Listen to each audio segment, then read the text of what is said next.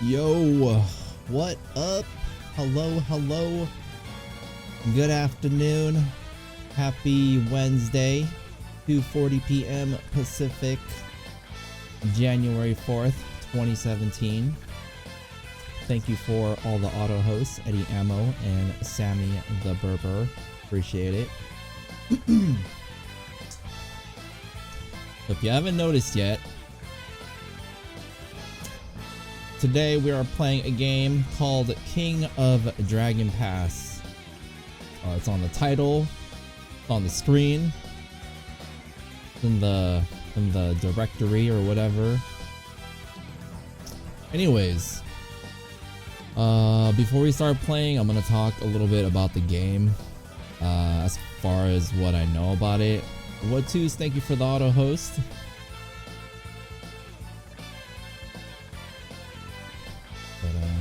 Give me a second.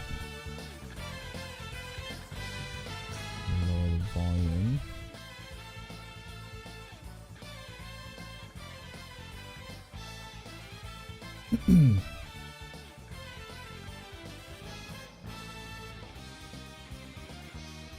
Janza with the auto host. Appreciate it, homie.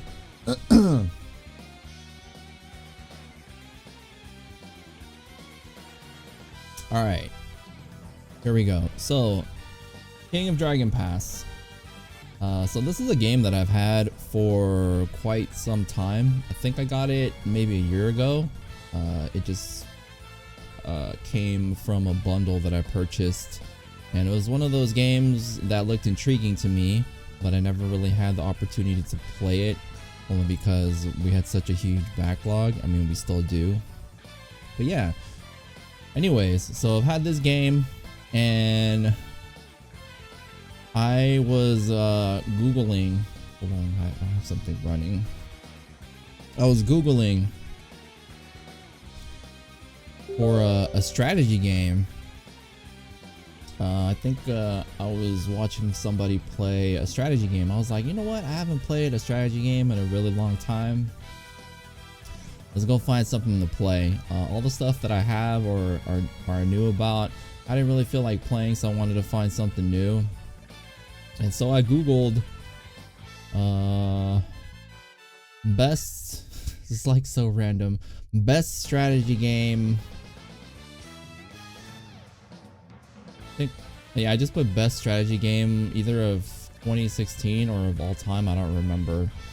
And the first link that I got was from Rock Paper Shotgun. It was like a top 50 strategy games. So I went to go read it, and I was like clicking through all the games. I was like, okay, cool, whatever. Like, you know, I wasn't reading about all the games in detail or anything. And then I got to like the top 10. So I'm clicking through. I'm paying a little bit more attention because obviously top 10 is pretty high up.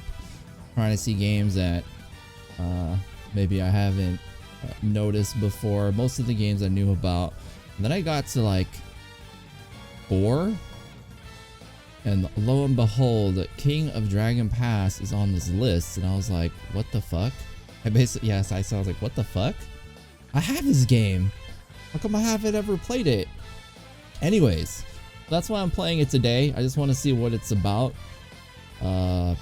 Being like number 4 on top strategy games of all time is weird, only because I've never heard of this game other than me purchasing it, doing a little bit of research before I bought it from a game bundle, and then seeing it on this website saying that it's like, it was like top 4, it was like 6 or 4, I don't remember exactly, but it's on Rock Paper Shotgun. I don't know how credible they are. I know they're a pretty known website. But anyways, so I saw it on there. I was like, I have this game. And I actually didn't add it to my Steam list until today. I had like the key sitting in my mailbox or something like that. So I added the key. And yeah, now we're trying it out. So if you're unfamiliar with this game like I am, From what I know, this is a game that came out on PC in 99. And yes, 1999. And then apparently it got re-released on mobile and became fairly popular. I think in 99 it was I don't know if it was popular. I don't think it was mainstream because I was around then and I was playing games and I had never heard of it back then either. So I guess it got popular on mobile. I could be wrong. And then they re-released the game on PC, I believe in 2013. And on Steam, it's mostly positive reviews. I read some of the reviews and people were kind of complaining about, I guess, the PC port from the mobile version. It's a little bit wonky or buggy or whatever. I don't know.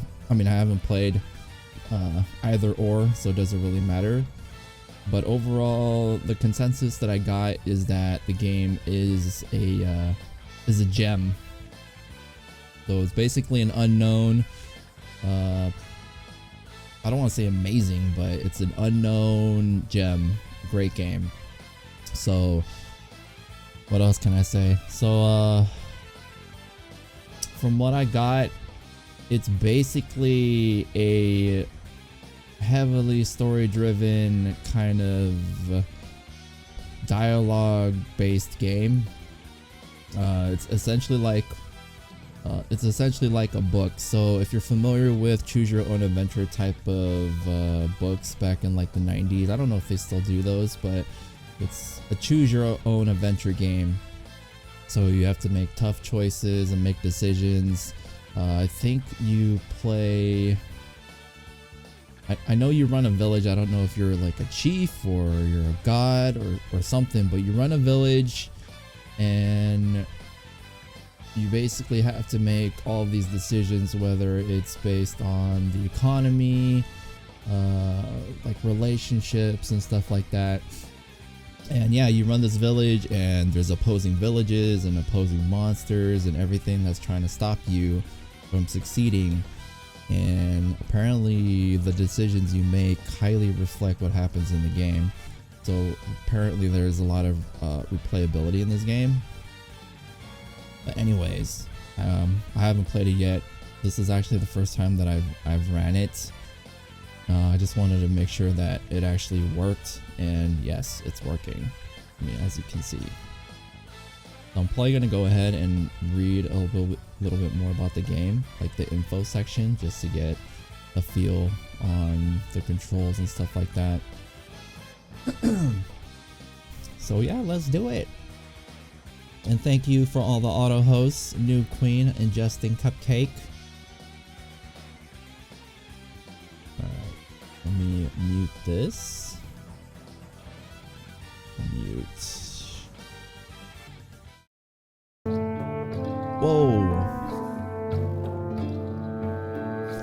Yeah, I'm gonna just try it out. We'll see how it's like. If it's boring as fuck, I might just play ESO. But this week's kind of been like, you know what? I just want to try random games, play random stuff for a bit, and then we'll hop back into our regular games when I'm feeling like it, I guess. So when I click info, it actually pops me out onto my Steam overlay, and there's like a written manual, so you guys won't be able to see it. So I'm just gonna read it to you. Although I don't know if you can hear me because the game feels really loud. Let me see if I can lower it. Hold up. No, this is not it.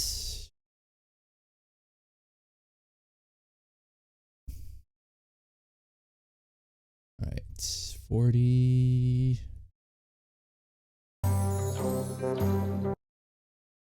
I don't know if that did anything.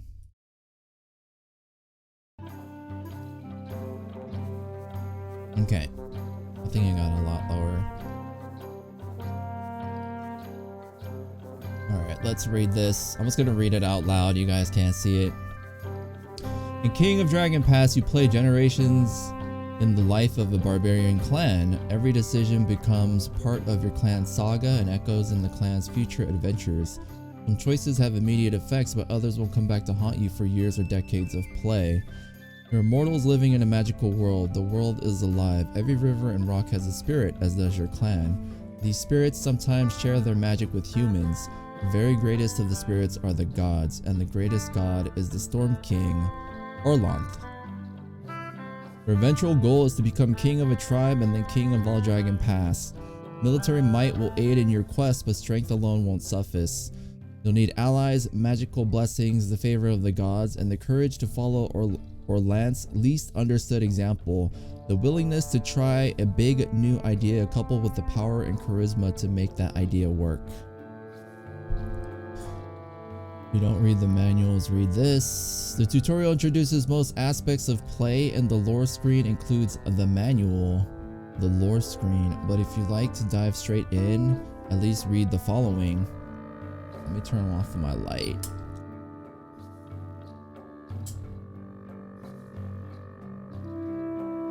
Advice. Tap the face at the bottom of the screen. You'll see the leaders of the clan known as the clan ring. They can offer good advice, particularly if their skills are high. To check their skills, tap their picture. Your advisors have personality, so their advice sometimes serves their own agendas better than it serves the clan.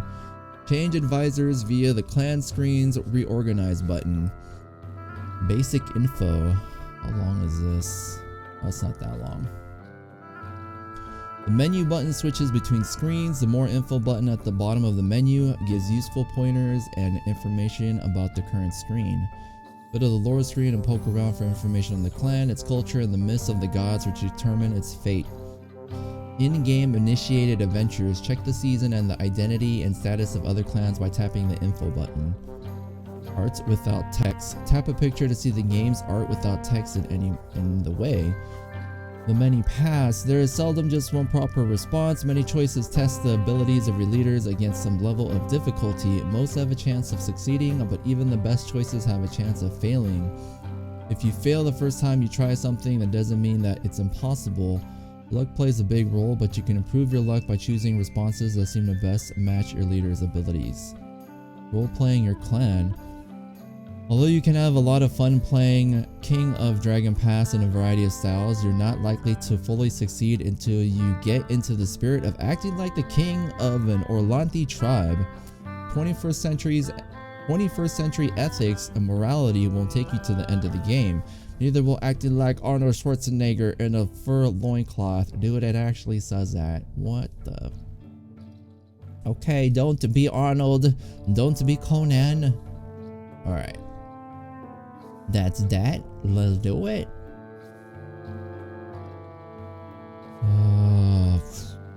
There once was a time when gods and people walked the earth together. Your clan traces its ancestry back to those times.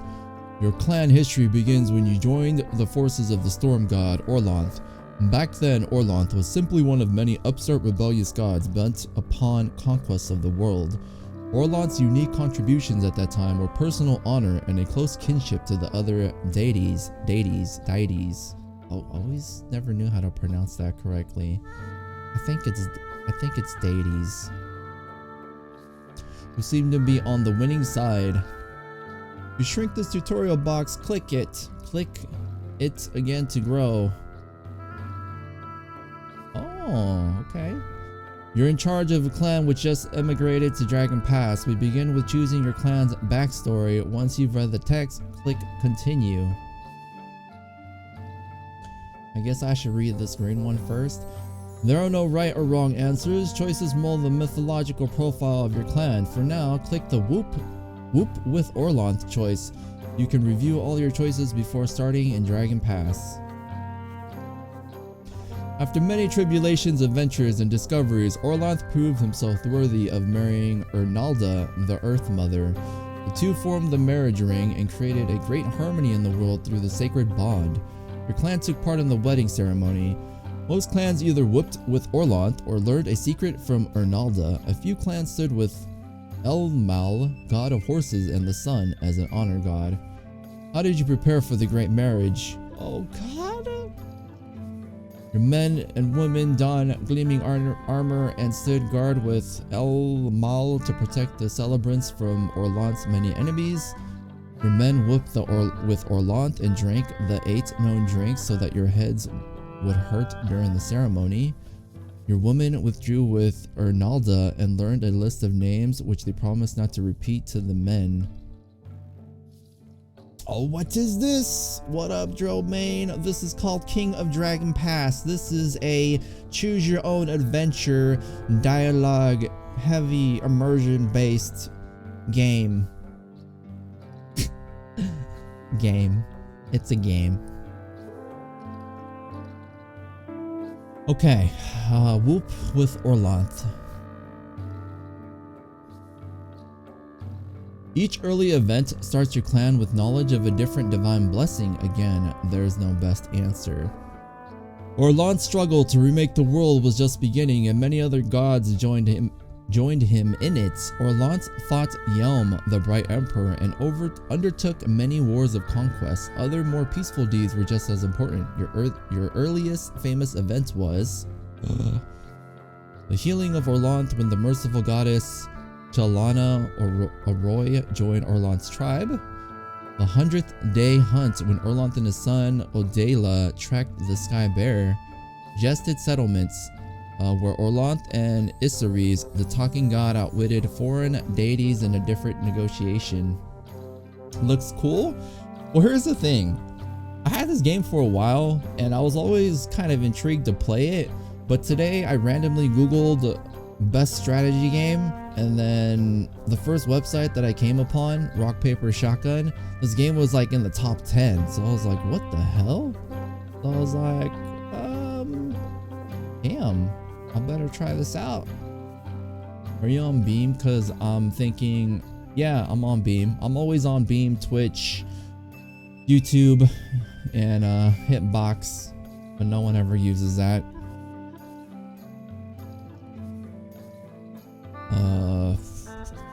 Where was I? The procession of the animals where Uralda the cow mother led the sacred herds into Orlant's stead.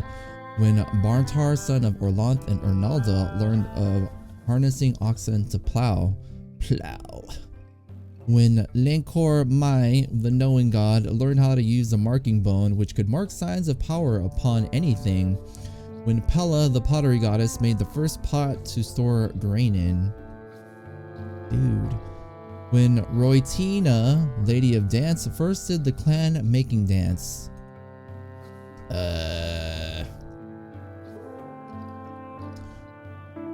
It's the knowledge of a different divine blessing. So based on what we pick, we get a different divine blessing to start with. I'm leaning towards healing, hunting, settlements, foreign deities in a difficult. So this is like negotiations. Cow mother led the sacred herds. I don't know what that is. Harnessing oxen. I guess, I don't know, farming. You know how to use marking bone, which could mark signs of power upon anything. Pottery goddess. Lady of dance. Alright, I'm leaning towards healing. The healing of Orlant when the merciful goddess Chalana Arroy joined Orlant's tribe. If you decide that your ancestors took the Nalda Bin as thralls, they see nothing wrong with the practice. Otherwise, they dislike the institution of slavery. Whoa. Date.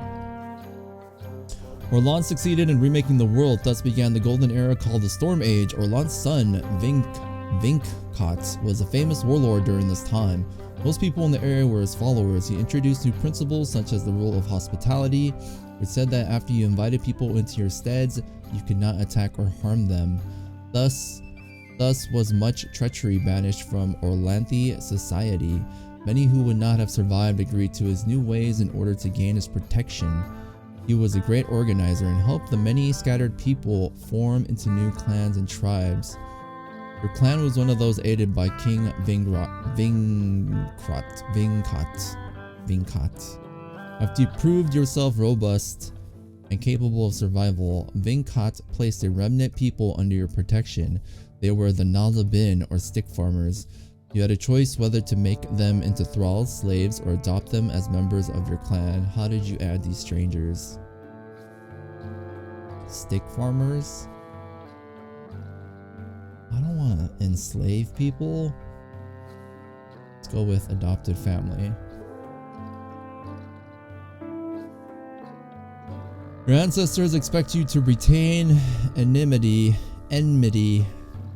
to their ancient enemies who are still around to bedevil you. The foes of the Vingkotlings were many, and your people fought hard against them. Which one of them in particular did you fight? So I guess this is like picking your rival. Baz Takang, the Troll Lord. Ukar Gra, King of the Basmoli Beastmen. Chinggis Mor, the Elf Warlord. That sounds so racist. Chinggis Mor. Tata the Green, that's racist too. Champion of the Flatland called Prax. Ves Vena, Warlord of the Ice Tribe. The Troll Lord. We hate trolls.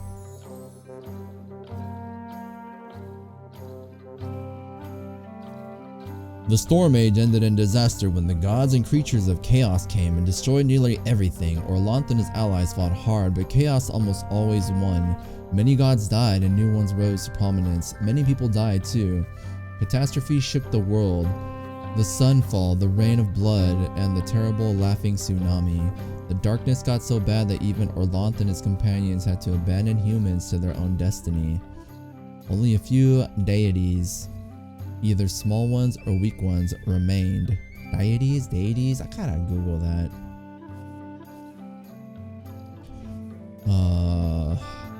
Welcome back, Dromain. How was your New Year's, man? The world stagnated and died. Your clan was diminished to a ragged handful of hardy survivors. War clans can devote more clan magic towards war, the more of the farmers can muster to fight. Peace clans can devote more clan magic towards crop and herds. Balanced clans are in the middle. War clans devote more clan magic towards war, more the farmers can muster to fight. Peace clans can devote more clan magic towards crop and herds. Balanced to the middle. Was crap. I hate family. Sorry to hear that, man. Herot the King was the leader who emerged amid the turmoil of the darkness. The efforts of Herot and his companions helped set the world in order again. He created the laws that we follow to this day. One of the great distinctions which Herot discerned among his clan. This is like a terrible game for me to show my reading prowess. Was that some of them tended towards either peace or war, while others maintained a balance between these two principles. Which kind was your clan? These clans can devote more clan magic towards crop and herds. Alright, we're gonna go with balance because this is our first time. We'll begin with the shrine to the deity. I'm gonna just Google this right now. How to pronounce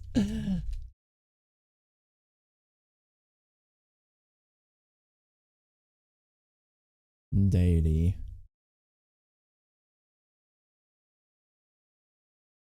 Deity. Oh, I was saying it right. Don't say deity. Sounds like something that should be low fat. Deity. Deity. Although admittedly I've also heard deity. Deity. Alright, deity. We're going with deity. Beam has been so bad for me on your channel. Why? It keeps freezing. I don't know why. You know what's weird is someone else that I know, he was having problems with Beam too. Apparently it was buffering like crazy for him, so I have no idea. It's kind of weird because I have the setting on where if there's not a lot of motion on the screen, the bitrate becomes like super low. Like right now you only need like a 1 megabyte connection to watch. So it's pretty weird. I'm sorry to hear you're having problems though. I don't know if it's, yeah, maybe I'll Google later if it's a beam issue. Deity. Right. Begin with a shrine to the deity you first awakened or continue to worship. As always, different choices change the game slightly, but none is best. Finally, the sun rose again. Always get more buffering on your channel than others. Must be the blue hair, but I don't have my cam on. Oh, homie, see.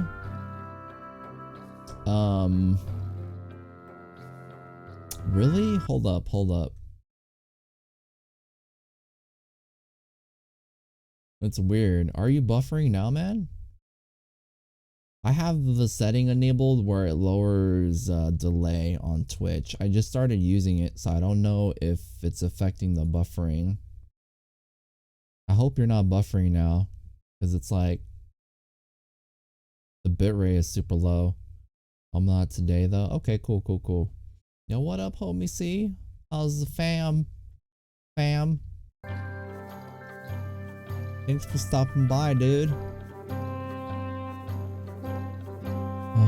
Finally the sun rose again while the rest of society worked to protect themselves, find food, or otherwise just survive. The first priests worked to reestablish links with the ancient deities. With the new harmony between people and deities, the world has slowly improved. Once the awakening process had begun,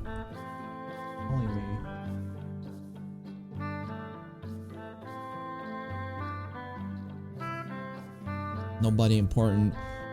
What's up, man? Family's great. How you going, man? I'm pretty good, dude. Pretty good. I've only been on for 30 minutes because I don't know why. I think Twitch hates me. I always have, like, Twitch always has issues during this time. I don't know, maybe the low bit might be the problem. I don't know. I can see the numbers myself right now. Well, it varies. So if there's a lot of movement, it'll go up. So it's I'm using the setting called the variable bitrate. So depending on the like movement on the screen, it'll lower like the requirement. But the max will be like 3.5 megabytes. Right now it's like 1.1, 1.0, 1.1.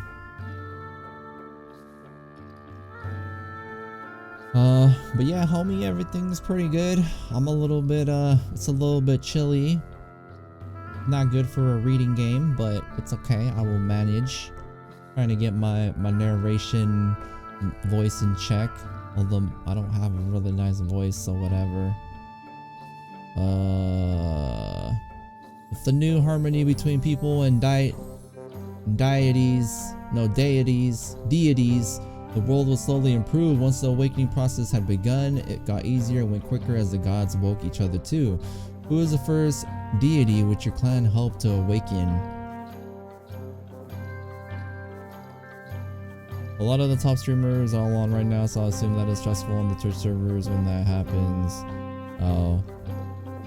Maybe my timing is just really bad. It seems like every time I'm about to start, like, all hell like breaks loose. There are 2.5 feet of snow and ice outside my house and you're cold. I'm sorry, man. It's not snowing here, nor is it raining. It's just like kind of cold in my place. But I'm wearing like sleeveless shirt like always. If it was hot, I'd be shirtless. Who should we? None. Our ancestors are good enough. None. We retain worship of our living deity. Ermal the loyal Thane. Orox the storm bull. Oldela the hunter. Ernalda the mother goddess. Orlanth the father. Isari is a talking god. Lanker Mui the knowing god. Chalana Arroy the healing goddess. And Uralda the cow mother. None. Wait, can I click that? Oh, I can't. Let's go with Chalana, the healing goddess. Always get shit when I talk about being cold 50 degrees. I know, man. Californians are very sensitive to weather, man. It's like we're only comfortable between 70 and 80. So we only have like a 10-degree window. If it's anything below like 70, it's like, damn, it's cold, yo. Anything over 80 is like, yo, it's hot. I'm hot. Actually, mine is more like 60, 70. Alright, we're gonna go with the healing goddess. Things have been different since the dawn, 1300 years ago. Glorantha and the other gods retreated from the world, leaving it to the mortals. You can still contact them through ritual and sacrifice, or enter their realm by reenacting stories about their deeds, which contain great magic, but they no longer walk beside you. When you settled in a new place, you marked this great change in the world by naming your land, not after a god, but after a mortal like yourselves. You called it Heartland, in honor of the king who taught you how to survive during the darkness. I'm so cold, I had to wear a light jacket today. I'm so cold, I had to wear a windbreaker.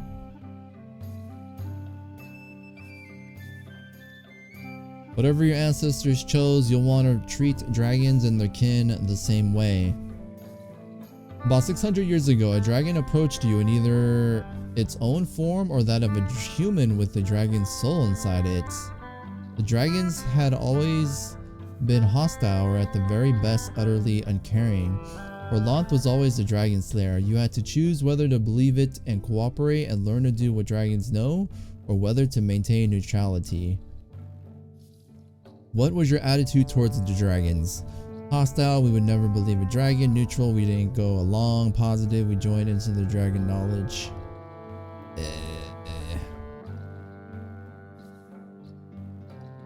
We'll go with... Well, Glorantha was a dragon slayer. I want to be neutral. Because this is a first playthrough.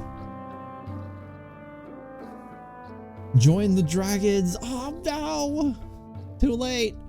Most of the people who said yes to the dragons moved to Dragon Pass, a land to the north of your home. Wait, most of the people who said yes to the dragons moved to Dragon Pass, a land to the north of your home? You stayed in Heartland. You stayed in Oh, if I had said yes, then like I would have lived in Dragon Pass. You stayed in Heartland. I'm just gonna say Heartland, and it is a good thing too. For a little over 200 years ago, the dragons rose up and ate everyone who lived in Dragon Pass. They ate the Glorantha along with all the other foolish human dragon friends. For a long time, no humans went to Dragon Pass. They were sure that the dragons would eat them too. Recent events made you think twice about the abandoned land of Dragon Pass. A generation ago, a usurper who called himself the Pharaoh came to Heartland and started a civil war. Your clan broke into disputes, sometimes violent, about whether to support the Pharaoh.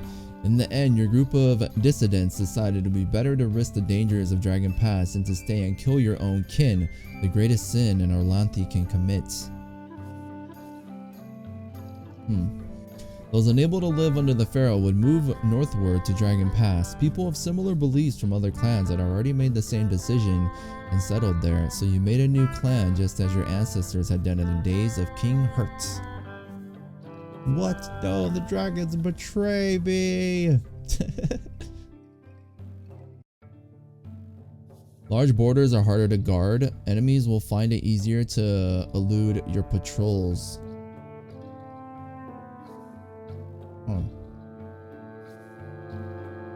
I can't see it.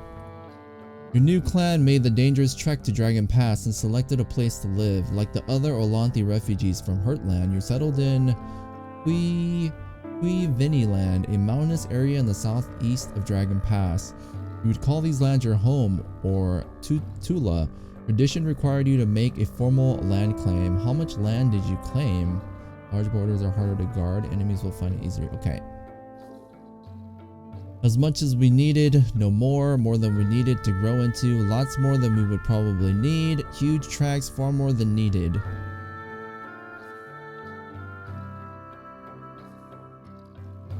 We'll go with more than we needed to grow into.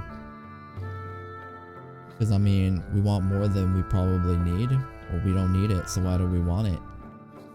Alright.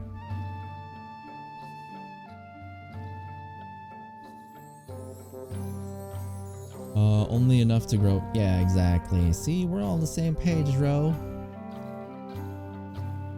Stick with normal difficulty and a short length for your first game. Restart lets you start over and make new choices. Click play to begin the story in Dragon Pass. What? I thought this was a game. I'm just kidding. I'm just kidding. Clan name and Mangarn. Fuck that, man. Emph squad. Victory condition. Forge a tribe and remain king for 10 years. Difficulty normal. Length short. Alright, short. Your clan history. To prepare for the marriage of Ernalda Orlanth, your men whooped and drank with Orlanth.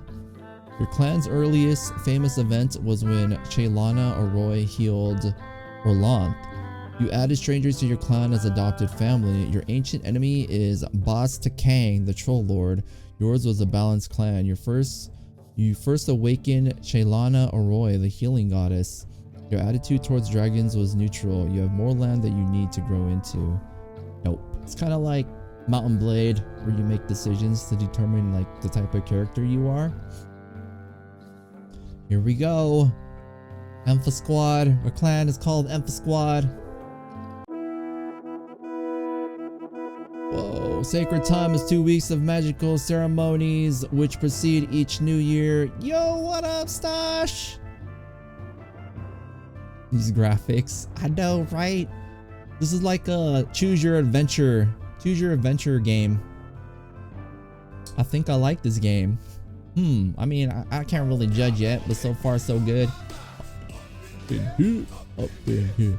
Y'all gonna make me go all out. Up in here, up in here.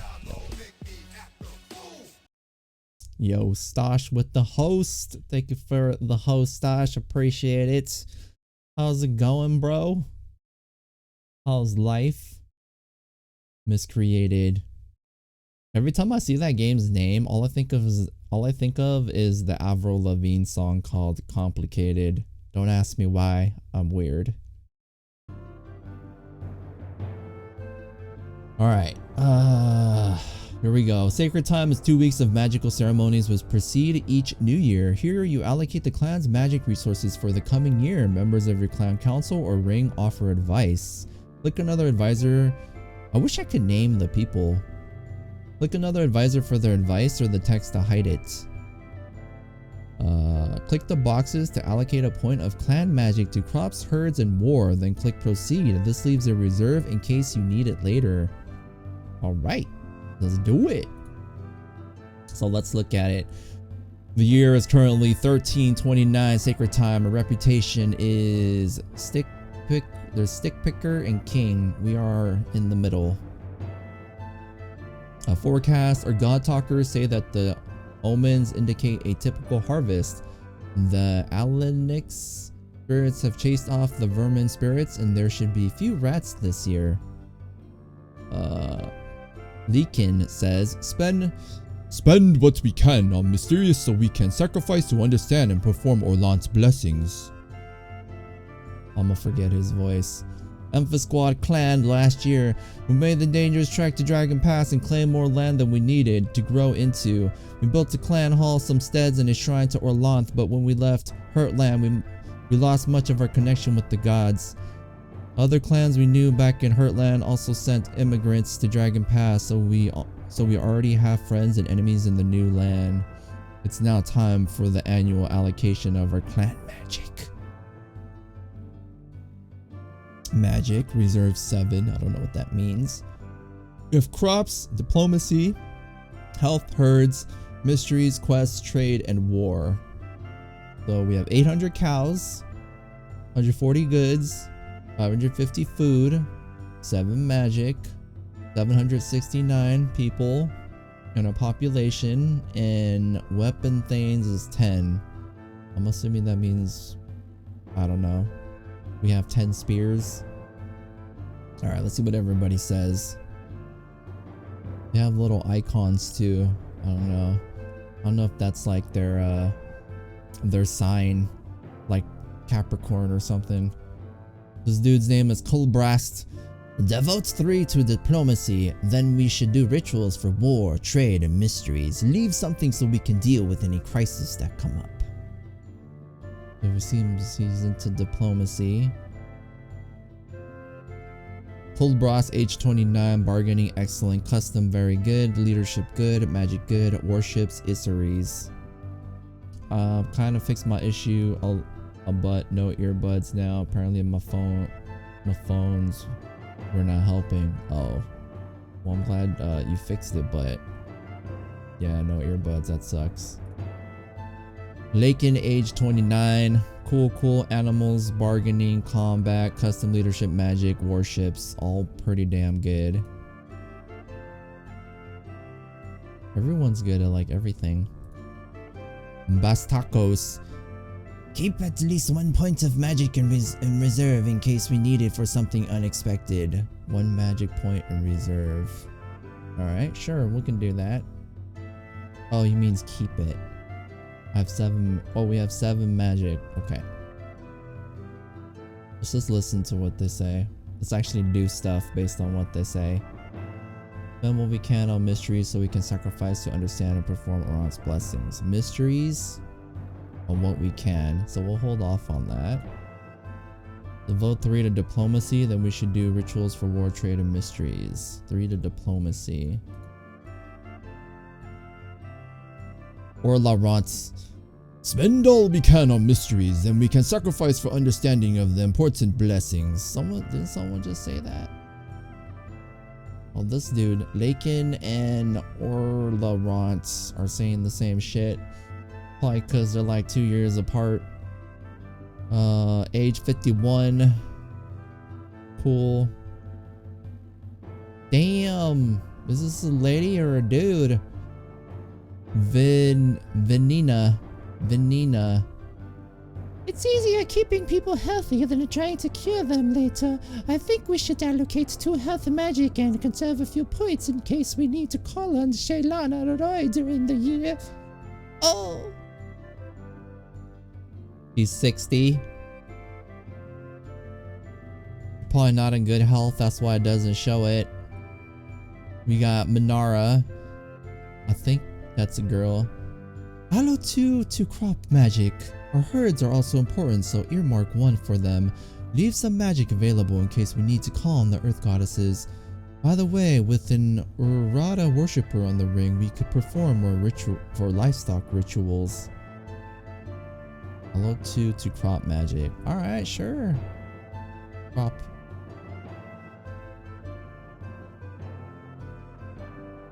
It's easier keeping people healthy than trying to cure them later. I think we should allocate 2 to health magic and conserve a few points in case we need to call during the year. Alright. Health magic. You said 2, right? I mean, she's old, so she knows stuff, right? That's usually how it goes. Allocate 2 to war magic and be sure to leave a few points in reserve in case we're raided. 2 to war magic. Varsen's age 24. She doesn't look 24. Okay, we have 1 reserve. Dude, I got like points in nothing. Fyrds, trade, quests. But I want to do some quests. Put 1 in quests. Oh, we got nothing in diplomacy. I think we gotta do diplomacy. Trade, we don't need to do trades. Mysteries, I think everyone says we should have a reserve, so I'm gonna leave that. I don't know what it does, but we'll see. Well, basically, I guess this is the screen where you annually allocate the magic that you have. So it's kind of like designating what you'll focus on for the year. So let's do it. Let's check on the neighbors in the menu at the left. Click Relations. Relations. Relations with the other clans of Dragon Pass are important for winning. It's generally better to be owed favors, but we'll ask someone for cattle. Slide the control at the top until favors due is in the center. Slide the control at the top? Slide the control at the top. Favors due.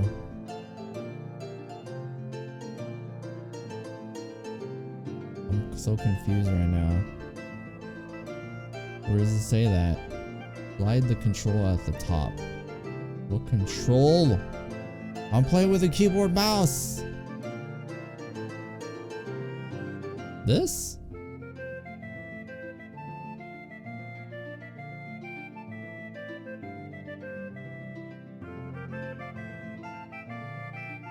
Slide the control at the top.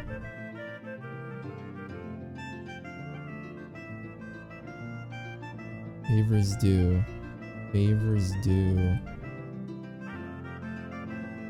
I'm so confused right now.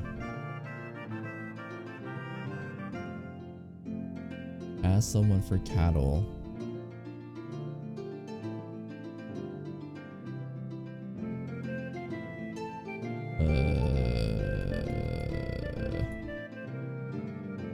Keeps telling me to go to relations. Slide the control at the top.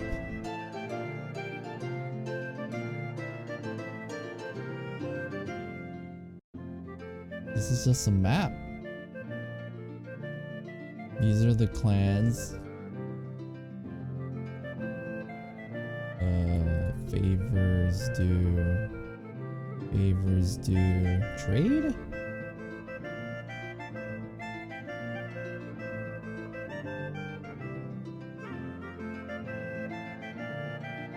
I think I gotta stay in this screen.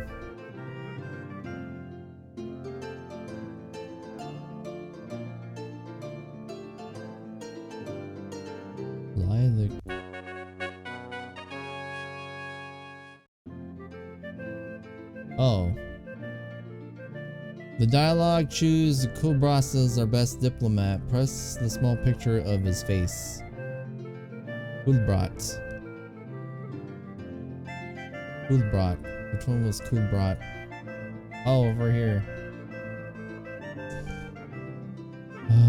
Press the small picture of his face. I clicked it. Bargaining excellence. Alright. Who leads a diplomatic mission? Yeah, Kubrast.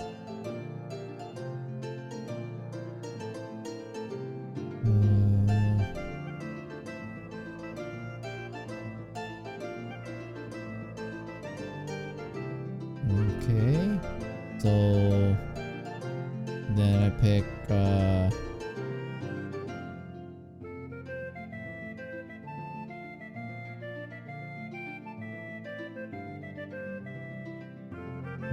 I just send him? Tutorial's so bad. Alright, let's send him. Weapons, footmen. Okay, so basically I'm guessing he's taking 3 weapons and 5 footmen with him.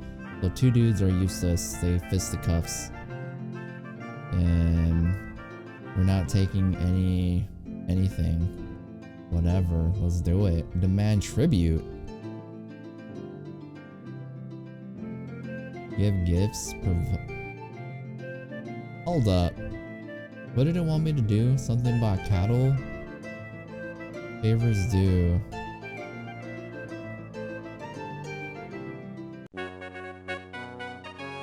We need food, so we should call in a favor.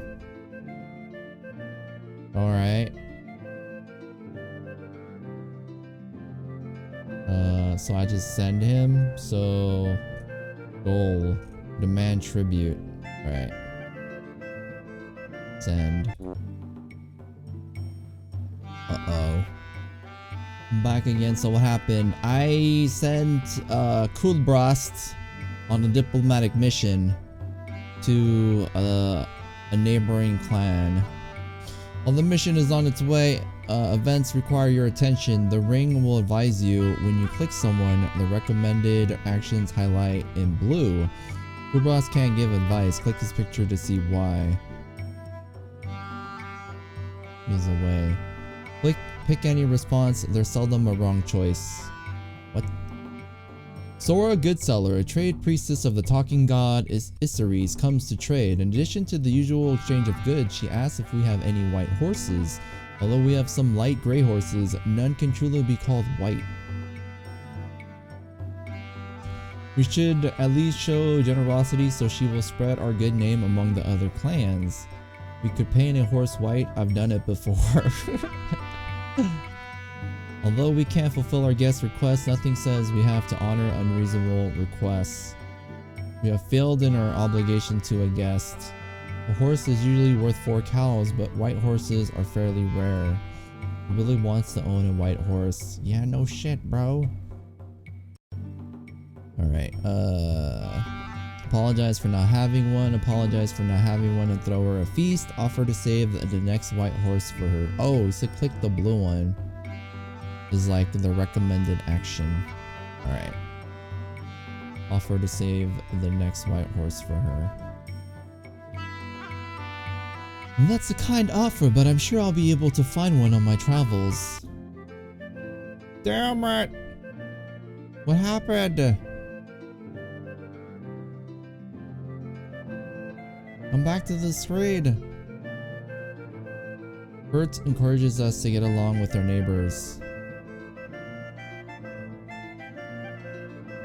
While the mission is on its way, events require your attention. The ring will advise you when to click. Oh, wait. Oh, I sent the mission and then I guess we bumped into, like, we had an event happen. Is what I'm thinking. All right. Now what? Plan. While the mission is on its way, events require your attention. The ring will advise you when you click someone. The ring will advise you when you click someone the recommended actions. The ring? It keeps telling me that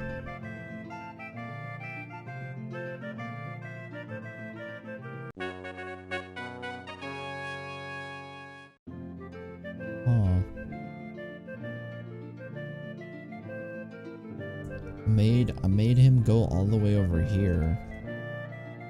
Why?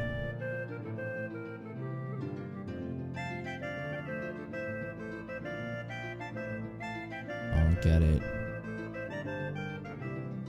We sent emissaries to Elkin Valley. Can I just like skip my turn now? Whoa, what did I do? Why is there naked dude?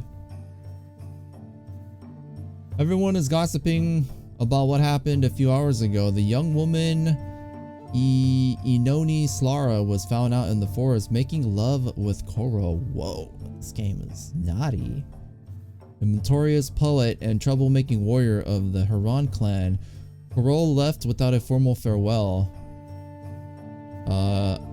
Yoni Slara is unmarried, so her actions are not an offense against the gods, but she is betrothed to Jurator, a young thane of the Blue Jay clan, and the wedding is scheduled for next season.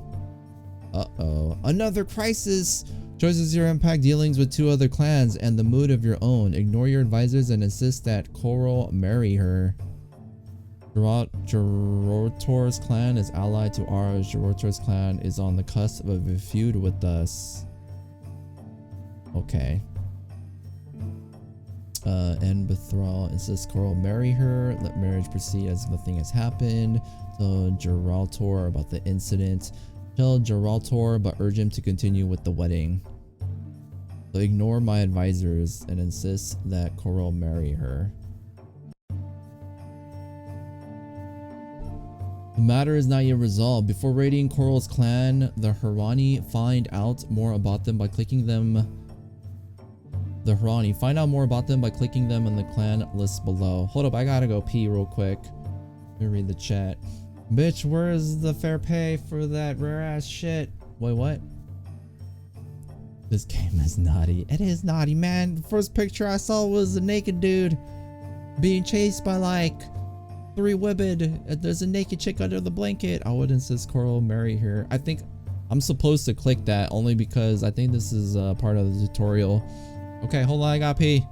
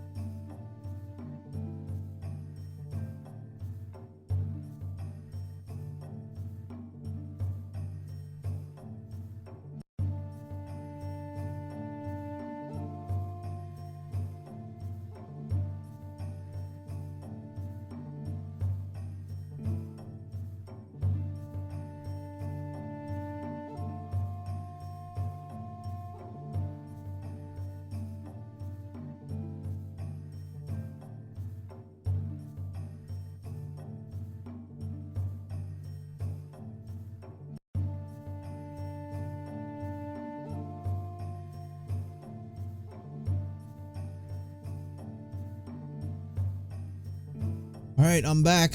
Sorry. Okay.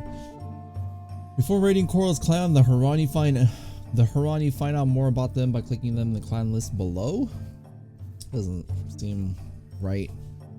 Insists that Coral marry her. You mistake my intentions, Coral said. I meant not to eat the whole cake, but merely to sample the dough. Whoa, this dude got lines. When our people heard this, they were outraged. Raid the Huron clan in retaliation for their insults, even though it is sea season. Huh? Let the matter rest. Yo, this dude is the jerk. Alright, advisors, give me some advice. Glorantha's clan is allied to ours. Coral's clan is on the cusp of a feud with us.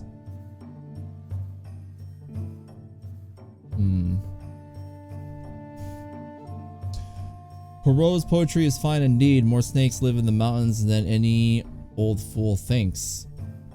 By the way, why does that dude look so fit? IRL in that at that line of time, they would look like shit. He's a warrior. I don't know. He goes to 24-hour fitness.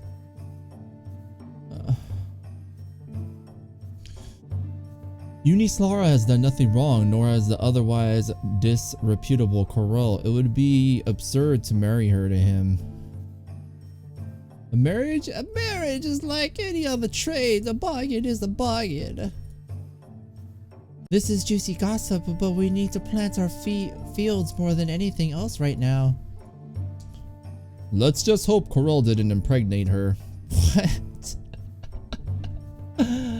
This game is funny.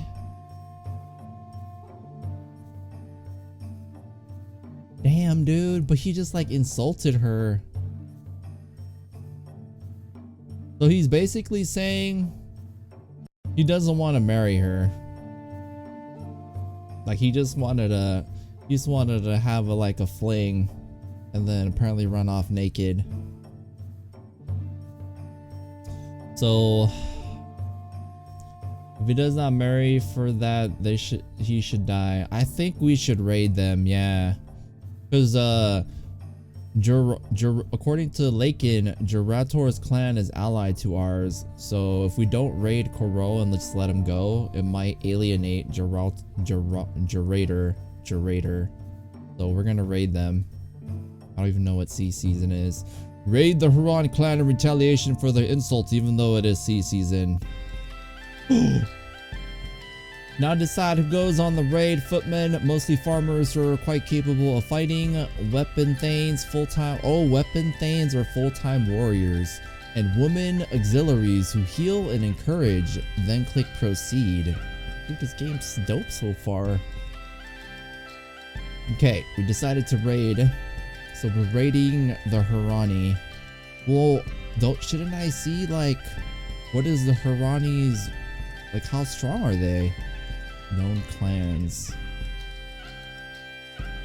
They're known for their aggressive pursuit of trade. Their chief is Darold. They owe us a favor. Okay. Alliances, Blue Jay and Brown Bear. We have 7 Weapon Thanes.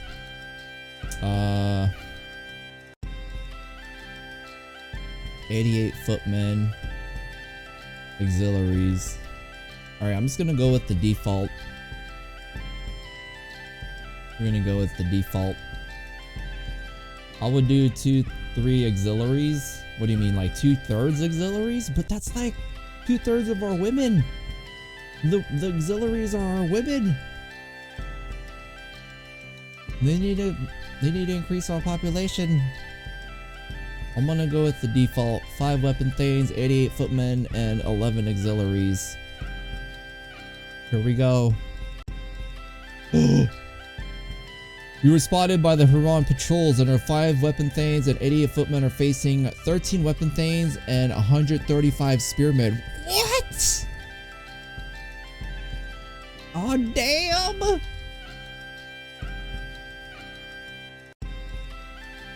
Preparation. Sacrifice to Orlon. Sacrifice to whom cult's objective. Plunder, burn steads, kill as many as possible, take captives, survival. Plunder. Oh my god. But William Wallace. I think we should go for survival because we have less men than they do. They have spearmen and we got footmen. Like, we're attacking with our feet and they're attacking with spears.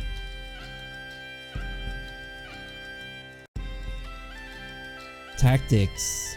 Skirmish, charge, evade, maneuver. Skirmish, charge, we'll do maneuver. Plunder. Actually, I'm thinking about just plundering.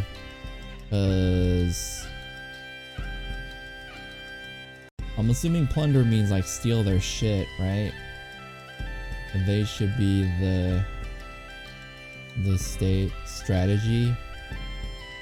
Evade? Maneuver.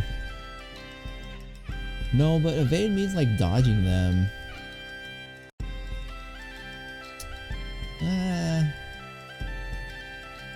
Plunder the booty. Yeah, what up, Chancer? Should become guerrilla warfare if you evade and kill all. Guerrilla warfare? But we're like farmers and stuff. Plunder the booty. Alright, we're gonna do plunder and invasion. We're gonna plunder them and then invade their army. I don't know what this is. Sacrifice. Magic? Should we use like a magic? No, I don't even know what it does. I don't want to waste it. We'll sacrifice. No, it's not. We can't sacrifice because this is like, this is not a religious purpose, you know? Well, kind of, because the dude, what do you call it? Like desecrated her, not desecrate. He like unflowered her and now he doesn't want to marry her. Maybe you're guerrilla farmers. We're potential slaves. Alright, let's do it. I'm gonna die.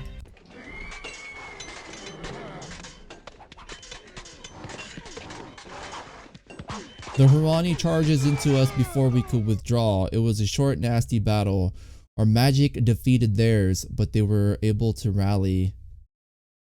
We were driven off and had no opportunity to obtain booty. Through their healing magics, our auxiliaries kept 2 warriors from dying. Weapon Thanes killed. Weapon Thanes wounded. Footman killed. That's it? Oh, we had 3 wounded weapons. Oh, we're not Harani, we're ours.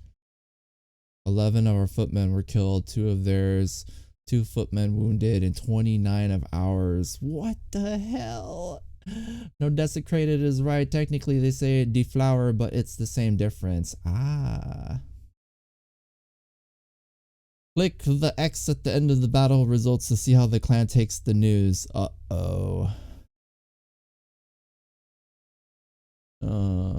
Use magic? Eh. You should have been more ready for war. Dude, I just started. Learn tactician, mate. Dude, you should apply for a job in my village. Be our tactician. Oh no. How come it just the floating text and it doesn't tell me? I mean, like, it doesn't stay. Look, it was so devastating, the music disappeared. We lamented that lecherous Corol's clan was now humbled, but we were glad that at least we had not meekly swallowed the offense. Some of the Carls fretted about having a short harvest come Earth season. Okay, so they're happy that we retaliated, even though we technically kind of lost. Should have made that sacrifice, bro. Alright, so we're good.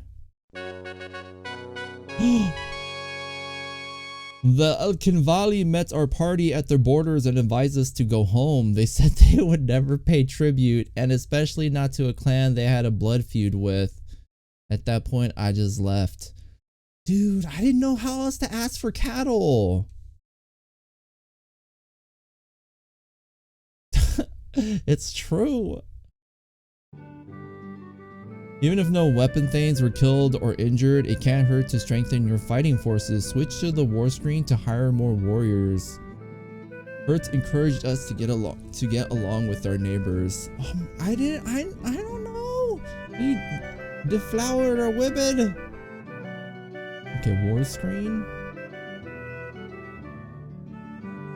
Click the weapon thanes button to recruit more fighters. During sacred time, we allocated 2 points of our clan magic to battle. We did? Click weapon thanes button to recruit more fighters. Weapon thanes. Choose the maximum number of weapon thanes by using the slider or clicking the plus, then click recruit. You may not always be able to hire as many as you want.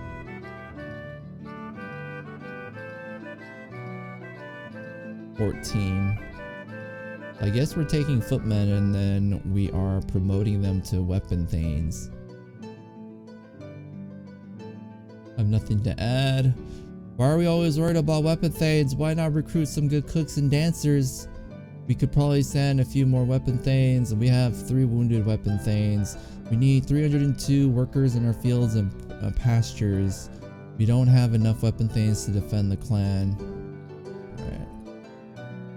Recruit from promising carls from outside the clan. Offer additional gifts worth 1 cow. Dismiss. Alright, 14 weapon thanes.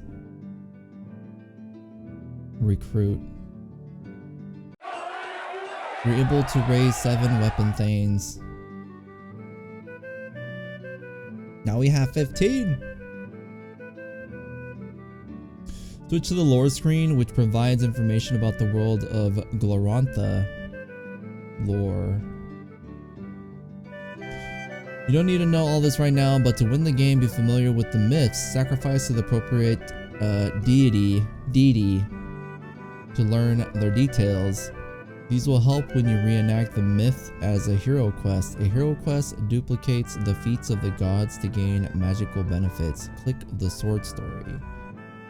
I don't need to memorize this. Myths, sword story. History. I don't like the jolly, happy, funny advisor. He is illogical and there would be results in death for your clan if he had leadership. Good thing we have like 7 advisors. Plus the chat. What the hell? When I click on this, it goes to my my Steam overlay. I will read it to you guys. The sword story. Actually, here. Can I do this? Hold up. Hold up. Wait a minute. Window capture. What if I do?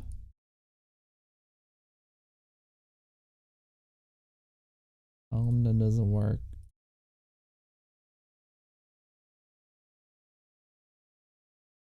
Hold up.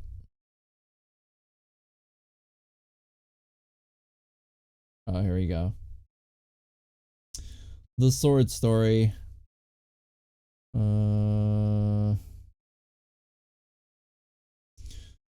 A pathetic fellow called Ermal finds a new weapon called Death and uses it to slay grandfather Mortal. He shows it to Orlant's brother, Humacht, who takes it from him. Despite Humacht's attempt to control it, use of the weapon spreads and soon killing becomes commonplace. Okay. In the old days, there was no death or violence. There was simply no need for it. There was more than enough room for everything to grow without limit, and everything did. Voria was born the first time when Earth peeped above the ancient sea. When Ernalda was grown, there was the Green Age. When she had enough golden grain to hoard, then there was the Golden Age. When people had enough food, they began to quarrel over it. Then the goddess invented gold and tried to use it to pacify her people. It only gave them more to be greedy for. Greed became so great that even the gods were infected, especially Yelm, who wanted all the gold for himself. Fighting broke out among the gods, at first for greed, but later for revenge, anger, and hatred. This was called the Gods' War. There was a god named Ermal who did not have much going for him. He was less than a stick picker because he had no kin, no friends, and no place to live. He had no ring. Ermal always desperately wished to impress his betters. When the gods' war became very violent, he was hiding in the dark place and he saw something which he had not seen before, so he took it. He went to the first person he saw, who was Grandfather Life, the first person. Ermal asked Grandfather if he wanted to try out this new thing. Grandfather would have refused, but he had previously passed up chances to be Master of Thunder and Lord of Mirror Polishing. He was sorry he had lost those powers. He agreed to try out Ermal's new find, and so Grandfather became Grandfather Mortal when he died. He was the first person to ever die, and because of that, all of us descendants must die. How long is this?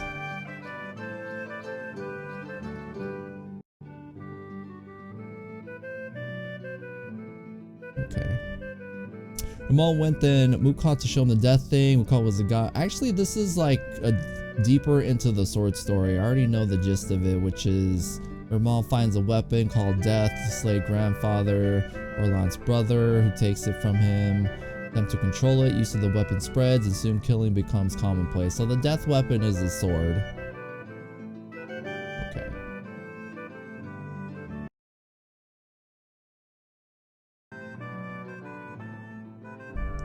Let me get out of this.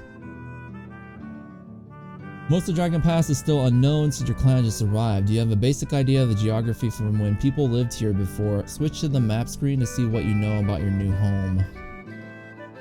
You can scroll or zoom the map the usual ways. Click explore to outfit an exploration party and learn more about Dragon Pass. Explore. We have no parties exploring. Explore. The exploration cross is set to the north of your clan. Leave it there or click where you wish to explore, then click the send button. So right here. We are right here. We're like in the center. We are Emph squad. Okay. So we're sending Assborn with 1 weapon thane and 10 footmen. This is like walk, this is like jog, and this is run. Okay. Send. Oh god. We're being raided by the horse nomads. There are 153 of them, all mounted. Luckily, our patrol spotted them, and all 14 weapon thanes met them, as well as 123 of the fyrd. Yo, we're boned. So this is our actual village that's being raided, not the scouting party. No pony is exploring, you say? I don't know if you see the joke there. No pony. I don't get it. I don't get it. The clan is under attack. Use a point of magic and sacrifice a cow to who mocked for his favor. Click proceed to get the fight underway. Alright, point of magic and sacrifice a cow. How do I sacrifice a cow? Oh, who mocked? And click proceed. Click proceed to get the fight underway. Drive them off, kill as many as possible, take captives, survival, tactics. Alright, we're just gonna go with the defaults because that's what it says. Drive them off and maneuver. Sometimes a battle has a pivotal moment when a leader has a chance to act heroically. This is one of those times. Make a decision, then proceed to the main battle. Koromar. The horse nomads charged right into the trap we had laid for them. As their forces engage with the horse nomads, Koromar notices that a detachment of riders is trying to sneak completely around and get at us from behind. What should he do? Ignore them? Make sure Varsons knows about the threat. Try to drive them off.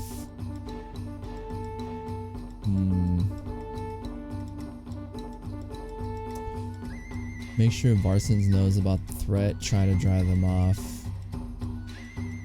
Koromar, since he already has the jump on the detachment, I think that's better that he tries to drive them off instead of warning another person. Alright. Drive them off. Does he charge immediately with whoever's nearby? Gather an equal force before charging. Gather a larger force before charging. Oh my goodness. Well, the detachment, they're like not distracted or anything. I mean, they haven't run into a trap. So we should probably gather a larger force. But they have way more. No, it was 153.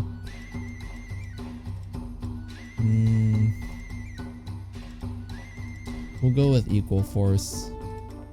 I think if we gather a larger force, it might take too long. Gather an equal force before charging. After a brief engagement, Koromar and his companions drove off the horse nomad detachment before they could cause any harm. Woo! There was a bloody battle. Their war magic was stronger than ours, but we were not dismayed. We drove the horse nomads off, and the survivors left without plundering Artula. We captured 22 horses. With their careful attention, our auxiliaries kept one warrior from dying and bandaged one of the wounded. So we killed one of their elite fighters. 2 of their elite fighters were wounded. They lost 11 fighters. We lost 3. And they have 26 fighters wounded. And we had 10. Victory! We lost 3 people though. R.I.P. Chances are you have some wounded fighters to tend to. One quick way to heal people is to call on the healing goddess Chalana Arroy to switch to the magic screen. Magic. Pick Chalana Arroy in the deity list. Deity. Chalana. Custom requires that we have at least a shrine to Lancor Mai. Then click sacrifice to choose the sacrifice. Well, like, how many people were wounded though? It doesn't say anywhere. Well, at least not on this screen. Click sacrifice to choose a sacrifice. Healing? Hearing. Click the healing button to select that blessing. If you have no wounded, click X to leave the dialogue. Otherwise, choose at least 15 goods for entreating the goddess, then click sacrifice. I would stop training warrior the ass if you can give them benefits to members of militia. I think you're like taking this on another level. Like, I'm kind of like relegated to doing things within the game, but you're going like full-blown role-playing. I don't know. I mean, maybe we can do that, but it's like, if you know how to do it, like, you can tell me. Alright, well, right now I'm still doing the tutorial. Click the healing button to select that blessing. Healing. Our people could use cheering up. Ask Chalana or Roy to raise their spirits. 3 people are sick, 21 people are wounded. So at least 15 goods.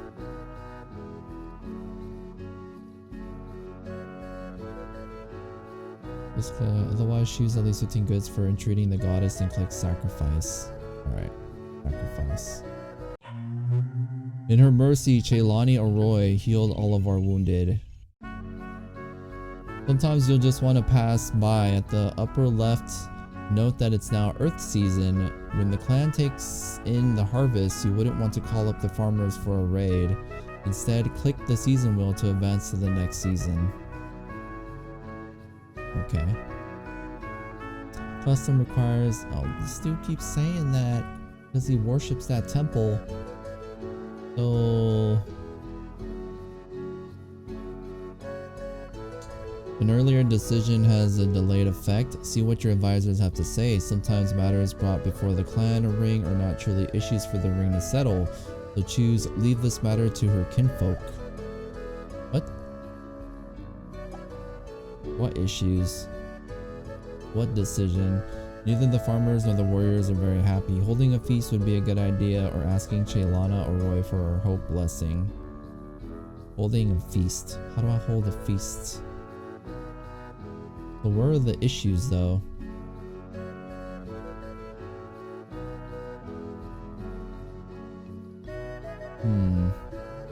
Clan mood is reserved, farmers feel resolved, weapon things feel resolved. Feast, gifts, healing, reorganize, farmers, hunters. An earlier decision. What earlier decision?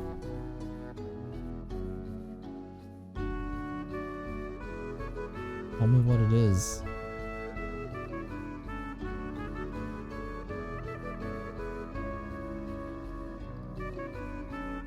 Alright, Symbiotic. Have fun with your buddies, man. I'll talk to you later. I will talk to you later. Interesting game, though. Yeah, I'm actually digging it. It's so complicated, but we'll figure it out.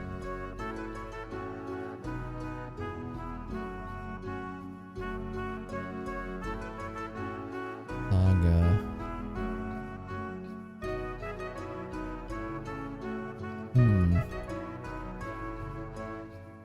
I'm just gonna click skip. I don't see anything.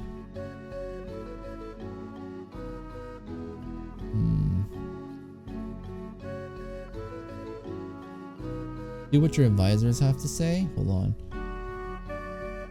What the people think is unimportant so long as their leaders are wise. I think a feast is in order. The clan's virility is assured because we have enough men on the ring.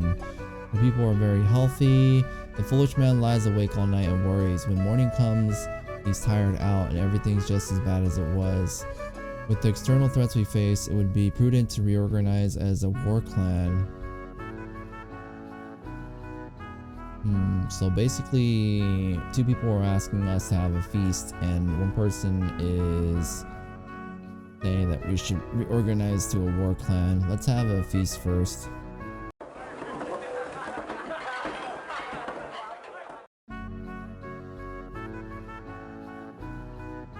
Leave this matter to her kinfolk. I don't even know where to click that. There's no point in having a feast if we don't invite our neighbors. Oh. Bye, where's the decision making portion? I see a problem. We have more cows than people.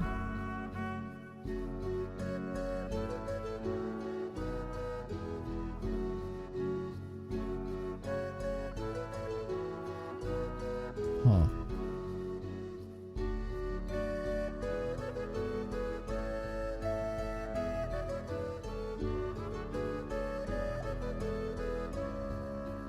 I mean, I don't know. Most productive crafters are women working the pottery wheel. War. Map. Whoops. Clicked manual. What is controls? Background music, adventure music, sound effects. Trying to figure out where this decision part is at. Relations. Leave this matter to her kinfolk. Earlier decision has delayed effect.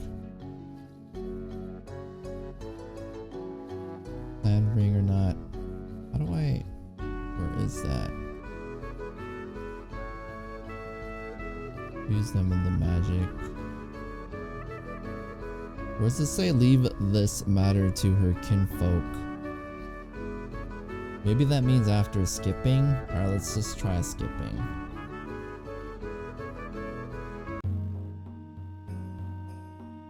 Ah, okay. So basically you wanted me to click on that.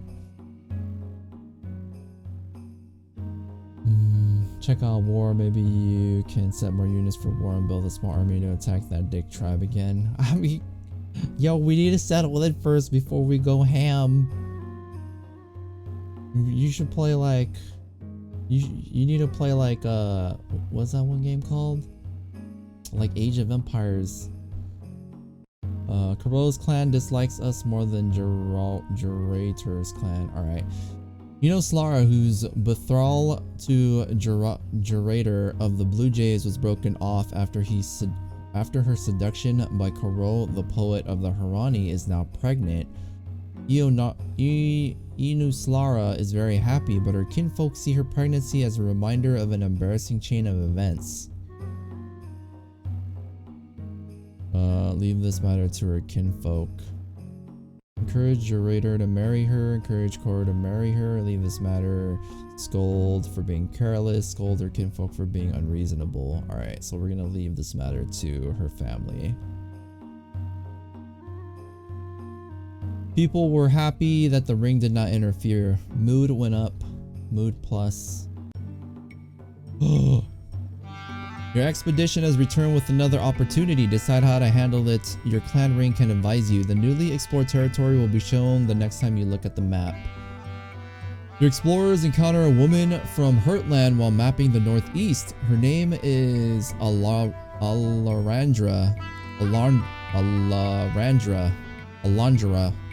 And she is fleeing from her homeland. I slew an agent of the pharaoh who sought to tell Oranthi chieftains how to interpret the laws of our people. Although my act was just and supported by the spirits of our ancestors, the leaders were too afraid of the pharaoh to stand up for what is right. They outlawed me and sent pursuers to kill me. I think I have outdistanced my pursuers, but would be lying if I said I was sure of that. Explorers were moved by her words and brought her here, suggesting that you should give her asylum. By all means, adopt her and honor her as a great foe of the hated pharaoh. Do we really need another weapon, Thane? Yes, we do. The pharaoh will send evil sorcerers who will kill half the ring. Give her 10 cows worth of easily portable trade goods. After the pharaoh displaced the rightful ruler of the land, he said we would be allowed to live in peace, but its officials were unrighteous and drove us to settle this rough land. The people admire her. We've proven ourselves to the people who love and trust us. We can afford to decide the way we want to decide. Adopt her as a weapon thane in the chief's household. Adopt her as a weapon thane. Give her hospitality, then see her on her way. See her on her way with gifts. Turn her away. Alright. I feel like there's a possibility that she could be maybe a spy from the pharaoh. So the pharaoh was the one who took over our original town, according to the story, and we couldn't oust him or kill him because that's like against our faith, I guess. So we ended up moving to this new town. So it's possible that the pharaoh, I'm guessing he might, I feel like she could be a spy, so I don't think I would adopt her and have her live in the chief's household. But I think I will adopt her as a weapon thane. The people were glad to welcome a foe, the pharaoh. Population 1, weapon thane 1, and mood up. Alright. This year's harvest was a good one, however, because we raided during sea season, we were short-handed and couldn't fully reap Ernalda's bounty. The game keeps track of what's been going on. Switch to the saga screen, which shows your clan's history. Although the clan as a whole seems satisfied, both the farmers and weapon thanes are carrying grudges just under the surface. Distributing wealth may help. Sacrificing for Chelana Arroy's help blessing. I want to adopt her and keep an eye on her. Yeah, that's basically what we're doing. Saga. Later, you may decide to restore a game by using the restore button. Click the season wheel so more time can pass. So 2 years have passed? No, we're in 1330 now. The Alanic spirit chased off the vermin spirits. Few rats this year. Sora, the Isseries priestess Sora Goodseller came to our clan and asked if we had any white. Oh yeah, that was like the first thing that happened. Okay. So this is everything we've done so far. The harvest was plentiful. No, it wasn't. We raided during sea season apparently. Okay. I already did it. Click the click the season wheel so more time can pass.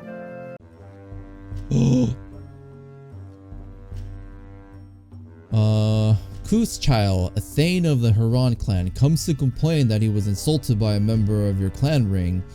Bastakos dined at our clan hall and spent the entire night insulting me.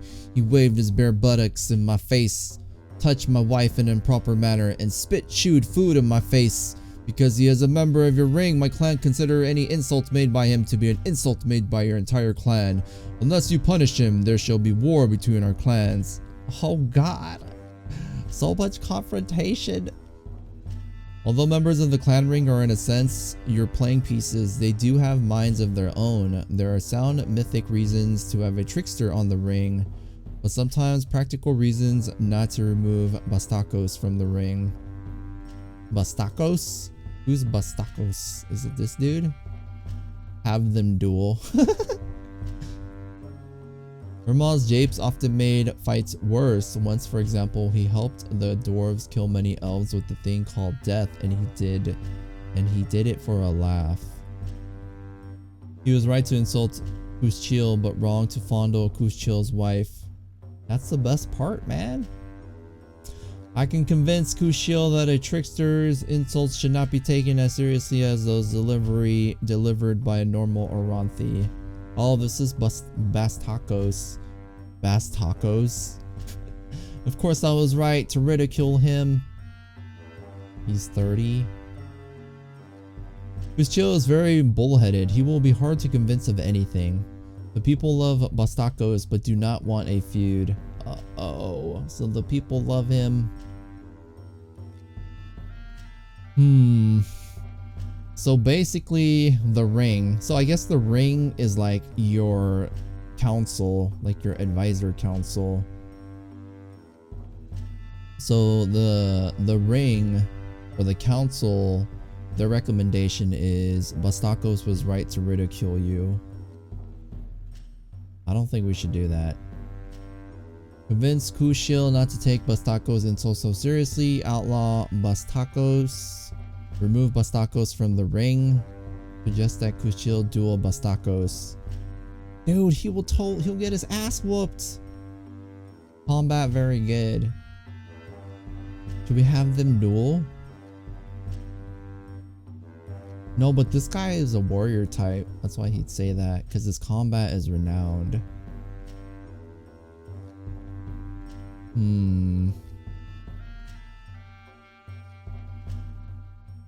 So I guess the blue is what the majority are saying, and like the black one is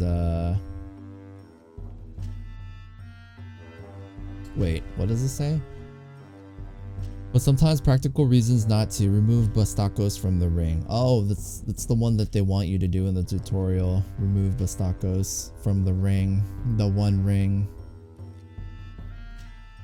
Mood plus.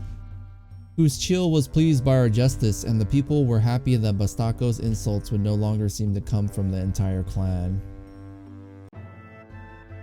The ring now has only 6 members, so go to the clan screen. No! Bastakos! Click reorganize to pick a new clan ring. Reorganize. Whoa!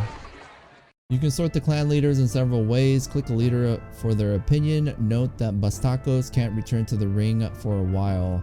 Find Brenna, she has high bargaining. Then click the box to choose her, or click reorganize to appoint the ring.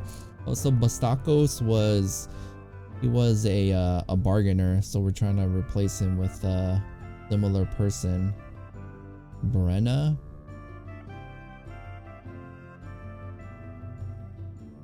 Find Brenna. All of these people are in our clan. Brenna. Age 31. Animals good. Bargaining very good. Whatever. Brenna. Another woman on the ring. Alright, reorganize. Although the ring organization ceremonies take a while, there are no new events to deal with, so click the season wheel. Okay.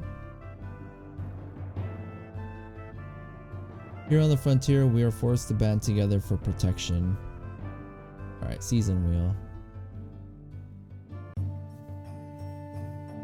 Dude, I like this game. This is pretty dope. What is this? One of your Carls, Dangmet, complains that his wife, Renaltha, dishonored him. It all started when he went to worship at the Haran temple and was insulted by Jarang, one of their Carls. He challenged Jarang to a duel, but Renaltha did not want him to fight. When the appointed day of the duel arrived, she found where the men were fighting and knocked Dangmet dizzy with the big branch. He could not complete the duel and has now lost his honor. A problem has arisen within the clan. Choose the first option to try to smooth things over. What does he say? Dangmet's complaint to us is not about Jangrang's behavior, but about Renaltha's. As husband and wife, they are kin, and we should not intervene in a dispute between them. So, first option, convince Dangmet that Renatha had his best interests at heart. Tell that to the goose egg on my head! Oh, I just noticed it. So...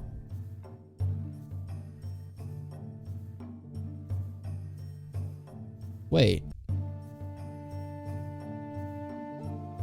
So she knocked out her husband. Okay. I was like, yo, she's pretty ballsy to go and knock out the guy that she was supposed to duel. I got the names mixed up. Encourage. Wait, what? It didn't work. Even the most silver-tongued chief can't always win over the people. Try something else. Encourage Dangmet to duel Jarang again. Scold Renatha. Scold Dangmet. This is not a matter for the clan ring.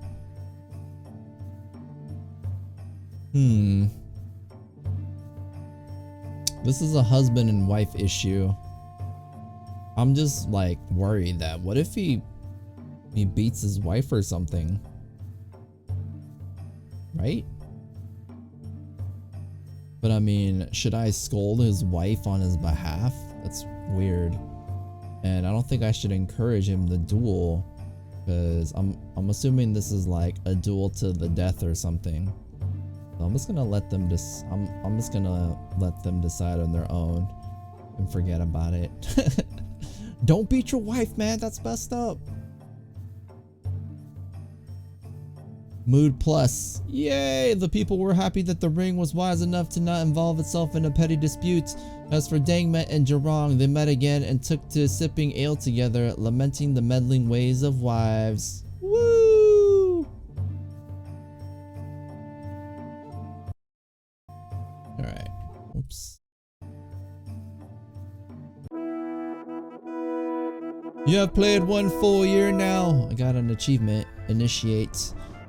You have played 1 full year now. That's it for the tutorial. Learn more from the manual. Keep playing with the consequences of the previous decisions, or start a new game from the control screen. Have fun. I like that. That was cool. I would scold her. What the fuck? They were fighting over honor. But still, man, sometimes family's important too. Okay. Emph squad clan last year. Hold on. 44 babies were born. We initiated 20 children as 20 children as adults. The clan has 28 more people, 2 more head of cattle, and 24 more horses than we did last sacred time. We produced 954 and ate 791 bushels of food. 28 were lost due to spoilage. So we produced more than we ate, which is always good. Our crafters produced 48 cows worth of goods. Our market made a profit of 13 cows worth of goods. Maintaining our shrines and temples took 8 cows and goods worth 16 cows. Cool. Forecast. Our god talkers predict a more or less normal harvest. They had terrible visions of Marangor and said that we might suffer an earthquake if we did not learn one of her blessings this year. Alright, let's see. Where should we apply our magic. Spend what we can on mysteries so we can sacrifice to understand and perform Orlan's blessing. Devote 3 to diplomacy. Then we should do rituals for war, trade, and mysteries. And leave something so we can deal with any crises that come up. We should certainly spend a point or 2 on trade magic. Spend all that we can on mysteries, and we can sacrifice for the understanding of the important blessings. Easier keeping people healthy than trying to cure. I've seen that. Do crop magic. Our herds are also important, so earmark 1 for them. Do to crop magic. Alright, we'll do crops. What did she say? Our herds. Here we have 5. Allocate 2 to war magic and be sure to leave a few points in reserve in case we're raided. Alright, I think war is important. We're gonna put 2 in war.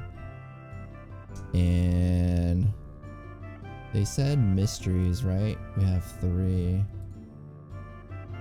He said diplomacy. He's good at bargaining.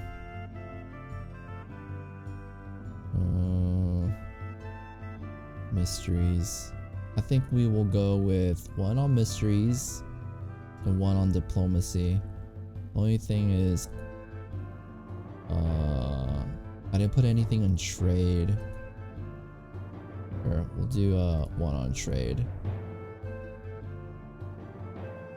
Oh, let's do it. A scouting party discovers rich farmland not far from your stead. It is inhabited by strange beast folk who behave sort of like normal Orlanthi and call themselves the Beaker Ducks. For once, both warriors and Carls agree.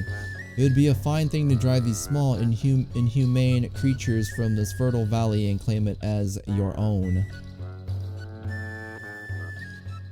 If we don't attack them, some other clan will. Demand tribute, but not so much that they feel resistance is the only option. It is better to gain something for no effort than everything at too high a price. They will fear our strength, make demands with confidence. The duck appear to practice a corrupted version of Oranthi ways. Yeah, like some voodoo magic shit. Let's not be too bold. You never know what strange magic members of the elder races might wield. We shouldn't neglect our own land by raiding during planting time. No matter how tempting this new land seems, shouldn't neglect our own land by raiding during planting time. That happened last time. During sea season, we raided.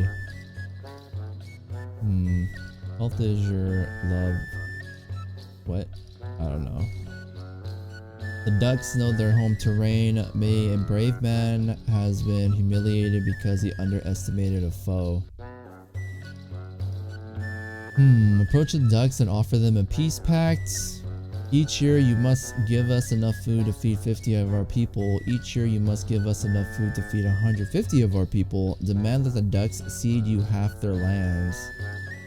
Launch a surprise attack against the puny ducks. Dude, they're ducks though. I think we should be peaceful with them. I think we should be peaceful. Alright, let's be at peace.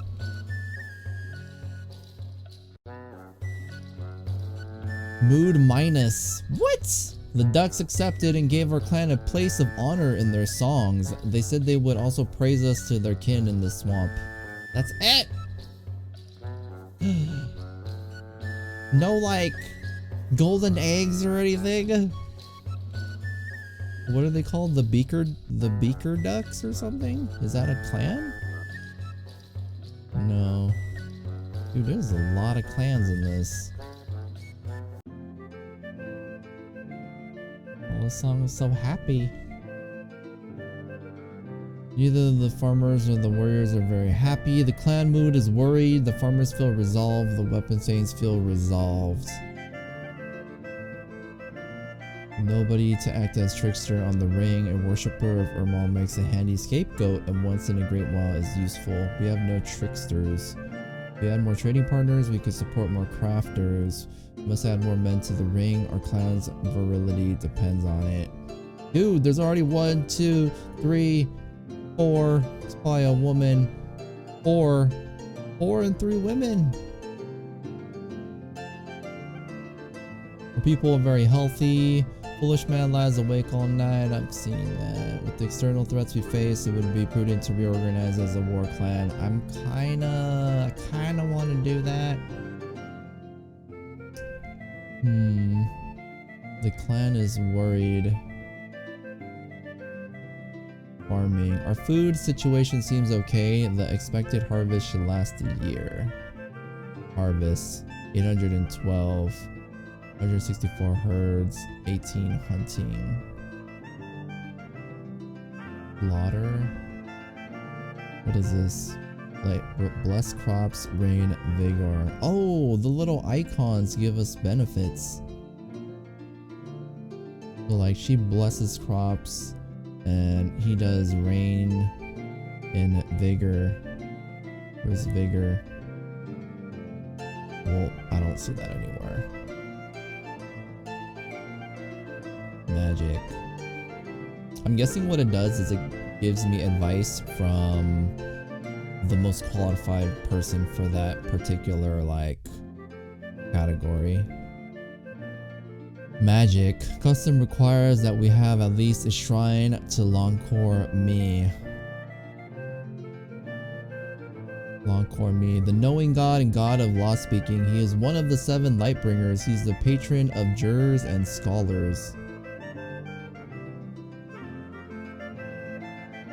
What does he want? A shrine? Can I build a shrine? Oh, this is the stuff that we don't have. I'm guessing once I sacrifice, it builds a shrine. Helps divine the truth, helps our dealings with other clans, aids in legal cases, ensures that the clan mood isn't soured by unresolved disputes. Let's click sacrifice.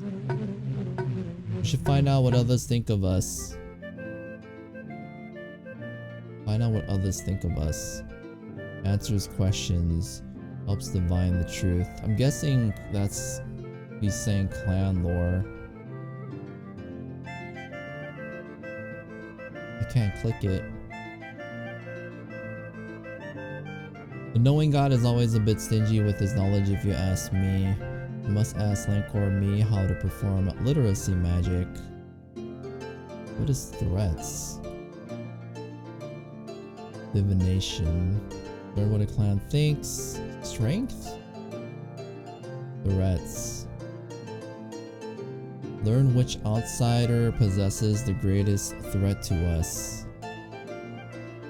Does it just go down the list? Oh shit.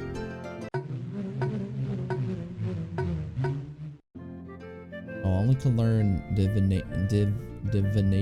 divination or mysteries. I think threats is good. So like how many do I need to sacrifice? Last time I did 15 goods.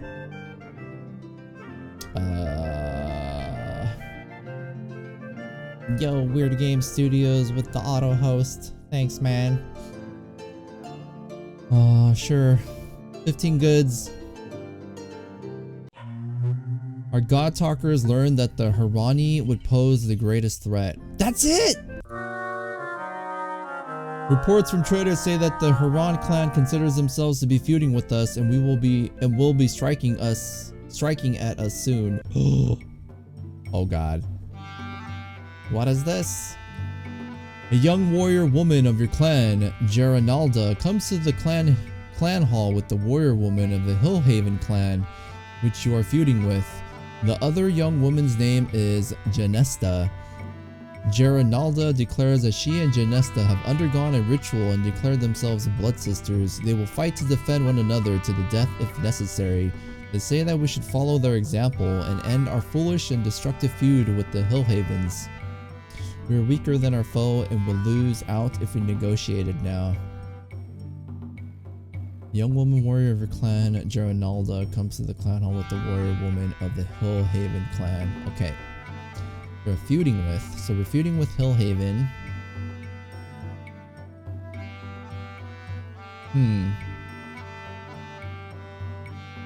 Make peace with Hillhaven clan. Outlaw Geronalda. Respect their sisterhood but refuse to seek peace. Tell Geronalda you will think about what she has said. This ritual of sisterhood has no legal merit. Alright, we will make peace with the Hillhaven clan. Well, let's see what our advisors say. I hope they did not profane a temple with their false ceremony. Although I have not seen such a ceremony performed before, new rituals are always possible. This ritual of sisterhood contravenes our rights. She is a troublemaker and we should outlaw her.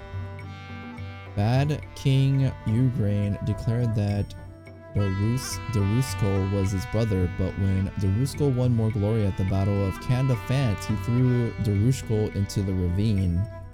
What? If we outlaw her, she will join our foes and fight against us. The people are ready for peace. Alright, we're gonna make peace. Oh, it actually changed after I asked them. Make peace. What? Offer them payment, demand payment from them, propose political marriage. Let's ask the advisors. I personally would go with propose political marriage. The people are ready for peace. Outlaw. Alright, they all say the same shit. We're proposing peace. Or propose political marriage. The Hillhavens refuse to end the feud. Mood negative. What? You guys are the ones that came to be. Well, I mean, technically, no, my person came. Dude, she's a dumbass. Off with her head.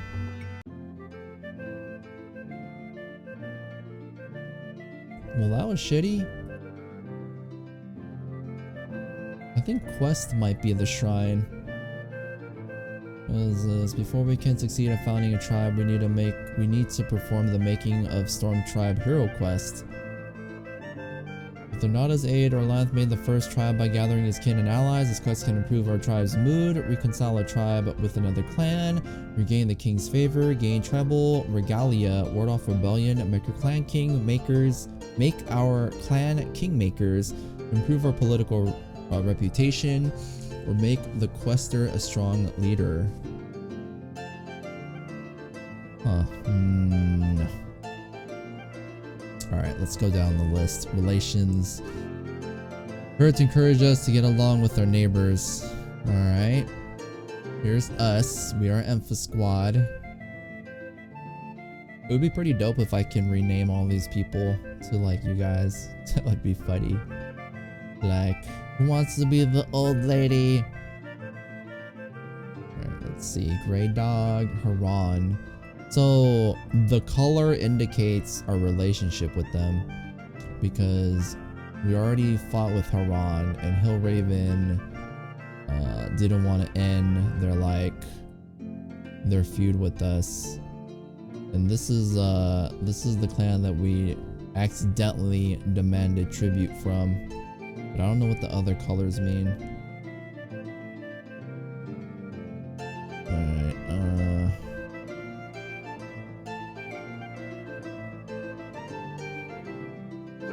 try offering a party with Hillhaven and maybe offer goods.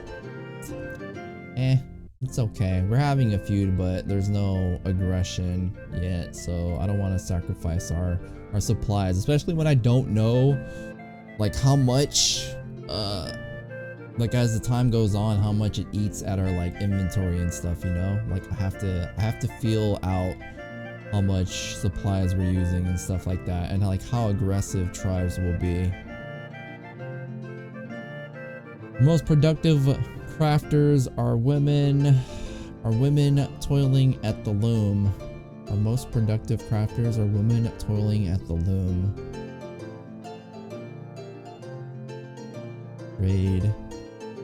Grey Dog, Boscovi, and Hilly, Grey Dog. Grey dog. Anili. Where's Anili?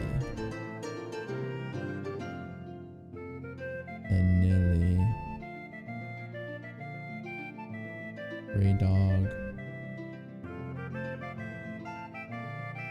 Anili. Oh. Oh, it's right here.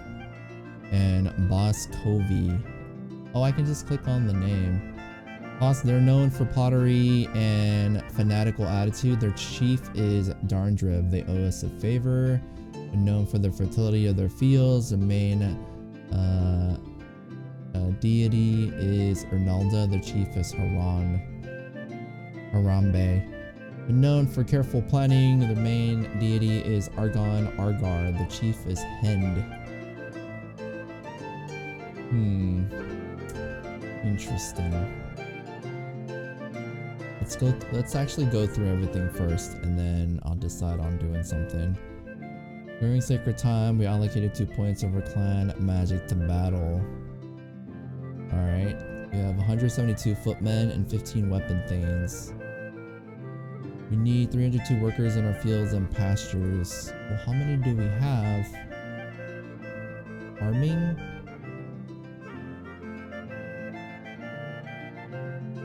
How many people can I see are in our fields?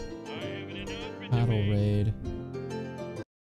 Yo, Justin Cupcake, thank you for the follow. Welcome to the squad. Thank you for all the auto hosts. Nice to meet you. I'm assuming you're like from the same Twitch team. Hold on, I actually have to use the restroom real quick. Give me a sec, I'll be right back.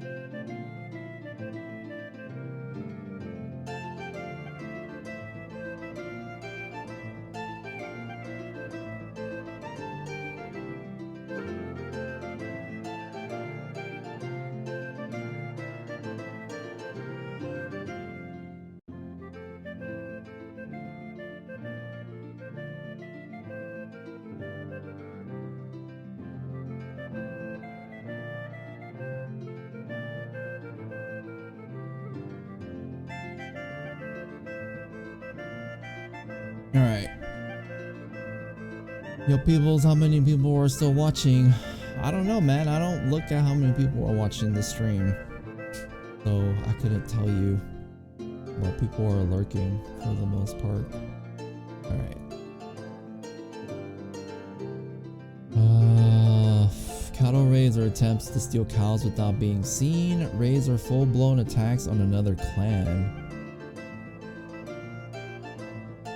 I'm hanging out. Thanks, Janzer. Researching parts for my niece's PC. Oh, nice. You should use whatchamacallit, like a PC part picker. If you aren't using it already. Oh, fortify map. We have no parties. Exploring. Show clans. Tribes. Tribes.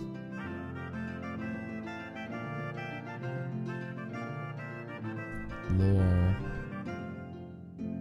Saga. Alright, let's do stuff.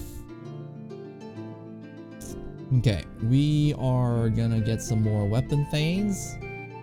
What is this? Stake perimeter. Fortify. Luckily we have enough warriors, though I can't say much for their morale.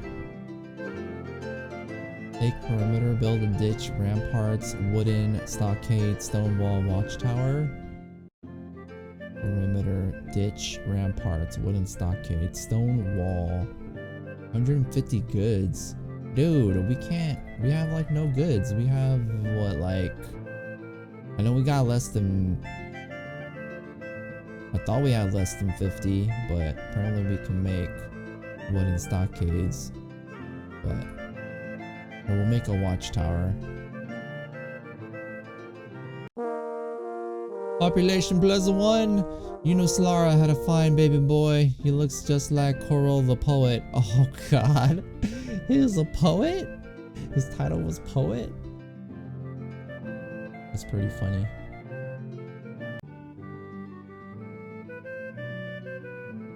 Alright. So now we have a watchtower. How much goods do we have? Oh, here's our farmers, 395. Where are our goods? Goods. Oh, down here, 150. Oh, we have 156.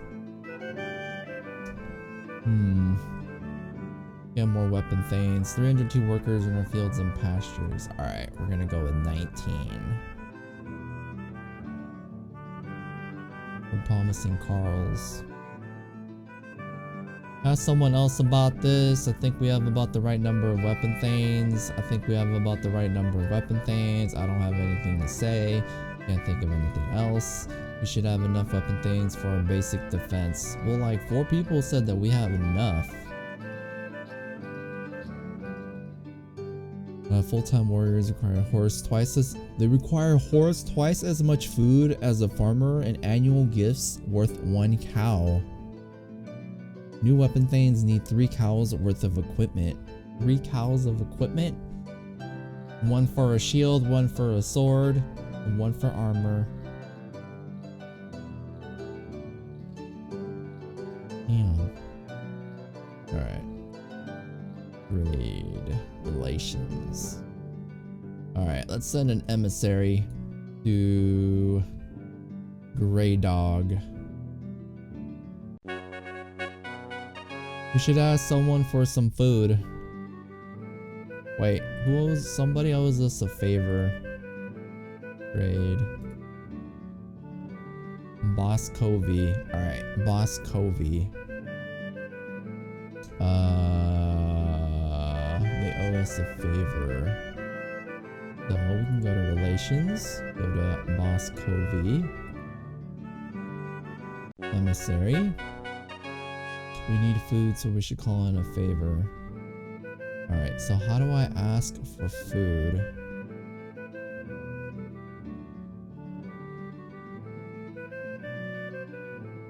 Ring? This is my stuff, right? Stuff I want to bring.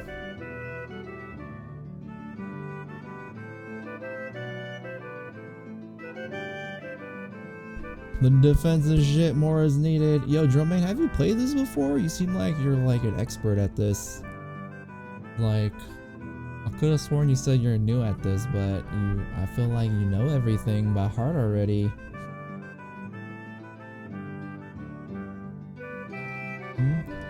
You gotta chill though, man. Like, I feel like you're playing this game in my stead. I mean, even if you knew a lot, like, I probably still wouldn't do like everything, but I could have sworn you're new at this too. Yeah, let's see. I play a shit ton of games like this. Yeah, but it's not the same game, you know? There's like different, like, it's not even like modern society. It's like, it could be different depending on whatever type of lore there is.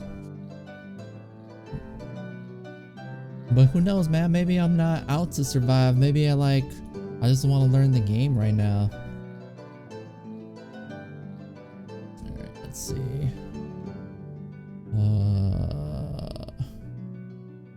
Propose alliance? I don't know. How do I ask for a favor? Yo, Jermaine, how do I ask for a favor? How do I ask for a favor? Caravan.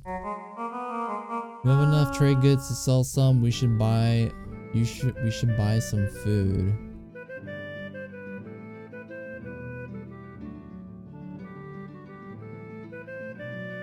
Not much. Stop. It's just you're too eager, man.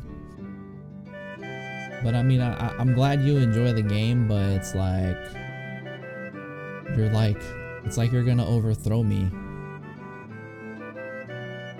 Alright, see. Treasures? We should buy food. Alright, sure. Buy food. Sell.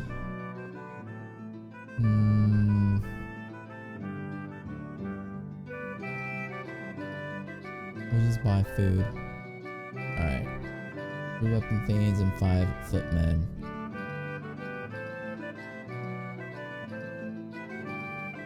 Oh, I have to sell something too. Alright, sell cattle. And Kulbrast.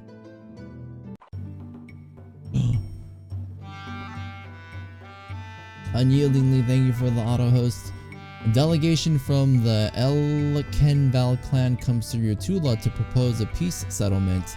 Life here could be better. We both have crafts to trade, young people to marry, and other enemies to fight. Why are we wasting time fighting each other when we have so many other more profitable things to do? We have the weaker force. I wonder why they now sue for peace. PC, I'm a player. I've never trusted a PC shop for PC. That's all I have to say. Well, this game's on mobile. This is a mobile game too. I mean, technically, it came out on PC apparently like in '99, and then they released it on mobile, and then re-released it on PC.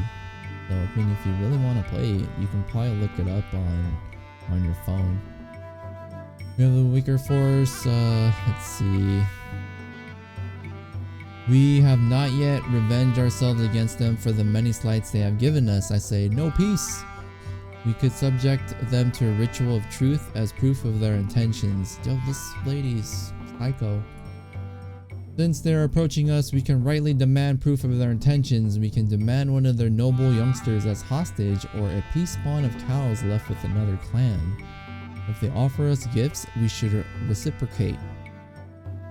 Feasting means drinking. Drinking often means fighting. Leave the celebration for a successful peace negotiation. Okay, we accept your offer of peace. Let us feast. We are always ready to talk. We do not trust you. Be gone. We will talk, but you must prove that we can trust you. We're not having problems with other enemies.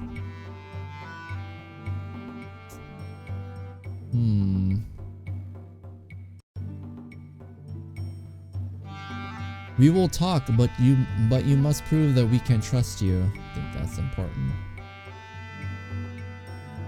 What proof do you demand? A hostage, a herd of 50 cows left with the neutral clan as peace bond, submission to Lancor, my ritual of truth. I think if we do the ritual, it's going to cost us.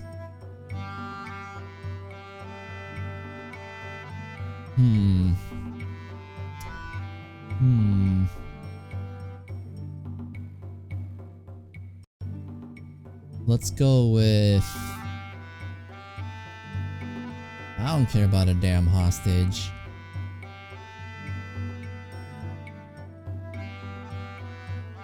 $50 cows. Alright, we'll go... Let's try the submission. No! They said that they would be happy to comply, for the gods knew they had honorable intentions. The god talkers performed the ritual. The fires burned in the right direction. The colors of the flame were true. The Elkin Valley truly had honorable intentions. Together we began a peace parley on neutral ground. They give you gifts worth 32 cows. What do you offer them in return? Well, the thing is, like, what's more valuable? We do have 180. We'll give them But we'll do half of the cows. What if we do 16 goods? Goods, magic, -1, mood, plus. We used our magic. Oh no. The leaders of the two clans resolved the long-standing disputes that divided us and made peace. Our feud with the Elkin Valley was over. Woo! Our most productive crafters are... Oh wait. Okay. Interesting. So, Elkin Valley? Where's Elkin Valley? Elkin... Is it them? Elkin Val?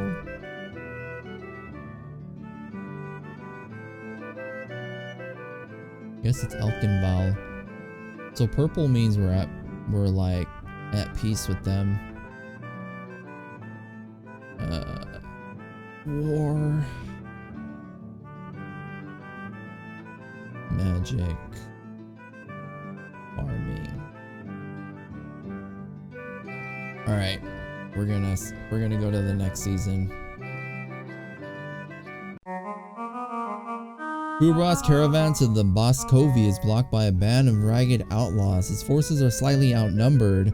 What should Kubras do? Pink means you wanna... It's like censored out, but I wanna assume that the word is an F-bomb. You wanna fuck them, suck them, shit them. What up, Dryad? This game's pretty fun. I don't know about you guys, but pretty immersive. Bargain with them for passage, kill as many outlaws as possible, protect the trade goods, save himself and his escort. Ragged outlaws. Gotta plug that pink, yo. Gotcha. Pink taco. Bargain with them for passage, kill as many outlaws as possible, protect the trade goods. We're slightly outnumbered. Bog it! Kill as many outlaws! I'm working on schedules and such, so I'll be heavy on the lurky lurk. It's all good. No worries. Do your thing, man.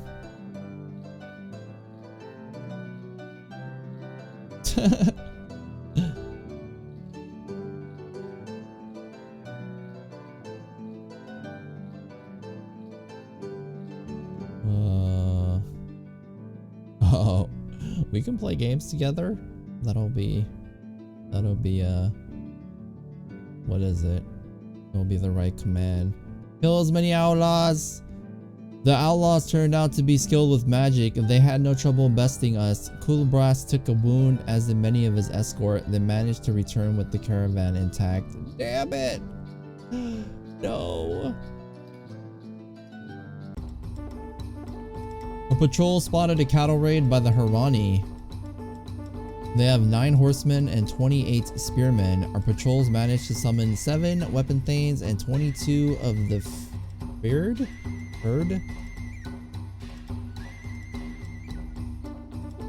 I wanted to show some love at the beam place. Yo, thanks, Dryad.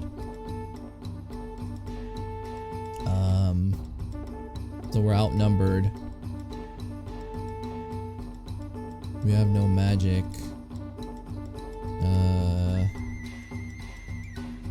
Drive them off. Kill as many. Yo, kill as many as possible. Fuck these guys. Maneuver, skirmish, evade. Alright. Kill as many and maneuver. The Harani charged right into the trap we had laid for them. The battle didn't last long. Their magic was stronger than ours, but we were not dismayed. We drove the Harani from the battlefield, striking them down as they fled. We captured 3 horses. Alarandra disguised herself in the fighting. Oh snap. That's the person that joined us. That's awesome. So we lost nobody. I lost 3 weapon thanes, 1 wounded, 1 footman killed, and 4 footmen wounded. The lowest ranking god talker from the Brown Boars arrived the other day to tell us that the priests of that clan saw a vision of Artula with her cattle walking backwards and her sheep singing. He said they sent him to tell us since it was not supposed to be our vision, not theirs. Wait, since it was supposed to be our vision, not theirs, then he left. Lowest ranking god talker? Priests of that clan saw a vision of Artula with their cattle walking backwards and her sheep singing. Huh. The people aren't pleased with the way things have been going. The farmers think we've been giving preferential treatment to the weapon thanes. No, I haven't.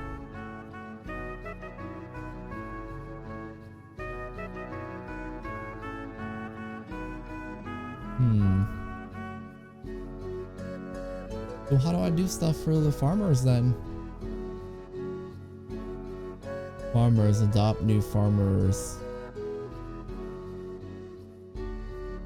Farming.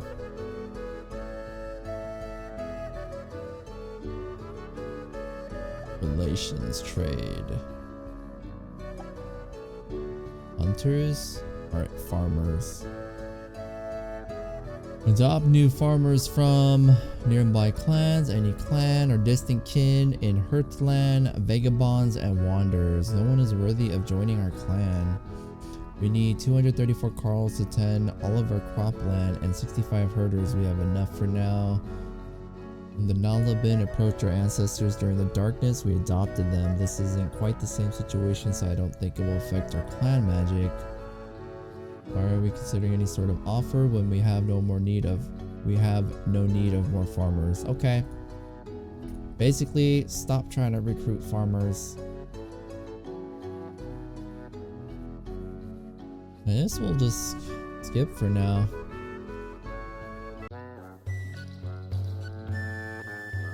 Traders from the Bashad clan arrive with a huge book bound in exotic leather. They say that it is called Belantar's Book and is a compilation of myths and legends written by the pharaoh himself. They offered to sell it for 80 cows worth of goods. When asked how they obtained it, they said it had been stolen from the pharaoh but would not offer details. Glorantha is a thief in many stories. His thefts almost always benefit his people. What an opportunity! At best, we will gain a weapon against the pharaoh. At worst, it is a great treasure. If this book was stolen, then they cannot complain if we take it from them. Wow. What is he good at? Customs? There are certainly new myths in this book, but if they were collected by the pharaoh, are they good myths? One man's garbage is another man's gold. If the pharaoh thinks it is important, then to us it is nothing. Ah, actually, depending on who I click, that's the advice they want me to take.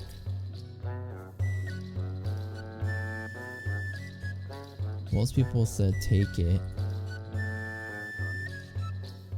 Take it from them. I mean, not take it, but alright. We will bargain with them, I think. Accept offer, bargain, take it from them, decline the offer, we want nothing of pharaohs. Alright, bargain. Good 75, treasures 1.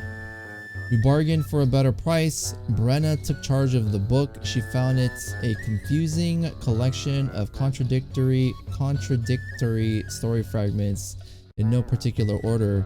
If there was anything of value here, it would take another clan to decipher it. 75 goods instead of 80 cows?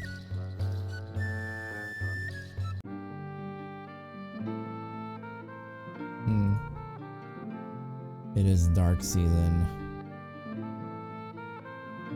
Our food situation seems okay. The expected harvest should last a year. Alright. Let's try to do the shrine thing. How do I make a shrine? Sacrifice? We should find out what others think.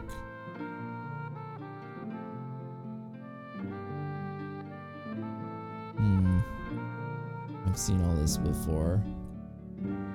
Threats. No. Those mysteries. Alright, we'll sacrifice 10 cows. The God Talker said a different sacrifice might succeed. Damn it! Magic +3 and mood plus? Harls of your clan are excited to see a rainbow touch down in one of your fields. As Orlanthi, you are storm people, and there are a few omens as positive as a rainbow. A beautiful gift left by the gods in the wake of a storm meant we were due for a time of good luck. What about a double rainbow? Others who hear about this rainbow will want to be our friends. We should court the favor of the Arnorin clan who are on the verge of a feud with us. The clever trader knows when to seize on good luck and turn it into silver and cows. The year after the death of Urith, the tragic king, a rainbow kissed the spot where he breathed his last. Must do something manly with this gift of luck. What? We must do something manly. Yo, let's go shake our dongers or something. I don't know. Our clan magic has been weak for a long time. We should not squander the rainbow's blessing. The appearance of the rainbow strengthens our clan magic. If we do nothing, we will keep its blessing for a time when we really need it. Now that we are lucky, it is time to strike. The Blue Jay clan is weak and we can easily beat them. So if we do nothing, we get a magic point. These people want to make friends. This guy wants to make friends. This guy, trade opportunities, nothing. Embark on a raid. Nothing. So 2 people want to raid. 1 dude wants to trade. And 1 guy wants to make friends. I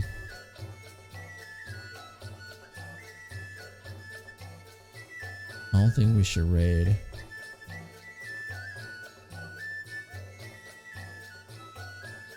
Let's do nothing. Thank the gods with the sacrifice. Nah, do nothing. We were content with knowledge that the gods had smiled upon us.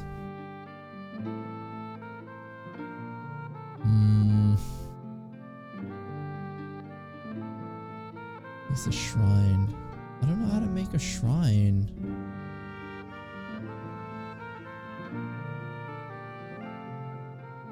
Making of the storm. Before we can succeed at founding the tribe, we need to perform the Making a Storm Tribe hero quest. Call on alliances. So how do we do this?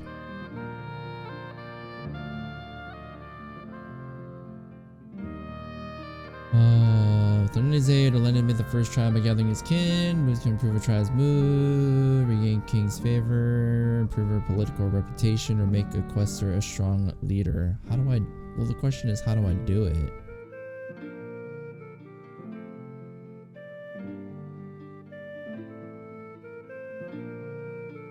Oh, maybe only she can do it. Oh, yeah. I need Ingana. Welcome back, Dro. No problem. So we can't do this right now. Wait, what? Oh, I can do this one. To end a drought caused by a kinsman, Orlanth slew a dragon and rescued Heller, the rain god. This quest can bring rain, gain a treasure, strengthen our clan, or the quester, make dragon newts, fear us, or shield us from kin strife. Alright. Blue Jay, they're known for their fine horses. Their main deity is El Deity.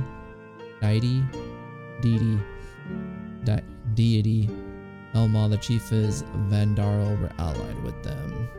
Brown Bear, they're known for a history of mad chieftains. Their chief is Baron Wolf. We're allied with them. We'll go with Blue Jays. Who takes the role of Ult or Lanth? Warships? I don't get it. Magic? Is it always her?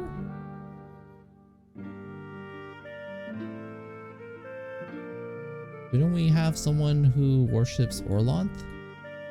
Like, this dude? Or this guy? What the hell is his name? Koromar. Alright, Koromar. You look like a thief, but you can do it. The people have gathered their magic to help propel Koromar into the place of the gods with the assistance of 20 blue jays. What benefit does he seek? Gain a magical treasure, make our warriors stronger, make the dragon newts fear us, shield us from the aftermath of kin strife, make the quester stronger. Dude, I don't give a shit about Koromar or whatever his name was. Let's get a magical treasure. Probably like a rock.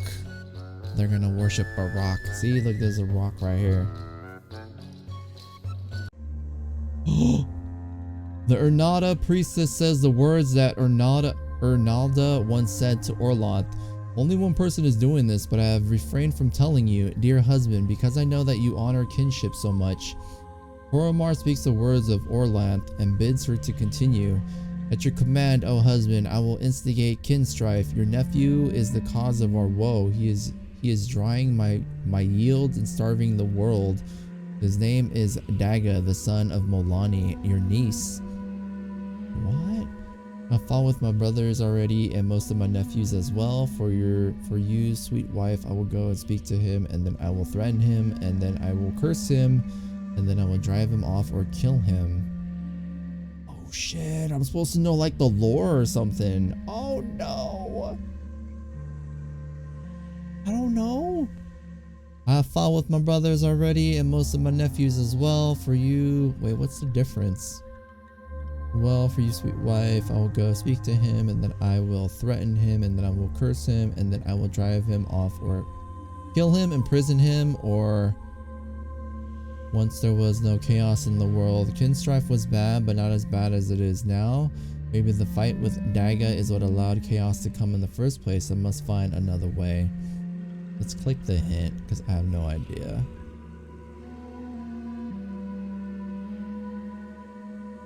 So it means the blue one? Koromar goes to fight Daga in the place of the gods. Daga has no substance to strike, nor force to scatter.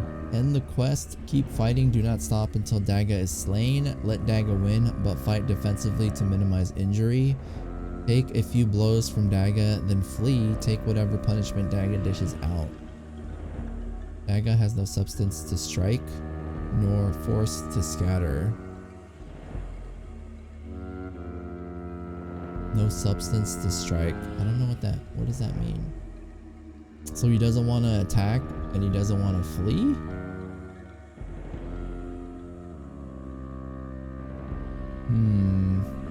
I guess we'll keep fighting?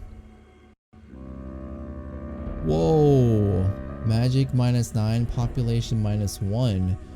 Koromar never returned from his journey and the people assumed he had been killed on his hero quests. No!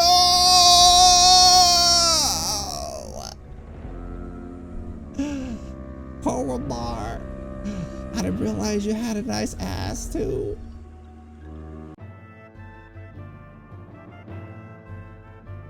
I fucked up. Hero quests correspond to myths, sacrifice for mysteries to learn them. Dude, he died. I mean, he's not part of the ring, so who cares, but still. Hillhaven. Emissary. Resolve feud.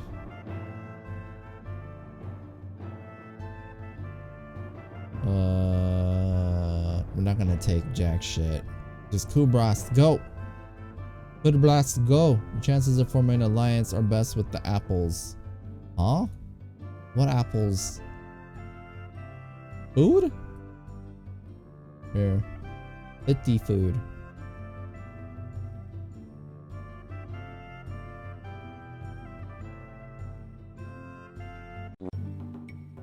Hildebras has presented your gifts to the Hillhaven clan and extended an offer of peace. The Hillhavens accept your gifts and give them grudging praise. Geronalda, their chief, is reserved. Wait. That's the chick that came to said that she swore like sisterhood or something. Brang Bane, the Hillhaven war leader, clearly imagines himself striking you down on the field of battle. Other advisors are more guarded. Arrange for a noble male of your clan to marry a noble girl of theirs, and vice versa. Offer them wealth, offer them a treasure. Yo, marriage, I don't care. Marriage. What does he say? 7 cows would be a minimum, 50 cows would be good, 100 would be excellent. Offer them wealth. What about marriage?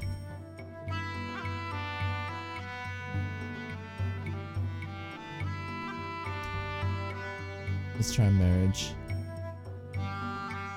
Whoa, I got an achievement. 55 cows in mood plus? 55 cows?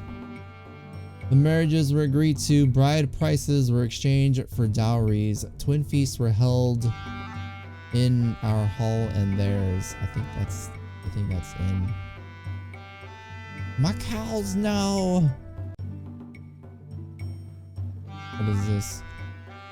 Hera Saren, a Thane of the Blue Jay clan, comes to ask you if you know the details of the Elmal Guards the Stead story and if you will share them with this clan.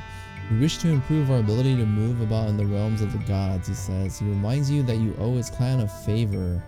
If we teach them secrets, they will prosper in the realm of the gods and may bring back powerful weapons. Make sure they are our allies and will not use these weapons against us. They are our allies. Better tell them stories than to have to give them cows. The chief is impious. It is just as well we don't know the secrets of the stain asked for. In fact, if we tell him any secret meant only for the righteous, our clan magic will suffer. Give them magic's already -6. You owe them a favor, but not grant them exactly the favor they request. The Blue Jays respect the rights of the individual and deserves our help. It costs us nothing to tell a sacred secret. Friendship with Terra Saren's clan is strong. Even if we refuse him, it will not make too big of a difference.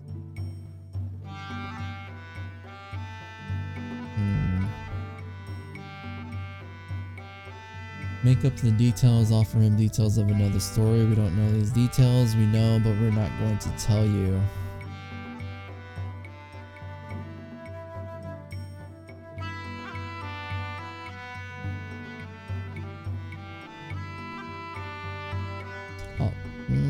Offer him details of another story instead? This guy looks like Noah.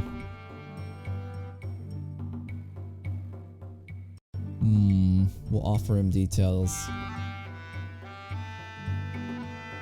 It turned out the Terra Saren's god talkers knew the same stories we did, so we had nothing to offer them. Okay. Alright. Clan moods optimistic, resolved, farming. The thing is, I don't know how to make a damn shrine, man. Build. Oh, learn mysteries before building a shrine. Ah. Alright.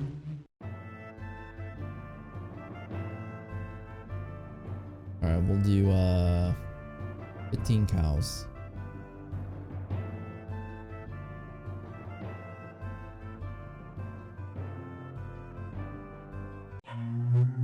Link or Mai revealed the workings of the lawspeaker ritual.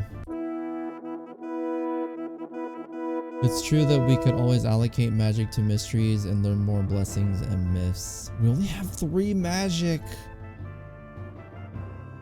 Last year, 42 babies were born. We initiated 19 children as adults. The clan has 15 more people, 77 fewer head of cattle, and 3 more horses than we did last sacred time. We produced 967 and 812 bushels of food. 90 were lost due to spoilage. Our crafters produced 49 cows worth of goods. Our market made a profit of 21 cows worth of goods. Maintaining our shrines and temples took 8 cows and goods worth 16 cows. Okay. Allocate magic to mysteries. 3 to diplomacy. Dude, I only have 3, man. We hero quested recently, so we should not perform a hero quest this year. There is no need to prepare for one now. Okay, I did not know that hero questing used magic. Oh no, we can't have mysteries. Healthy. 2 to crop magic. By the way, with an Uralda worshipper on the ring, we could perform more livestock rituals. Alright. I want to say war.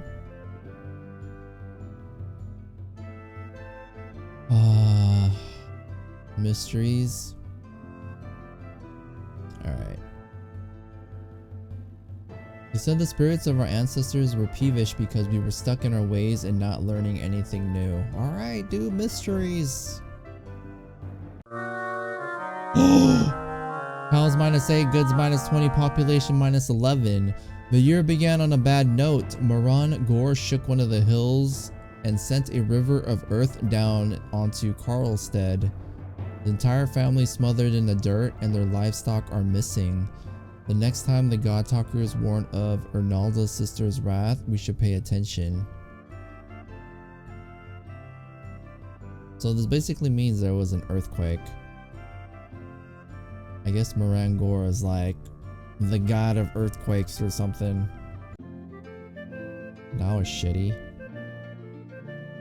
The warriors are satisfied, but the farmers aren't. We could give them some wealth. Gifts? Giving any fewer than 10 cows worth of goods would be pointless. The farmers are unhappier, but we should give it to them. Farmers? Giving any fewer than 10 cows. The sagas never record those who were stingy with their gifts. The clan ring should keep control of our goods so we have them available when needed. I don't have anything to say. Let's remember those who tend to always giving earth. Farmers are least happy and could use some encouragement. Alright. But it said 10 cows. But it only says goods. Yo, 10 goods. Yo, 15 goods. Distribute. Woo! Both the farmers and the weapon thanes are satisfied. Alright. What is feast? There's no point in having a feast if we don't invite our neighbors. Invite neighbors. We throw the best feast in Dragon Pass, invite the other clans, let them weep with envy. We should be arranging marriage feasts, but this is better than nothing. A small feast for the ring. No bigger, please. Might as well hold the feast. Might as well hold the feast. We throw the best feast. Okay. We'll do a small feast. And we'll invite our neighbors so they can laugh at us. What?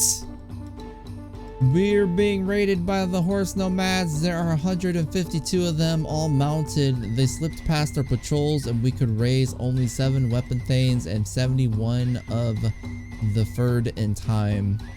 We're boned. Sacrifice magic? No. No. Yes. Orlanth. I don't know what the difference is.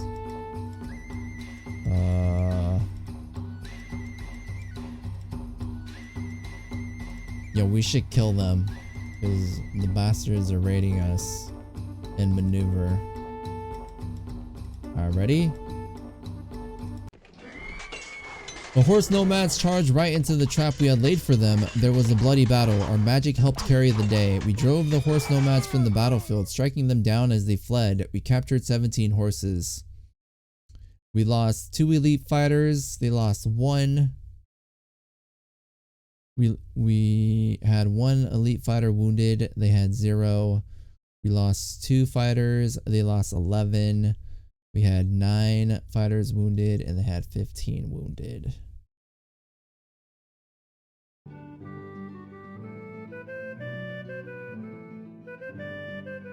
Alright. I think we might need more weapon things. We need 297 workers in our fields and pastures. Hold on. How many farmers do we have? 390? Alright, let's target 17!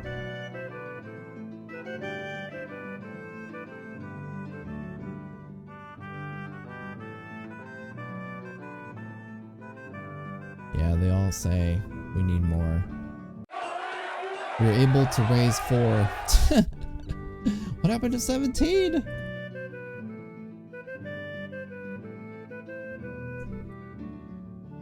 Alright. Farming magic. Alright, we can build a shrine now.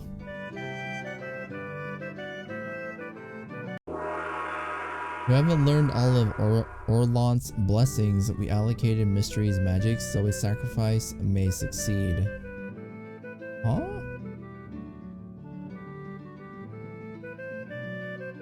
It would be more profitable to devote our resources to Isseries. We need a shrine to the knowing god so people can learn to read. It's unprecedented for a clan of our stature to be without a shrine to Lankor Mai. Just remember, we're currently devoting 8 cows and 16 goods to the gods each year. By all means, we should build a shrine. Sacrifices to Humakt will improve our luck in battle.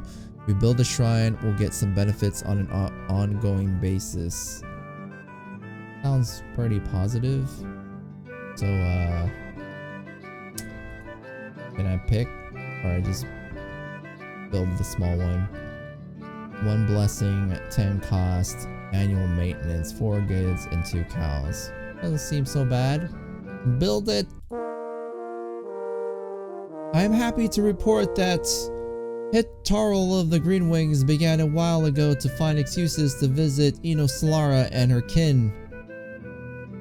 Why does it sound so familiar? She has grown glad to see him, as has her family. We granted them permission to marry.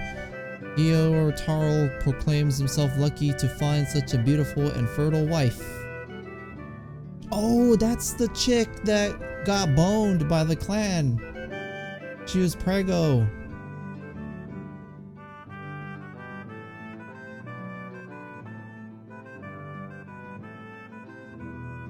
Wow. Damn. Props to that guy. Hitarl. Oh no. Mood minus. 4 weeks ago, Olende, a sour pig herder, died of old age in his sleep.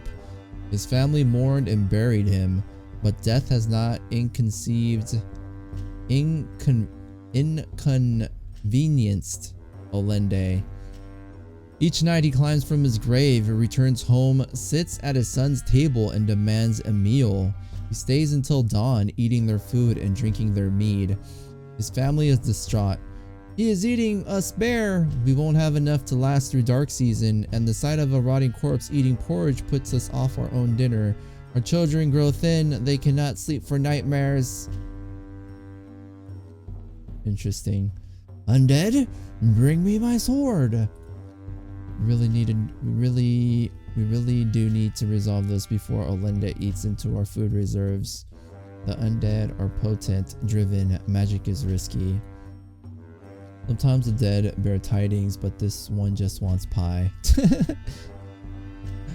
Normally, squabbles within a bloodline are not the business of the clan ring. Squabbles within a bloodline. When someone buries you, they're trying to tell you something. Wow, this dude got jokes. Killing someone who is already dead can be difficult. Uh-oh. Prepare a feast to sate Olende's hunger. Have Varsons destroy him with who mocks magic. Sacrifice your ancestors for protection. Tell the family to tolerate Olende until he passes on. Dude.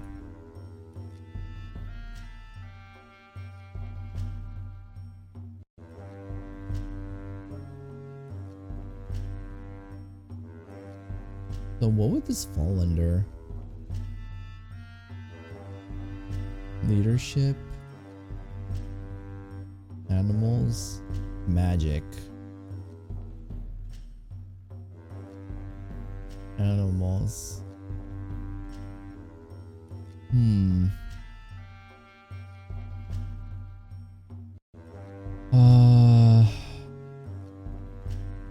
We'll tell the family to tolerate it until he passes on. Sorry, guys. No! 5 cows, 5 food, and population? The family weren't pleased at the ring's ruling. The next day, without speaking to anyone, they packed their belongings, gathered their pigs, and left the Tula to seek admittance to the Hill Havens. That night, a hunter saw a gaunt figure stumbling across the hills on their trail. It was clad in a grave shroud, he said, and smelled strongly of porridge. I guess the Olende followed them. That's fine with me. If we enlarge your shrine to Longkor Mai, he would share more of his knowledge with us. Yo, all this guy cares about is this damn shrine. Maintain our temples.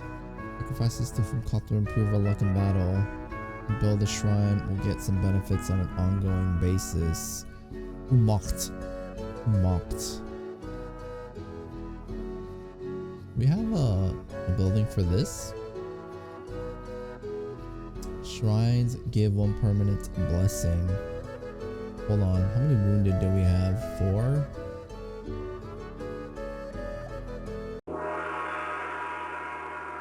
Test your might. Still don't know all of Orlan's blessings. We allocated mysteries magic so a sacrifice may succeed. I think the bad omen about our ancestors means we could learn more divine mysteries. The sacrifice to Longkor Mai, so she gifts us with knowledge of literacy. Surely Chalana or Roy can keep everyone healthy without a more impressive building. Wow. Wow. It's because no one worships freaking... Oh, she does. Just remember, we're currently devoting 10 cows and 20 goods to the gods each year.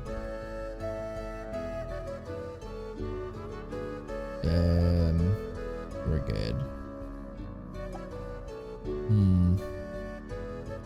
What do we like? God of the Sun. So these are like skills. Prolong the life for horses, helps ripen the crops, reduces deaths and wounds among our weapon thanes.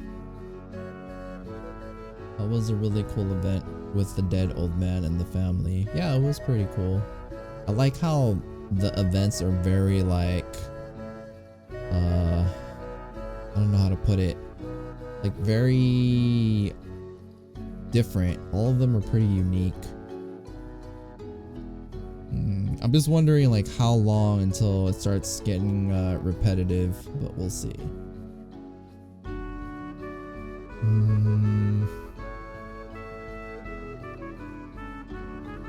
Steadfast, that's pretty cool. Reduces deaths amongst wounded, deaths and wounds among our weapon thanes. Increases fertility of our women, increases fertility of our souls, helps preserve food against spoilage. Trickster God. Improves their chance of winning battle. Alright, I like Humacht. So let's try to build a shrine. Although I'm kind of thinking like, if I build too many religious shrines,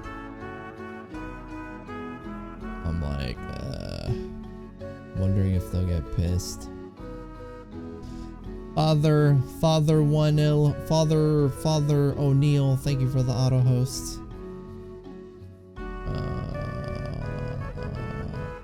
Build sacrifice. Sacrifice?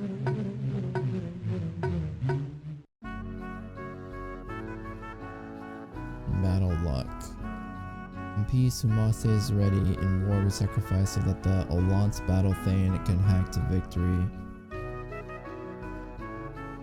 I want a new PC soon because I want to start practicing my programming again. I already had to drop my class because the computer store fucked my PC. It really pisses me off. I'm sorry to hear that. The good thing is building a PC, especially if you just want to practice programming, is relatively cheap. Like if that's all you want it for. But I'm guessing you want to at least do some, at least minimum or like casual gaming.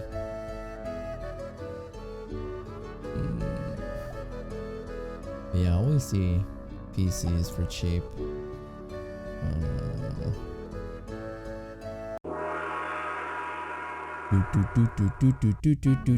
We should have at least a shrine to God of combat to enhance the effectiveness of our warriors. What's the god of death? That's not something we want to encourage more of. Is the god of death. We have learned about Orlan's blessings. We allocated mysteries matters to sacrifice may succeed. Just remember we're currently devoting. By all means, we should build a shrine. A warrior needs a sword. Our clan needs a temple to Humacht. 4 goods and 2 cows. Sure, why not? Goods 20, population -2.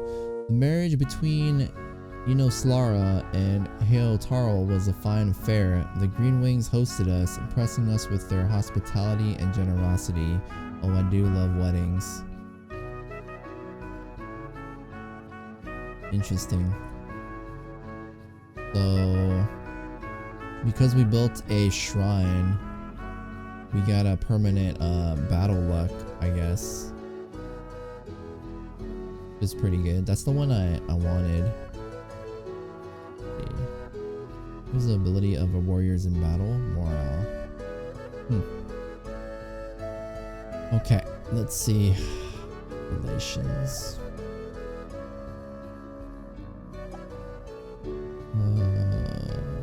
Weapon things. I think we're just gonna skip this season.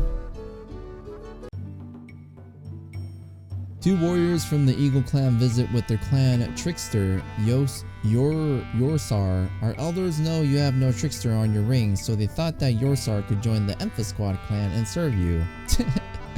Yorsar hops up and down excitedly, then recites the names of your 3 most illustrious ancestors. Okay. Hold on, guys. Give me a second.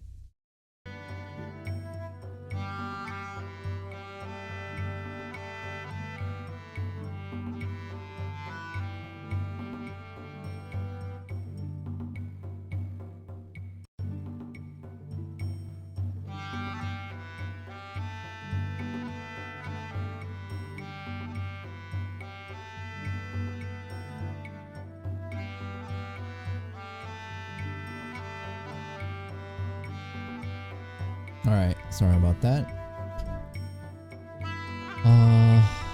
We would be better off appointing Bastakos to the ring. Yeah, I kind of don't want... I don't even know this dude. He looks like a goober. How come nobody ever volunteers to do all of our waiting? With the trickster like Bastakos in the ring, we could allocate more magic to hero quests or sacrifice to Urmal. It's possible, though unusual, to be adopted into another clan. We can kill 2 birds with 1 stone and have Yorsar marry into the clan. Never liked Bastakos anyway. I'm sure your Sar would be a much better trickster. Bondsman's oath means a trickster will be obedient to the chief, usually. Everyone's saying except him, except for Vanina.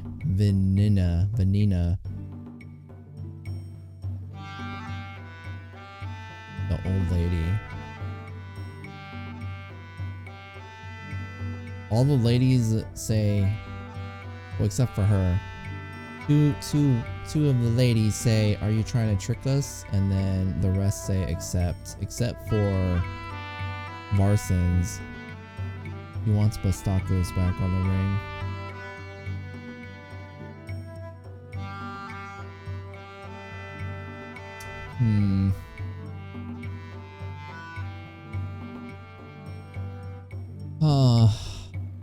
You know what? We'll just accept him.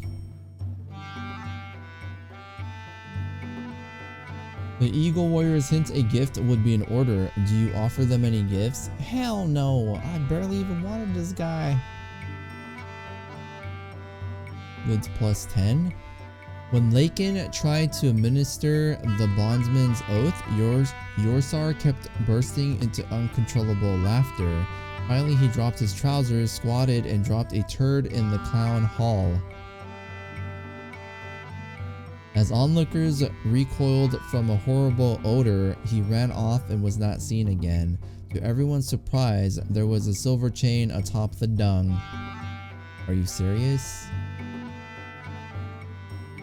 This really happened?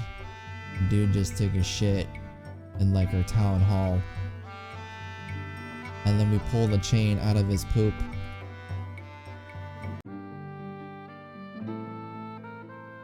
Okay then. One of our weapon thanes are sick. We have 4 sick people. What are the hunters? Although our wildlands could support more hunters now, when our hunters raise their children to be hunters, that may no longer be true.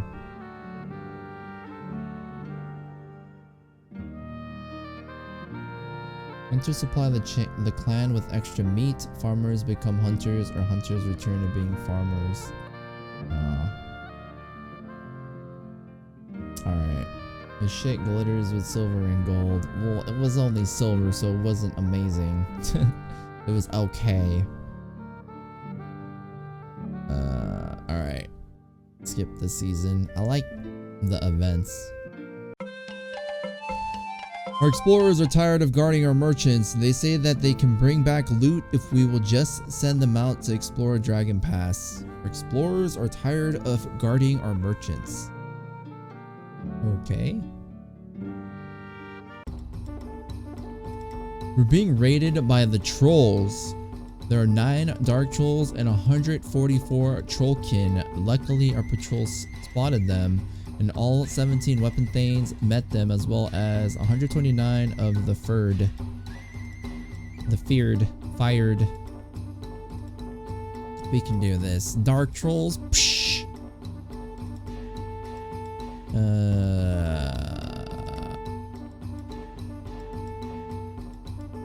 Kill as many as possible. Skirmish, charge, evade, maneuver. I like maneuvering. I haven't tried other stuff, but I'm gonna stick with maneuver. Because I feel like if I skirmish or charge, there's gonna be too many sacrifices.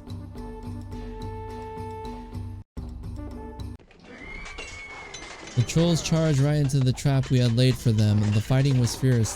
Their battle magic was stronger than ours, but we quickly rallied. We drove the trolls from the battlefield, striking them down as they fled. With their careful attention, our auxiliaries kept 2 warriors from dying and healed one of the wounded. Damn.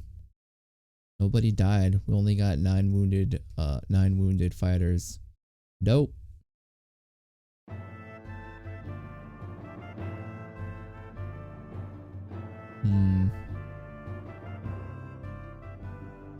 Do we have a feast since we just won a battle against the trolls?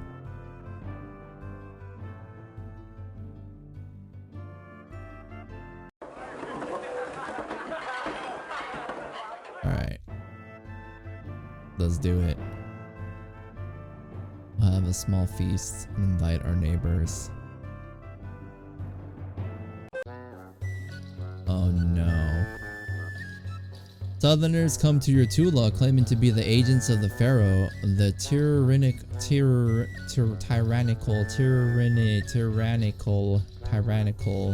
I know that word, but I can't pronounce it for some reason. Tyrannical ruler, your people fled when you came to this land. They appear to be sorcerers at the very least. Those strange implements they carry are probably magical weapons. The implements emit a low thrumming sound, the likes of which you have never heard. They're looking for Belantar's book, a large tome which they say was stolen from the Pharaoh. You bought this book from the Bashad clan. You said it right. I said it like 5 different ways, so I'm not sure which is the right way. Let's see. They would not swagger in here so confidently if they had not the power to back up their bravado. I've been waiting all my adult life for this. Finders keepers, losers weepers. They're sorcerers. They use a type of magic that all good Aranthi abhor. Alas, their magic is weak, so we cannot fight them now. They are sorcerers. They use a kind of magic that all good Aranthi abhor. Die now? This book is obviously valuable to the Pharaoh, who caused nothing but trouble for our ancestors. I don't think we should give it to them. They're rigidly devoted to their mission. No conciliation is possible here. We have no special relation with the Bashad clan. Die now, sorcerer scum. We know nothing of this book. We saw the book, but do not have it. We bought it, but we'll sell it to you. We bought it, and it's ours now. Should we fight them?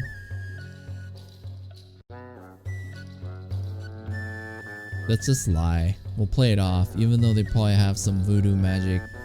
And they can like see that we have it already. We know nothing of this book. The sorcerers point their strange implements at you. Oh shit. Attack them, wait and see. Dude.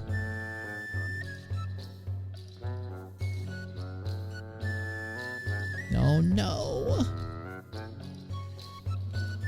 Wait, what if they zap all of us?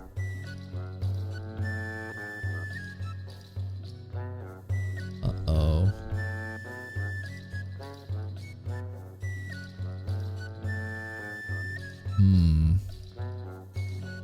I think we should attack them. Like, just jump on them, like freaking beat the shit out of them. They won't see it coming, but if we just stand there, they could like zap us with lasers and shit. Do it! We attacked them. Although a wailing bolt of evil magic killed one of our warriors without leaving a mark, we slew the sorcerers before they could wreak any further harm. Do you keep their thrumming implements? Hell yeah! Fucking the lime green axe, a blue egg on a, what is that, a flute, and some fucking magnet thing, I don't know. The Kolamar have a new, wait, population, the hell? The Kolamar have a new king, Mirinarth of the Badgers. He is noted for his chastity. Their former king, Sartark, died when spirits stole his breath. He is noted for his chastity. So, he doesn't have sex, apparently. Weapon things feel secure. How do I see what just happened?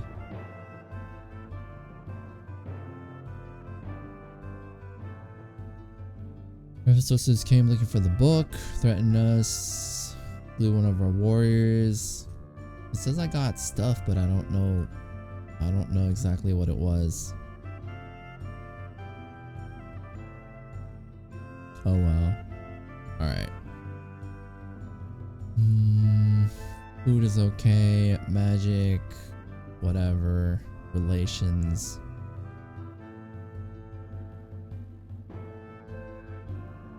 What is blue? Brown bear. Brown bear, brown bear, what do you see? I see a red bird looking at me. I'll rewind and find out if you wait. Oh, it's okay. No biggie. I'm just wondering if there's a way to see it, but apparently not. Oh. Alright, no more shrines. Farming. We get some more weapon things. 20. I don't know what's best. I think we have about the right number. Weapon things are being treated better than the farmers. We should have enough weapon things for our basic defense. Alright. Yo, Darktooth, what up? I don't know how much longer you're gonna stream for, but I wanted to say what's up. Yo, what's up, man? It's been like a couple days, dude. I've missed you. How's it going? I think I might be on maybe like an hour more. We'll see. Probably an hour at the most. War. Let's fortify. We're gonna build ramparts, stone wall. Hold on, how many goods do we have again?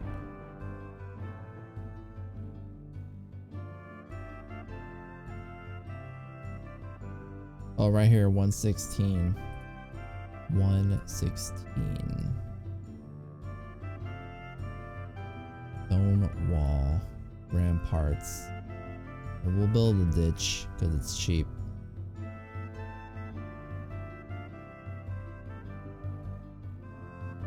Whoever we raid will raid us. Will just raid us right back. As you see, but not unheard of to raid during storm season. I don't want to raid. Let's raid the hated Harani. Let me build a ditch first, okay?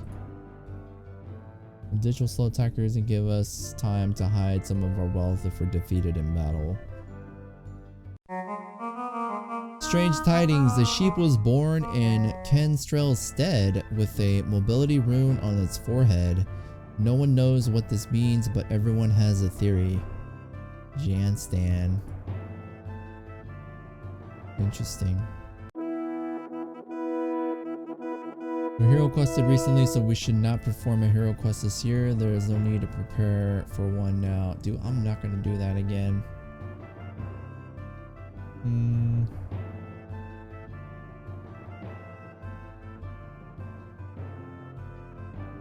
Let's see.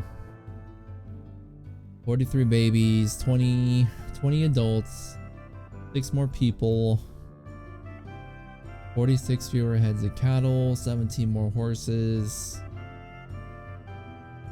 We produce 918 and ate 915 bushels of food. Uh-oh.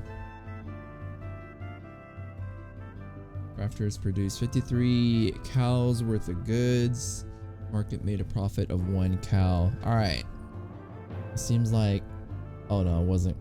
Yeah, 1 cow. Maintaining our shrines and temples took 12 cows and goods worth 24 cows. Alright, so we gotta do something about this because this might be the only time we're on the upside. So we're gonna go with crops.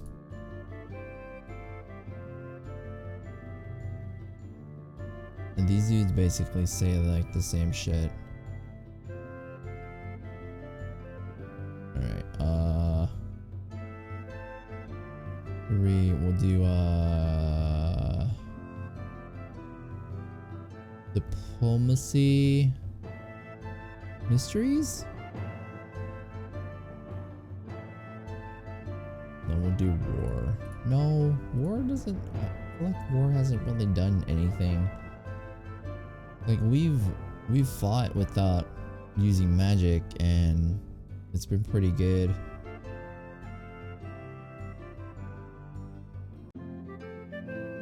All right.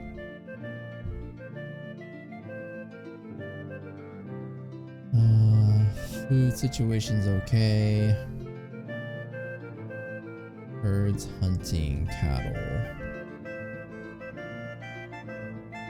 I don't know if we're actually getting cattle because it says so and so many cattle were sacrificed, but it doesn't say anything about that we gained anything. Exotic goods.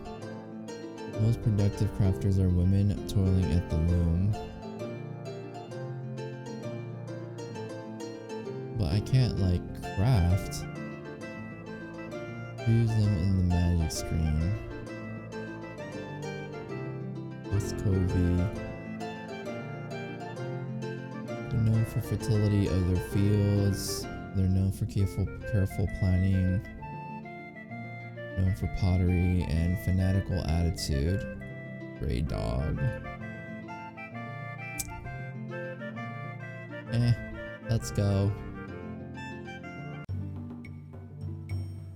A band of wandering musicians request permission to play at your clan market. The representative is a beastman who introduces himself as Hairball and speaks trade talk as well as it can be spoken. But Master Bundalini promises an exciting and remarkable performance, one that will bring other clans from all over Dragon Pass. You'll prosper from all of the trade opportunities, and our fee for playing is a very reasonable 10 cows. An opportunity to hear Bundalani's all-skeleton band come only once in a generation. In addition to Bundalini the giant, the party includes 2 minotaurs and a host of walking skeletons. Okay then. You could gain great trade opportunities by hosting their concert. Accept, decline, drive them off, suggest another clan, they might ask. Alright. We'll accept. Only 10 cows, right?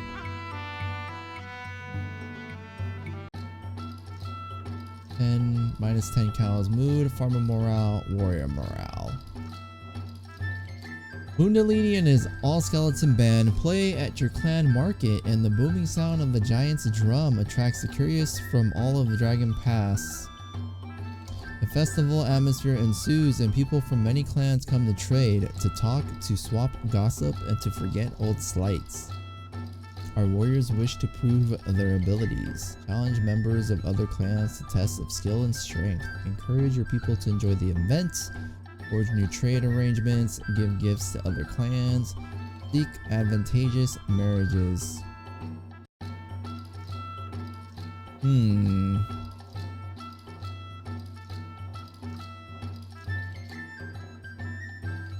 This is a good time to seek new trade arrangements.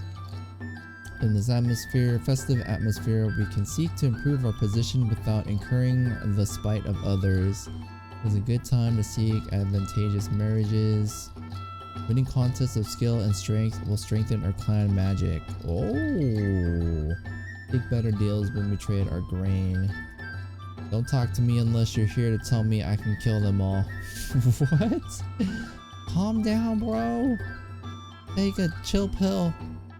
Alright, challenge members. I need magic. The Badgers won the most contests, but all respected us for proposing the contests. I didn't get anything. Okay. Army.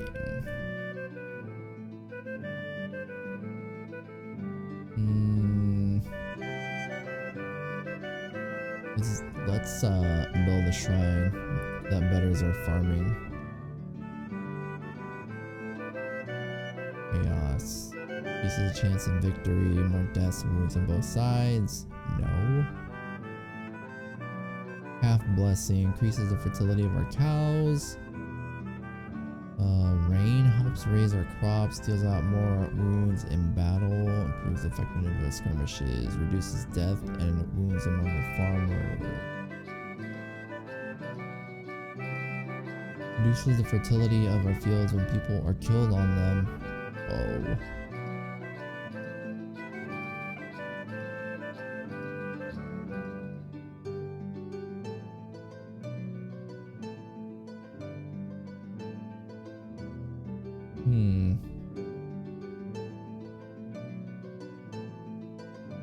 Fertility of our sows helps preserve.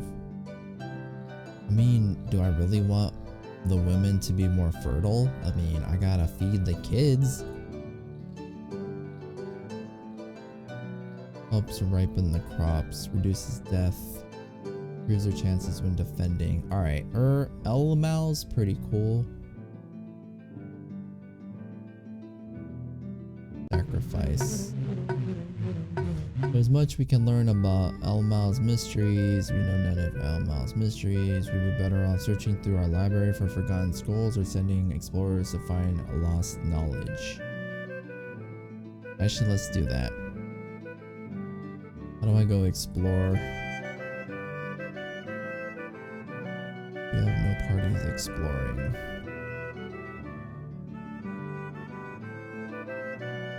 So how can I pick where to explore? No?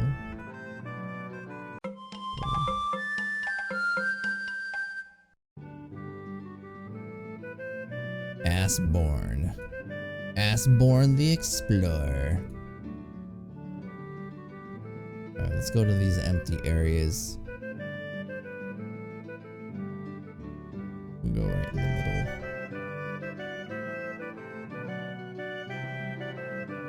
One weapon thane and 10 footmen? Sure, man. Whoa, minus 10 goods? A trio of storm bulls descend on your clan hall. They say they've just finished cleaning out a nest of chaos creatures and are in the mood to celebrate. We know that you're good friends to Uroks, and they say as they proceed to get spectacularly drunk and destructively rowdy. I'm sorry I haven't been paying attention. I've had a bit to drink myself. Ask them to leave, demand compensation for the damage they caused, tell them that chaos menaces a nearby clan, tell them to leave, wait them out, they get bored eventually. Yo, tell them that chaos menaces a nearby clan. I want to see if anyone says that. Women bands of storm bulls don't belong to any clan, at least there won't be any political effects from whatever we do. Wealth means nothing to Uroxy warriors, so we can't buy them off. No one can make you do anything is our most important law, but even storm bulls must be responsible for their actions. I'm sorry I haven't been paying attention. No. Their obnoxious behavior conceals their heavy hearts. Wealth means nothing to Roxy warriors, so we can't buy them off. Even while drunk, there are alert warriors ready for action. I prefer not to fight them. He doesn't want to fight them? I'm gonna sleep, man. Alright, have a good night, Dro. It was nice to see what's up. I still wish I could watch more often, but my free time in the stream often don't line up. I wish they did, but it's all good just to make the times I do cool. It's all good, man. I understand. I mean, no worries. I'm just glad you make it when you can, and if you can't, it's okay. But yeah, have a good night, man. Thanks for hanging out and kicking it.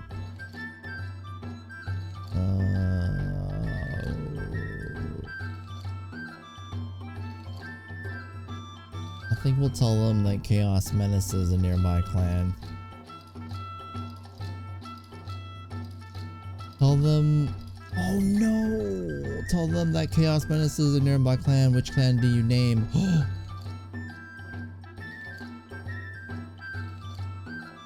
How do I go back? I want to do the clan that I hate. The Harani.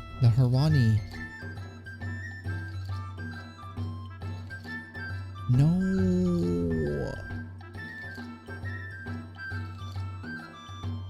I don't know them. let's do blue jay are nice. Brown boar, gray dog is our trade partner. Orin Greenwing took our prego girl to get married. Alright, we'll do N Hailey. Known for their fertility of their fields, their main... Oh no, I know them. They're like allied. We owe them a favor. We're allied with them. They owe us a favor. They owe us a favor. They're known for careful planning. Dude. Is this like a positive thing? Alright, gray dog. They laughed. If a trickster told us that we would know... Wait, if a trickster told us that we would know it to be a lie, but you are no betrayer, so we know you are mistaken. Yo, what up, Motive? How was your new year, man? Are you the real king? I am the real King Shady. Demand compensation.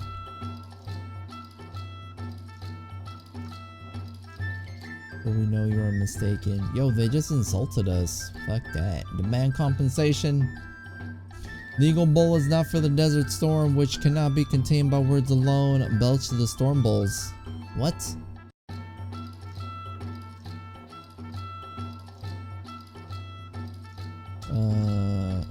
Ask them. No, wait them out. No! After 7 days and 7 nights of disruptive and boorish behavior, they pronounced us boring and moved on in search of another chaos enemy or another supply of beer. Dude, I just lost like 20 goods from that. It was new. I sat at home alone playing Division. Nice, man. There's nothing wrong with that.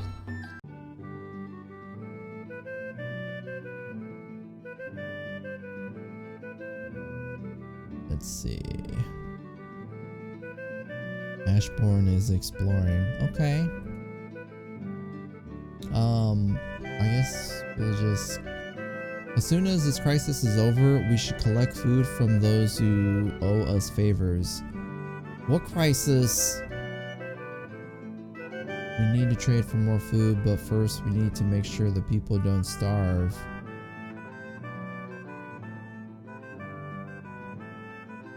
Maybe now the rest of you will understand that we have to stockpile more food. In emergencies like this, we can slaughter a few herd animals, slaughter livestock, then keep the farmers healthy and use our magic to improve the harvest. We can handle this. Alright, apparently we don't have enough food? I want to Division's Times Square and celebrate. I went to Division's Times Square and celebrated there. Nice. Was it really a thing? Like, did they have a... Wait, but you can't see like other people. What you get up to? What you get up to? What do you mean? The Division? Or get up to what? But yeah, we need food. How do I ask them, like, for favors? Gray dog.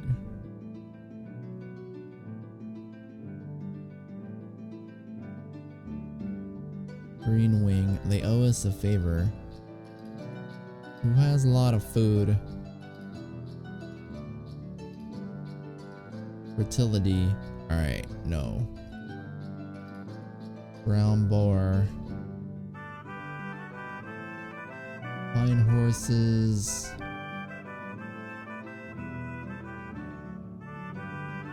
Hillhaven. Heron. They're known for their aggressive pursuit of trade. We're feuding with them. Let's raid them. I'm gonna raid them. Raids are full-blown attacks on another clan. Let's raid the hated Harani. Let's do it. If we want more fighters, ask the Boscavi for help in a raid. They owe us favors and we can share the plunder. They had nothing. It was just Times Square. I was there alone.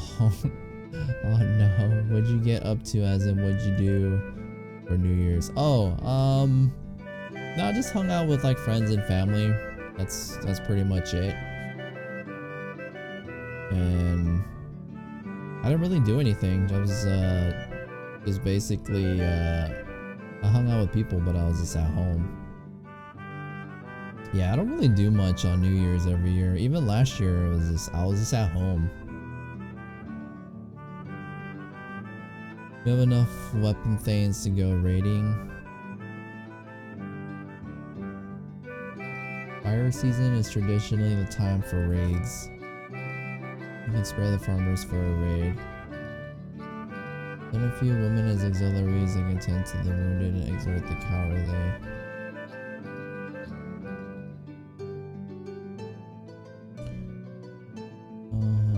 I don't really do anything more either. I used to in my younger bar days. Like honestly, I'm not really a fan of holidays. I mean, this might sound really sappy, but holidays make me kind of like, I don't know, like it's kind of depressing. It's like, oh my god, like for New Year's, like, oh my god, another year is gonna pass, and then I'm like I guess if I really wanted to, I can go out and do something like you said, go to a bar, or go to a party, but I don't know. I don't like to too much effort. I'm just mopey at home. Bug, pretty much. Alright, we're gonna raid. We'll just go with the defaults.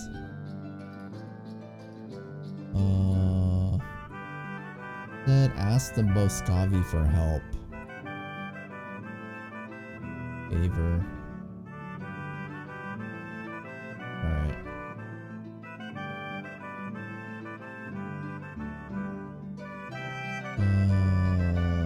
Now what? Oh, raid Haran.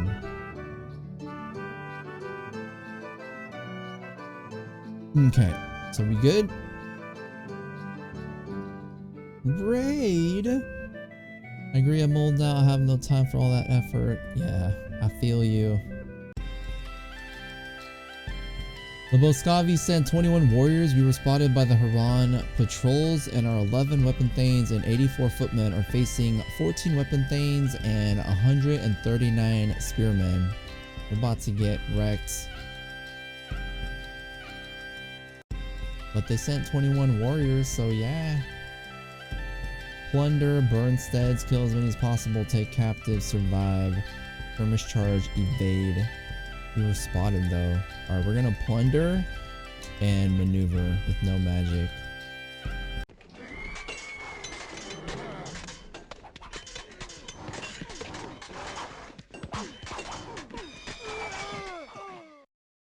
Damn. The Harani charged right into the trap we had laid for them, but they fought their way clear.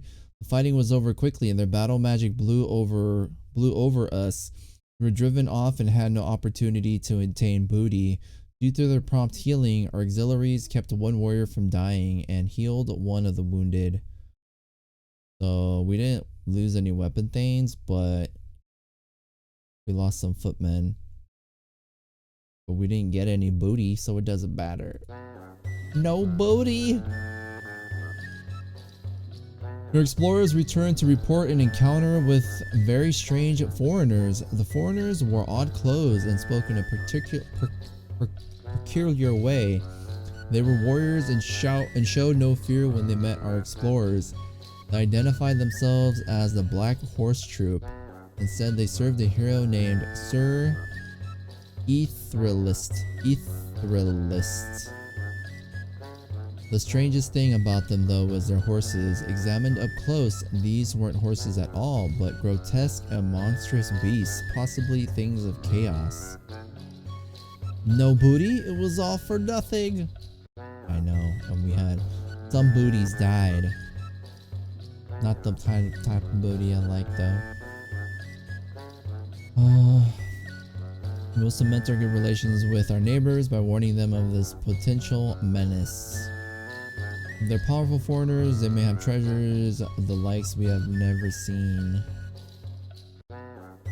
If they're powerful foreigners, they may have treasures never seen. We owe these foreigners nothing. We owe these foreigners nothing. He who chases the wolf before it howls feels its bite. We will cement our good relations with our neighbors by warning them. Invite them to your Tula. Leave well enough alone. Make war. See if they wish to trade treasures.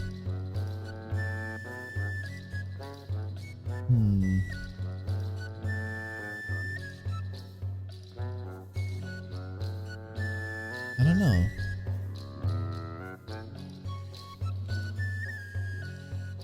Do we invite them? I mean, they're warriors, foreign warriors we don't even know. I feel like it's a bad idea.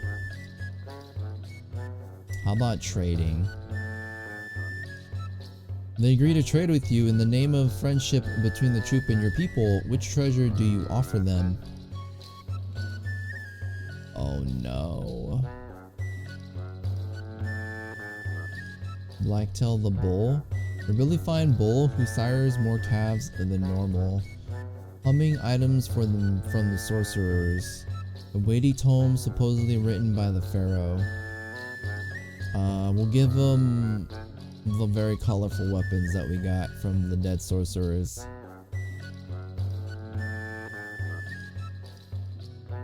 They responded angrily to our offer. We do not need this insulting, useless trash, they exclaimed. We left without making a trade. Damn it!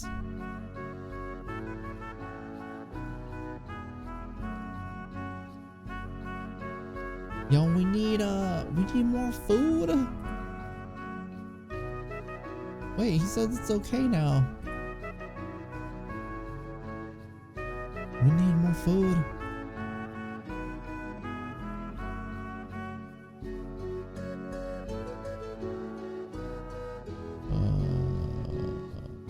Stray dog.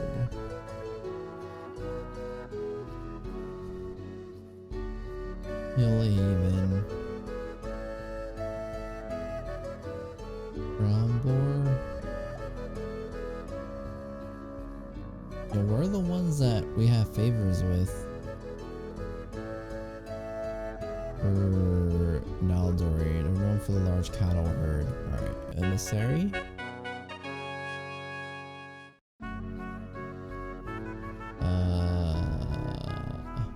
We should ask someone for some food.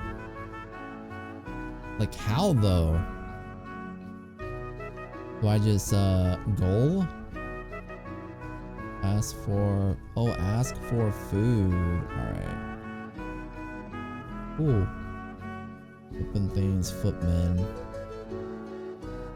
Send. It's a baby! An old woman who introduces herself as Leica brings a baby to you. She has been raising the child alone in the woods, so you can assume she has been outlawed from her clan for some reason. I raised this girl on a shield so that she will grow up to be a mighty warrior. It is time she had a clan, so I bring her to you. Her name is Kalir. Khaleesi. An infant cradled in a shield in the wilderness will grow up to be a mighty warrior, so the stories say. The best banquet is the one you remember afterwards. Wherever there is a dishonored woman, a dishonorable male lurks not far away. Uh-oh. What does that mean? So she's basically saying that I should take them both in? She is no kin to us. We are not obligated to take her in. That doesn't mean, however, that the child should be deprived of proper society. To quote a school saga, from evil people one can expect only evil. The people will be heartened by a show of generosity. Alright, let's take them both in. We can deal with like one freaking loser.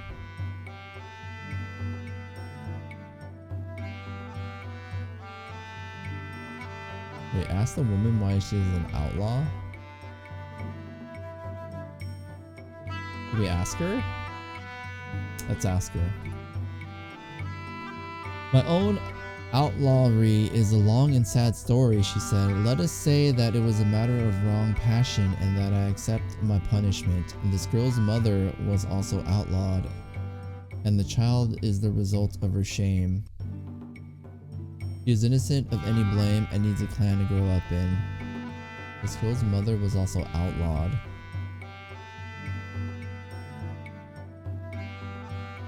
Okay, so it's not her kid.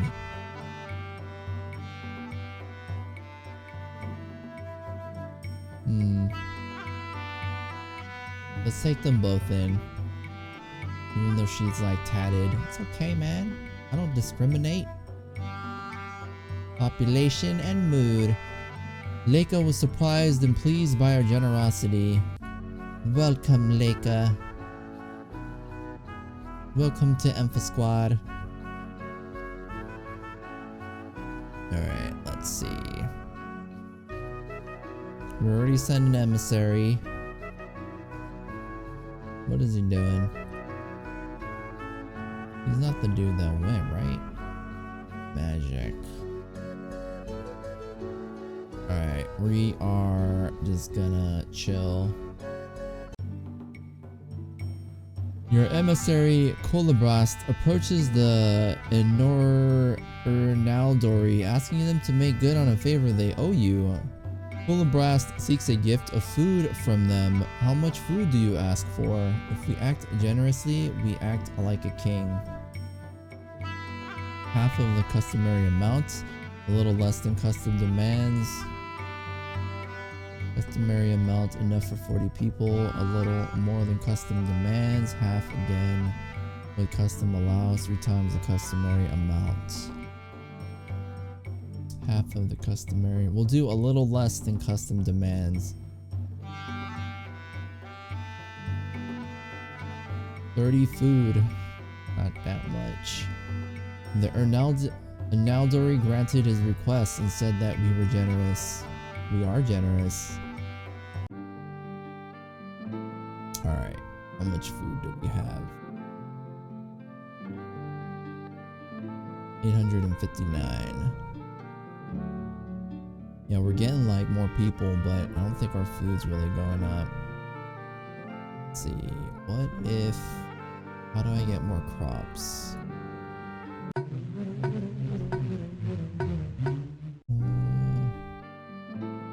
There are mysteries. We're building a shrine. Alright, cows 711, goods 98. Alright, cows. We'll do 16. Normal revealed the workings of the steadfast ritual. What the hell is this? A huge troll seeks permission to enter your Tula as a guest. You soft skin think you mighty like troll. I Umulguk, daughter of Kotor, Knights of the Old Republic, make challenge to you.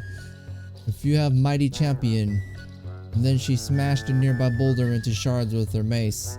Your weapon thanes eye each other uneasily. She's tougher than she looks, and she looks very tough to begin with. Once everyone in these lands paid tribute to Arkat, king of all the trolls. There's no need to shed anyone's blood, even a troll's.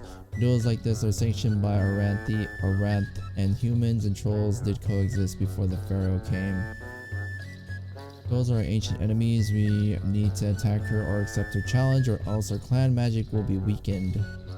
I'm not sure what we gain by fighting her. The trolls have reason to dislike us. I'm not sure what they will think of us beating their champion.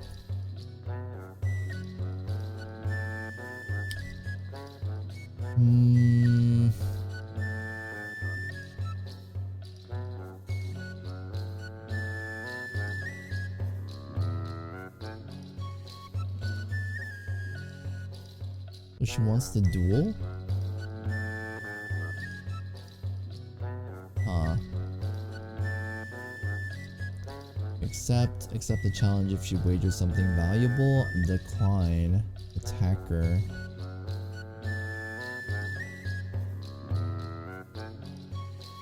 We need to attack her, accept her challenge. Alright, we're gonna accept. Hopefully she doesn't kill anybody. Do it with the wager. If you win, I not eat you. Then she made a noise almost like a war drum. You not laugh, so maybe you trollkin. Or I give gold the head thing, you win. You give many food, you lose, and goose. Oh. I give many food? What is many food? I believe in our troops. Let's do it. Good. What human I beat? The weapon thanes remain conspicuously silent. Oh no. Yo, this is the guy that basically said she looks tougher than she looks. And she already looked tough. Alright. Combat, right? Combat. He's the best at combat. Alright. Let's do it. Wait. That's not the guy. Oh, this guy. Excellent. Renowned. Good. We eat. Most eat is winner. That's not a duel. Proceed with the contest. Good. We eat. Most eat is winner. Wait. So it's an eating contest. That's not a duel? You brave like Trollkin and have lying tongue like Dragonute. Contest is eat. Is he good at eating? Who's good at eating? Alright, accept. Rather than submit to her insults, we agree to go on with the match. No! Varsons gamely ate a hen and some bread, but could not hope to match the ravenous troll. Several hours later, after she proclaimed herself full, Mulguk claimed her winnings. The Carls were dismayed that the ring had agreed to this. She thanked us for snack and departed. At least we had pleased our ancestors by attempting to beat her. But we lost like food and the farmers are pissed. The farmers are not pleased that she is leaving with enough food to feed dozens of us. At least we honored our ancestors. I don't think this is what happened in the days of the old. Only old one before the pharaoh came. This is one that we should not write down. You got more than you bargained for, Varsens. It is just as well nobody had to fight her. Damn it. Alright, I was gonna build shrine. 4 goods and 2 cows.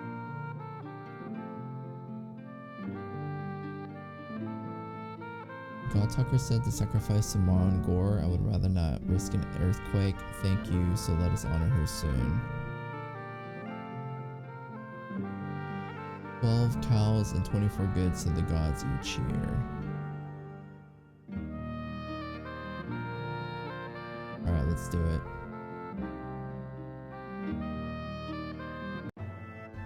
What did we get? No! Improves our chances when defending. I want sun.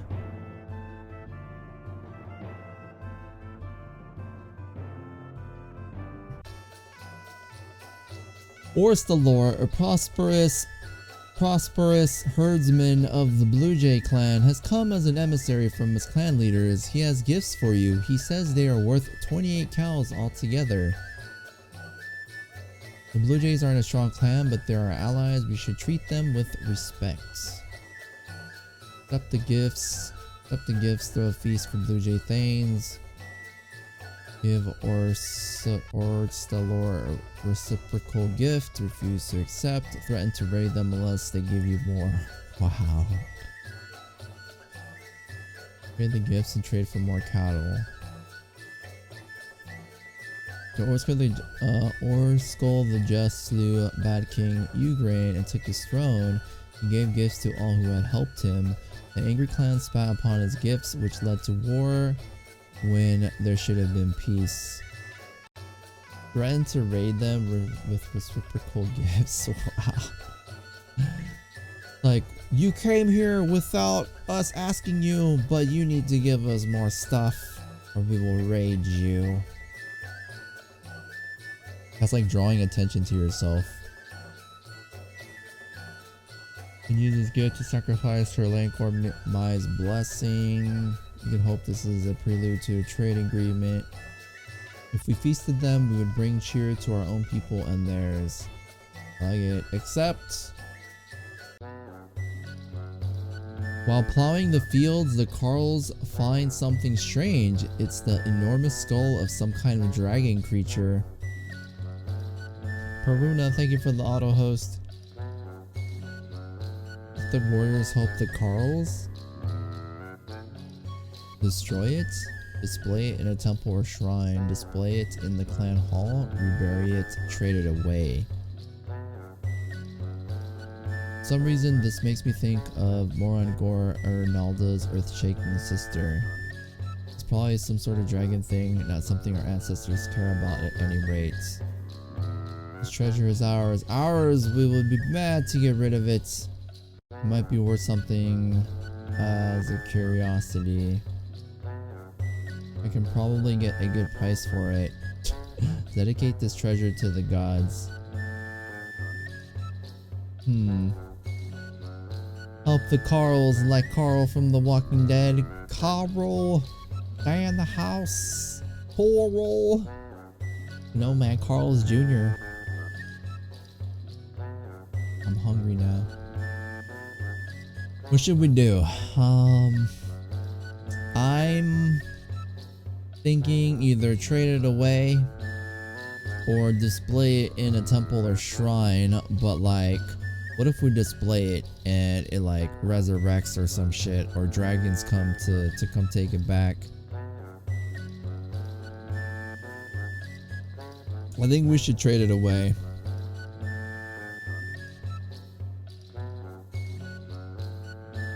We fetched a good price for someone who valued curiosities more than silver. 20 goods.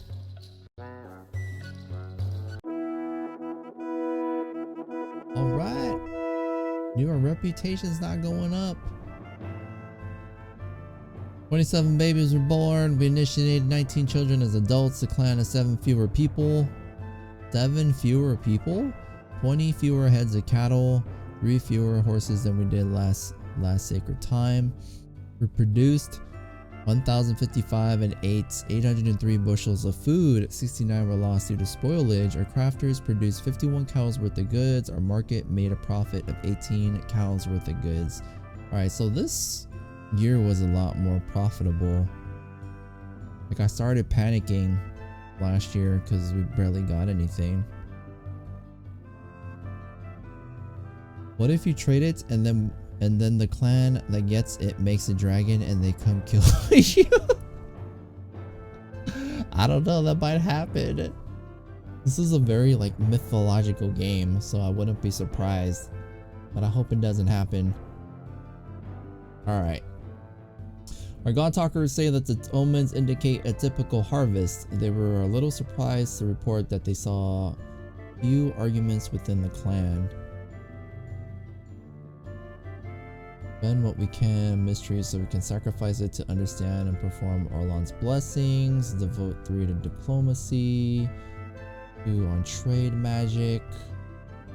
Spend all we can on mysteries, healthy, crop. Also important, so earmark 1 for them. We have 7 in reserve, so we can go crops, mysteries, fyrds, and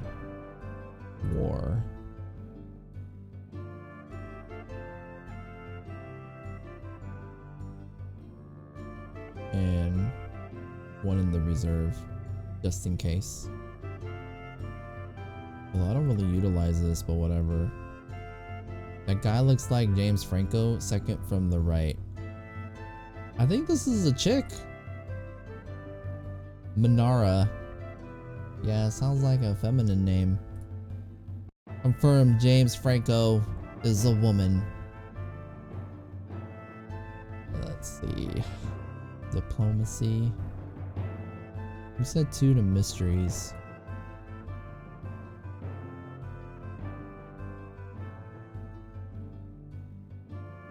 Okay. That's a James Franco looking chick. Jamie Franco. James Jinara. I kind of wish I could rename these people. Who would you want to be, Janzer? Don't pick the old lady. It is mine, Vanina. The guy too from the left looks way too happy. His name is Kulabrast. He is very good at bargaining. He is 32. Alright, I think we're good. -6 cows, -21 goods, -10 population. James Franco, what do you have to say? The year began on a bad note. Moran Gore shook one of the hills and sent a river of earth down onto Coralstead. The entire family smothered in the dirt and their livestock are missing. The next time the God Talkers warn of Arnalda's sister's wrath, we should pay attention. Dude, that's the second earthquake. The clan mood is happy. The farmers feel resolved. I'd be Jamie Franco. I'd be one of the happy beard motherfuckers. Dryad would be...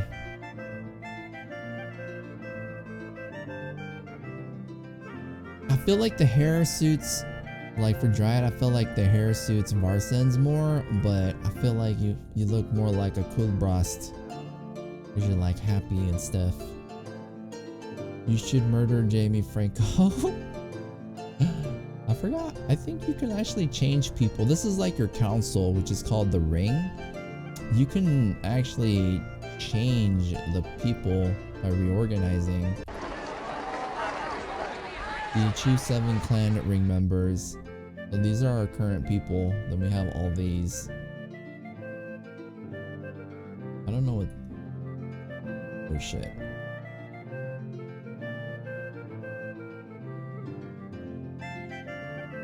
I don't get it. I don't know what this is.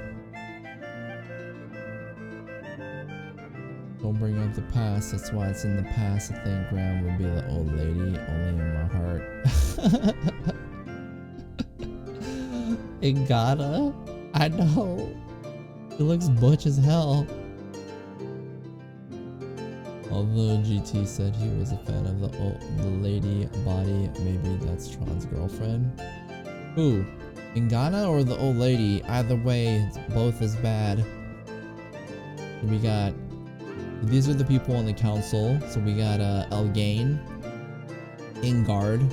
Looks like a hobo. Ingana. The butch lady. Bastakos. Bastakos, we actually demoted him from the council because he fondled some dude's wife. Don't ask me why. We got Yanuith. Never seen. That's the first time I've seen her. Brenna. No, she's on our council. Randan. Looks like he's about to die. Rostalos. Looks kind of old for his age. Garath. He looks like a scholar or something. Like, I swear to God, he looks like a dude that's probably not wearing pants. Like, he's just wearing a long shirt. He's from Rome. Assborn, he's the guy who always goes, exploring. Endal. Janstan and Tarkala. Hello. He's very good with animals. She worships 2 gods.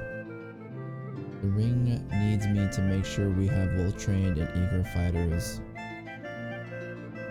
The best hunter belongs on the ring. The best hunter is me.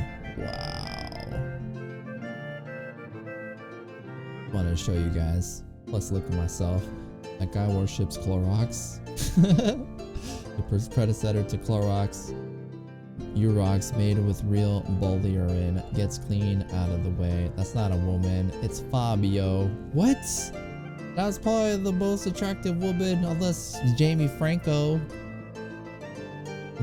Maybe her, Brenna, Fabio, and Francio living in harmony. That's the next, whatchamacallit? What's that movie? Freaking, can't think of it right now. Banana Republic Express. Pineapple Express.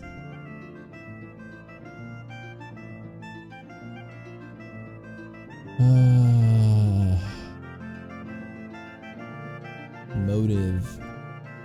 RE7. Nice, dude. Did you know the game is coming out the end of this month? I don't know if you pre-ordered. I don't know, man. I'm like even though I'm a fan of RE, I'm like very hesitant to pre-order stuff now. Okay. Let me see. Raid. Farming. Alright, we're gonna do some magic. Sacrifice.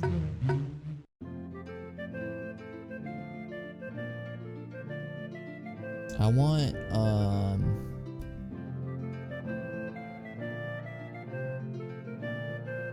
sun. Alright, let's do cows. We'll do 15 cows. Elma revealed the workings of the horse friend ritual. Horse friend prolongs the life of our horses. Psh, I don't give a shit about horses. One more time.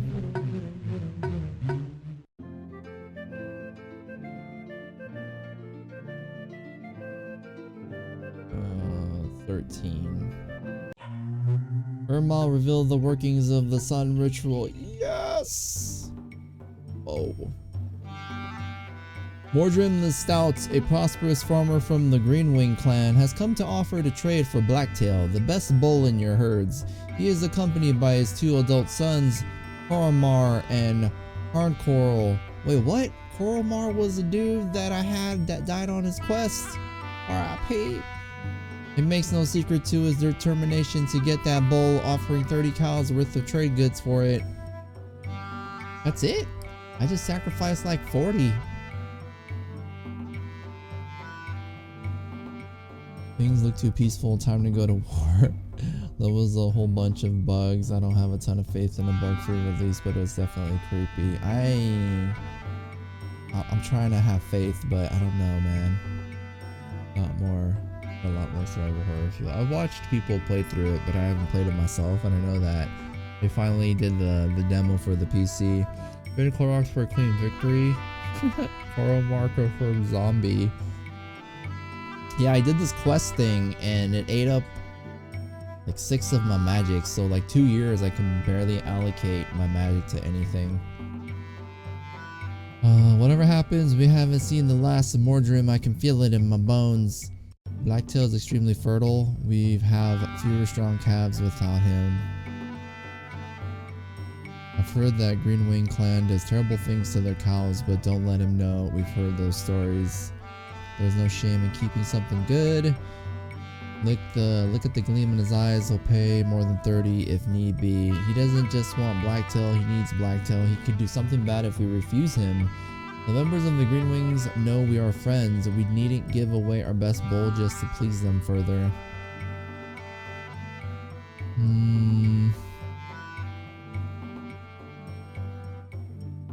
Refuse to sell, but offer stud service. I'll be your stud. Although he wasn't completely happy, Mordrim accepted our offer and gave us a small gift. He gave us 5 goods. That was cool.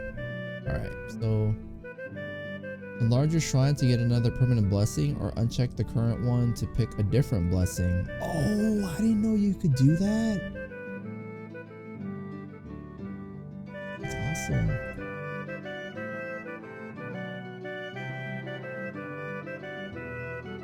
That's cool.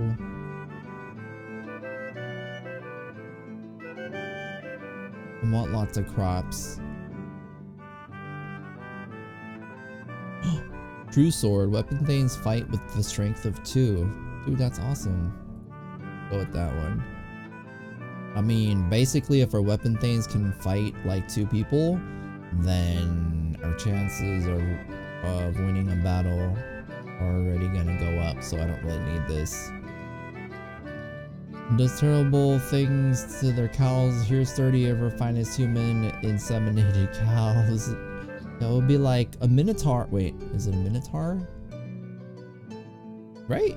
No, minotaur is like a bull human combo, right? I think.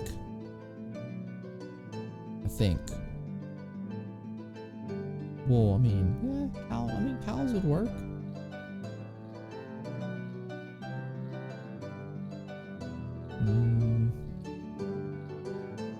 Aids in legal cases ensure the clan mood isn't soured by unresolved disputes. Malia. Raise the fertility of our fields when people are killed on them. Use hunting yield. Helps us find things. Okay. Alright, let's find things. Let's do 20 cows. 15. How about 10 cows? Odela revealed the workings of the friend of Yinkin ritual. Yinkin. I don't care about that. Got more cows. Odela revealed the workings of the sure shot ritual. What is this? I don't know if anything would come out of it at the end, but it's gross, so I figure I'd type it. It's all good. I'm open. I'm an open book. While foraging for berries in the bush, a woman of the clan encountered a talking fox. In halting trade talk, it said that in exchange for 23 cows, it would bring us much luck.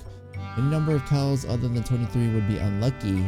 Michael Jordan tells the woman it will be waiting for them the next day when they have talked to the other 2 legs. I think it's like... But dude, it's a talking fox. Because not only the fox, even the snail arrives at its destination. Talking animals are strong spirit friends. It can probably bless us. Although they are rare, every type of animal has especially intelligent individuals who can talk and even cast magical spells. In Ahsoka Saga, the trait of a talking fox leads to 6 generations of peace. A talking fox might be worth 10 cows.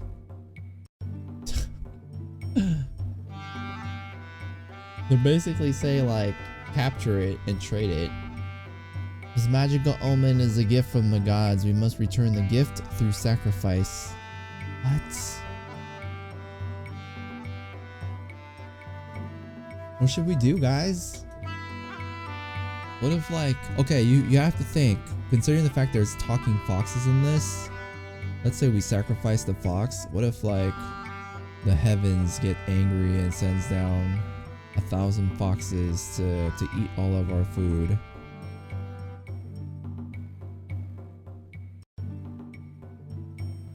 Too bad you can't change the people's names. I know, that would be dope. Maybe you can. Maybe I'll try to Google it. You know what's really weird? So, I mentioned this earlier, but the main reason I'm actually trying this, I wanted to try this before, but I never got a chance to play it. But I saw somebody playing a strategy game earlier, so I was like, man, I really feel like playing maybe, you know, some type of strategy game. And so I Googled best strategy games, and I was looking through a list on Rock Paper Shotgun, the website. It's like top 50 strategy games of all time, And surprisingly, this game is like number like 6 or number 4. So I was like, what the hell? I had never heard of this game until I bought it from or I saw it like in a bundle thing. So I was like, you know what? If they rank this game so high, I was like, damn, I need to try it out. Even though this is totally different than what I was actually looking for. Yeah, I was looking for something like Total War or something. Cause I don't know, I've been craving like controlling huge armies and having crazy battles. So this is not anything similar, but I saw that and I guess I lost focus. I'm not sure what the history of interactions are in the game. I've been lurking, doing things, cooking and whatnot, so I missed details. This seems totally up your alley. You said you'd like the RP type stuff. Check out Shadowrun. It's a top. Oh yeah, I've seen that. I was very close to picking it up a while back. It was like the director's cut and all this other stuff, and it was super cheap, like 85% off or something. I'm not huge armies at all, just a few people. I'm okay with like a small group, like turn-based strategy, and I'm okay with big armies and stuff. So what was that one game? There's this game, well, besides Total War, there's this other game that just came out. It's called like Shadows of something. It looks like some sort of samurai turn-based game, and that looked interesting. There's this other game called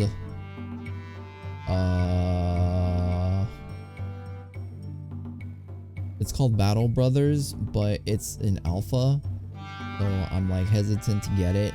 It's very simple. It's like a procedurally generated turn-based game. You like hire mercenaries and you go out and do quests and you battle like groups and stuff, and apparently it's like super difficult. I can stream it so you can see some gameplay. Wait, oh, Shadowrun? I've only seen videos. I've never seen anybody play it, but the videos totally look like something I'd play. Stuff like that, stuff like Baldur's Gate, Pillars of Eternity, that type of game. And I feel like Dryad probably likes that kind of stuff too. Yeah, I know Shadowrun is an older game and they remade it or something. I've never played a Shadowrun, but I like the fact that it's a turn-based kind of strategy game with role-playing features and stuff. Alright, I don't know what to do here.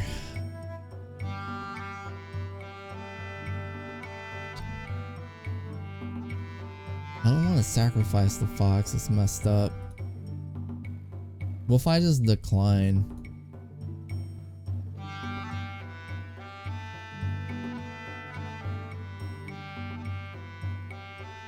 Because if I capture the fox and trade it to another clan, if there is some sort of benefit, I don't want anyone else to get that.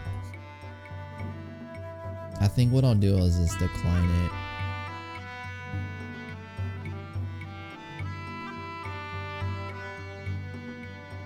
Does anyone say agree? Actually, yeah, let's just 23.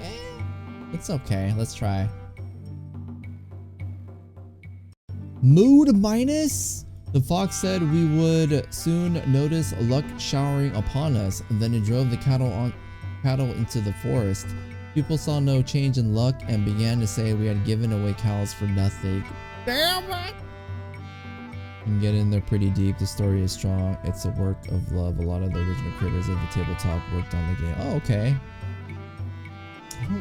I didn't know it was a tabletop, but yeah, I'm like familiar with the Shadowrun series. I know there's a couple games too. Man, I got juked. Fucking sly ass fox tricked me. I wanted to believe it. I would have done the same thing. If I saw a talking animal, I'd be like, yeah, this is special. But I thought the same way, and then I started thinking, well, it was a fox, and foxes are known to be sly and stuff, so I don't know. That's what I get for believing. Clan mood's happy. Relations. Get along with our neighbors. Or let's raid the hated Harani. We catch them while they're harvesting. Let's do it! Let's raid. You can always ask for help, but at this time of year, most clans will decline our requests. Yo, we're gonna raid them while they're harvesting. Haran. They're known for their aggressive pursuit of trade. Their chief is Darod. We're feuding with them. Last time I did this, it didn't go so well. Alright, we're doing it. Raid.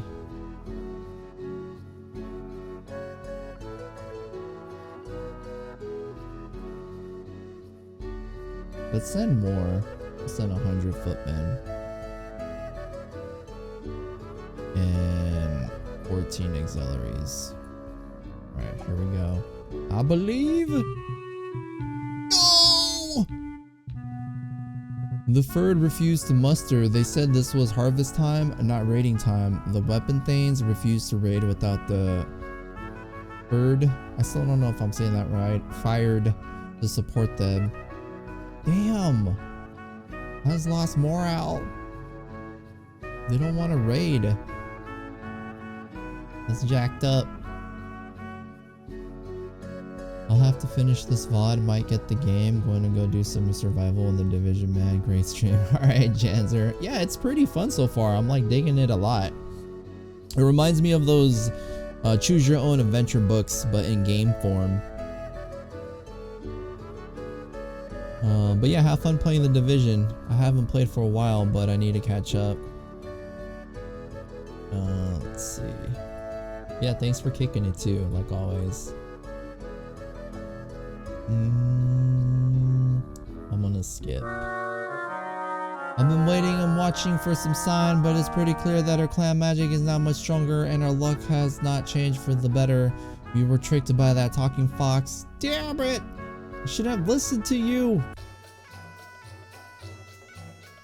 Devotees of the cult of Yinkin, the god of Alanixis, have an offer to make to you. We have noticed that the woods around your Tula are infested with many types of rodents, including a type which is very susceptible to spirits of disease. If you want to give us something in return, we can perform a ritual which will improve the hunting abilities of your Alanixes. They will kill these forest-dwelling rats, freeing you from the risk of disease. The fewer fighters fall prey to disease, the better chance we'll have of prevailing during raids.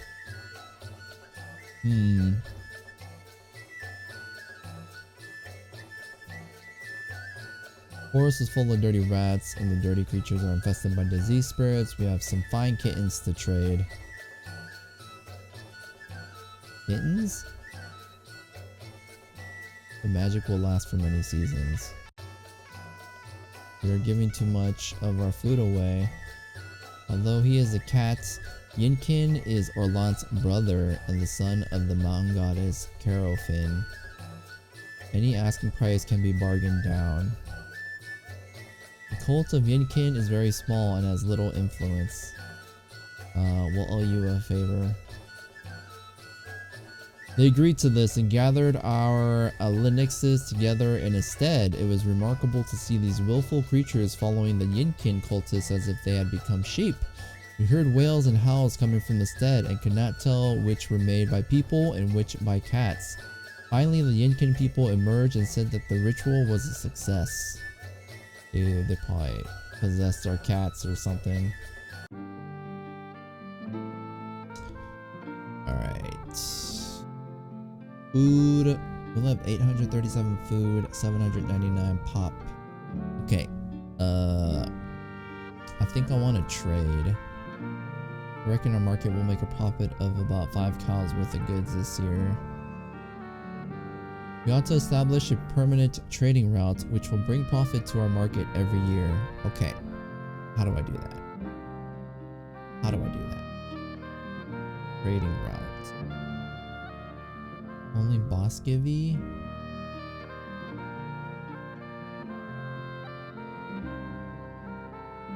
Caravan. You have enough goods, trade goods to sell some.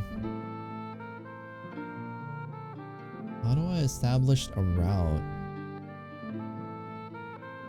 The Green Wings have the most cows, the Harani have the most horses, they also have the most food, the Arnorings have the most goods.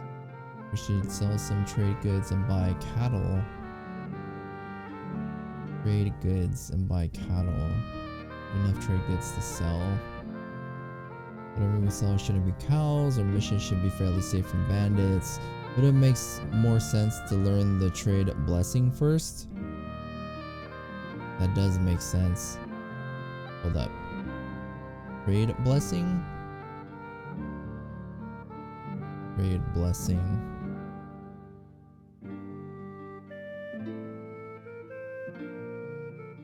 Improves the profit of trading. Okay. The god of trade, Isseries. Sacrifice. Alright, let's end cows.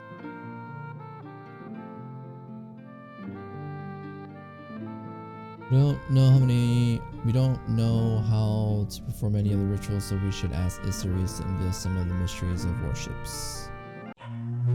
Isseries revealed the workings of the market ritual. Market improves the profit of our market. Market. I don't know what that means, market. Like, I don't know what I can do with the market.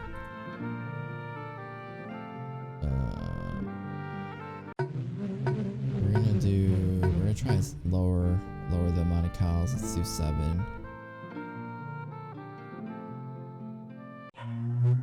History has revealed the workings of the trading ritual. So wait.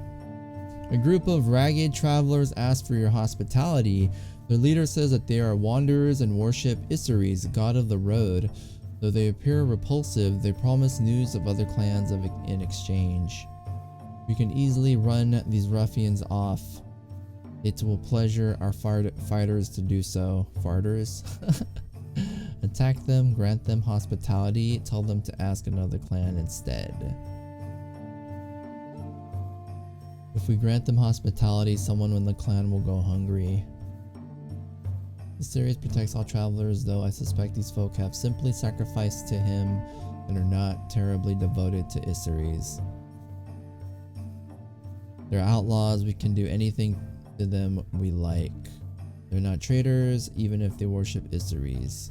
Isseries is a god of travel. These people have his wanderlust, but not his sense of fair dealing. The Harani have annoyed us many times. The people will cheer us if we send these folks to annoy them.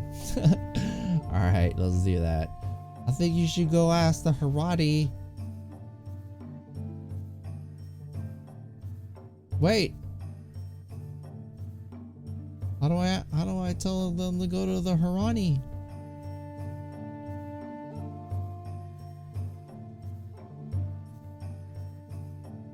Hey.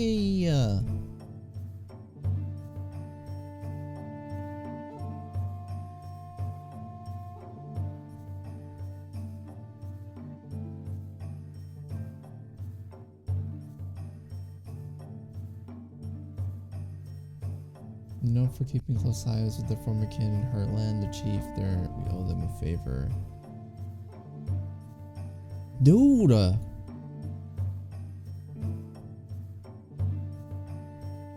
I can't like scroll or anything.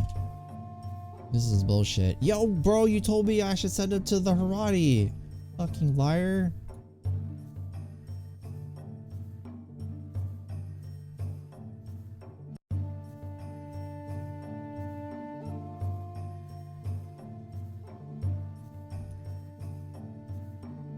I don't want to do BlackRock. Oh, oh, there we go. The hell? That was annoying. Mood plus. They seemed disappointed but set off in that direction. The people thought sending ugly people to the hated Harani was appropriate. But they had 2 kids.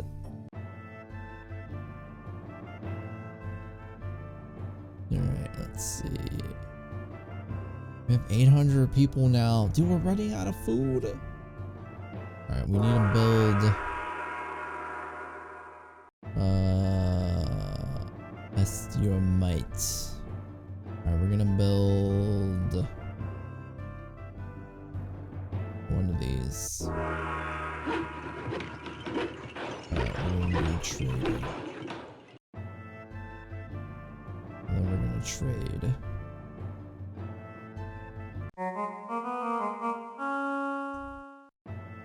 Utility of their fields. Alright, so we are going to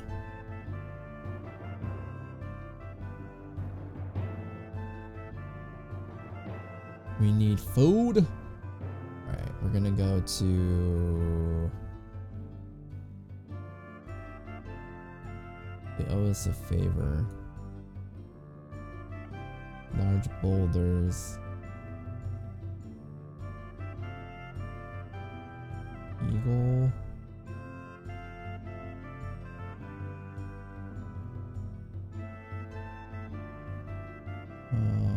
Hunting.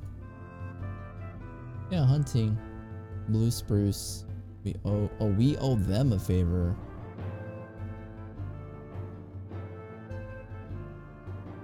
Oh, the beaker duck.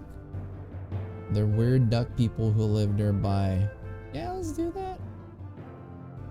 We're peaceful with them. Establish route. Send.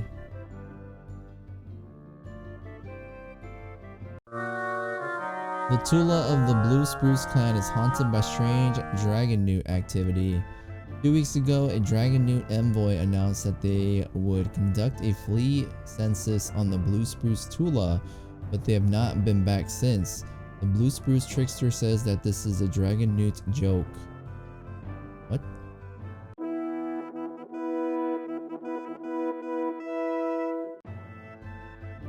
I didn't like skip any seasons. I guess you can only do a certain amount of moves per season. So we can mystery sacrifice to understand and perform. Alright, we're gonna do, hold on, 35 babies, 19 adults. Has 2 more people, 80 fewer head of cattle, 3 fewer horses. We produced 959 and 812 food, 74 were lost due to spoilage.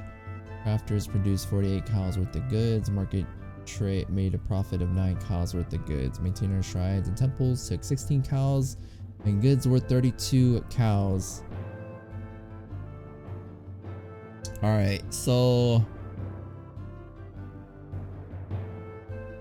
we craft 48 cows, or produce 48 cows. We got 9, which means we got 57 on the year. And maintaining, I thought it was all cows. It's cows and goods.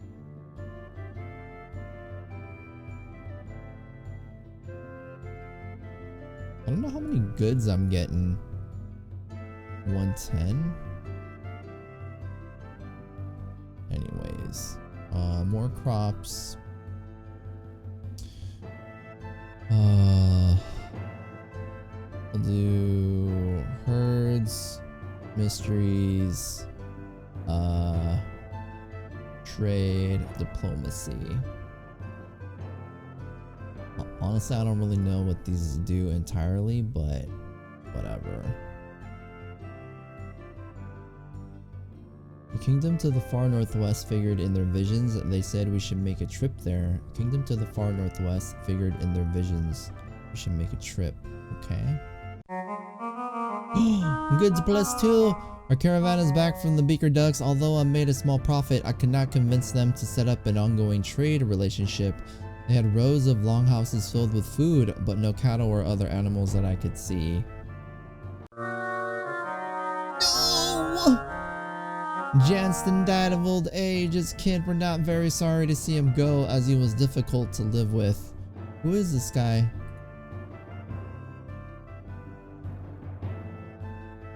Janston? Is he part of our faction? The clan mood is splendid. The farmers feel resolved. The weapon thanes feel secure. And we got a shit ton of kids. What is this? Oh.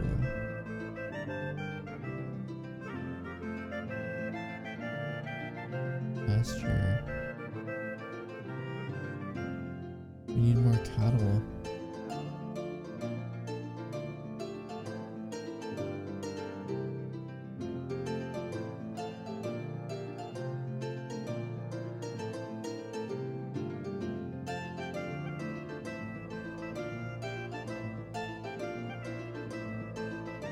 Oh, dude.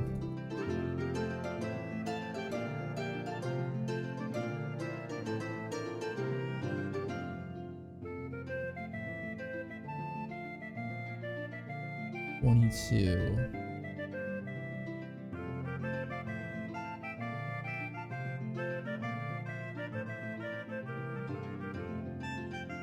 is Wildlands? 36 hunting game in Wildlands? I don't get it, but all I know is on this setting the herds doesn't really, there's not a lot of variance. We need 38 farmers and 210 oxen to work on our cropland.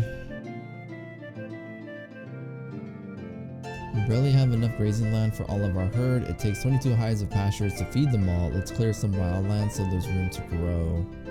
Let's clear some wildland.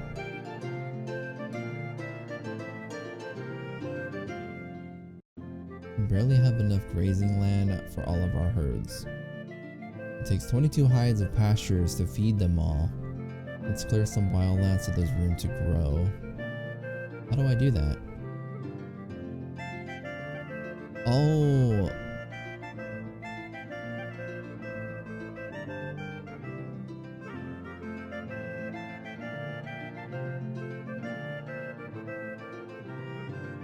Zero herds and pastures, pigs and wildlands. Oh, I get more wildlands when there's less herds in the pasture. I still don't, I mean, I know what that means, but I don't know what it represents. The pigs need 17 hides of wildland and the other livestock need to graze on 22 hides of land. They need 40 herders and 10 to tend them.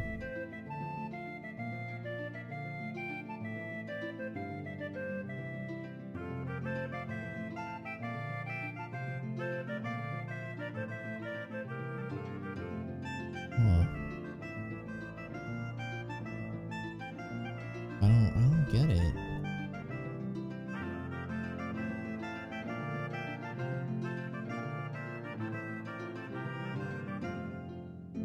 Need more cattle.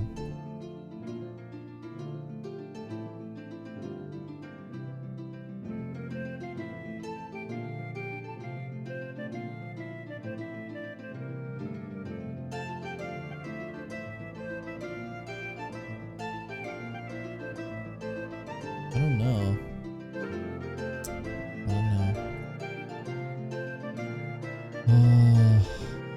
Market, build, and goods, 5 cows. Holy shit, why do we have like no food?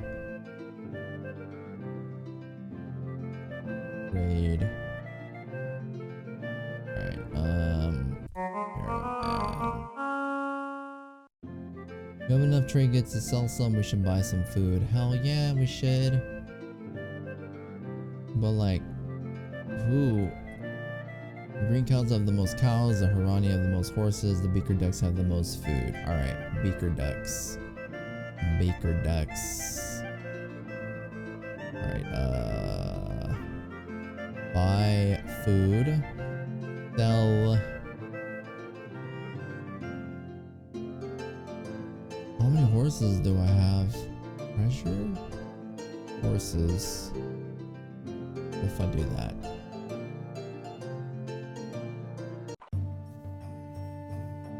Kang Harl, a member of the Hendart clan, comes to you seeking aid. Plant people, the elves, have descended on Artula and demand the right to worship at our shrine to Flamel. They will harm us if we refuse, they say, but we do not want our shrine strengthening the magic of the deadly forest folk. Convince the Hentardi to allow limited use of the temple by elves? The elves?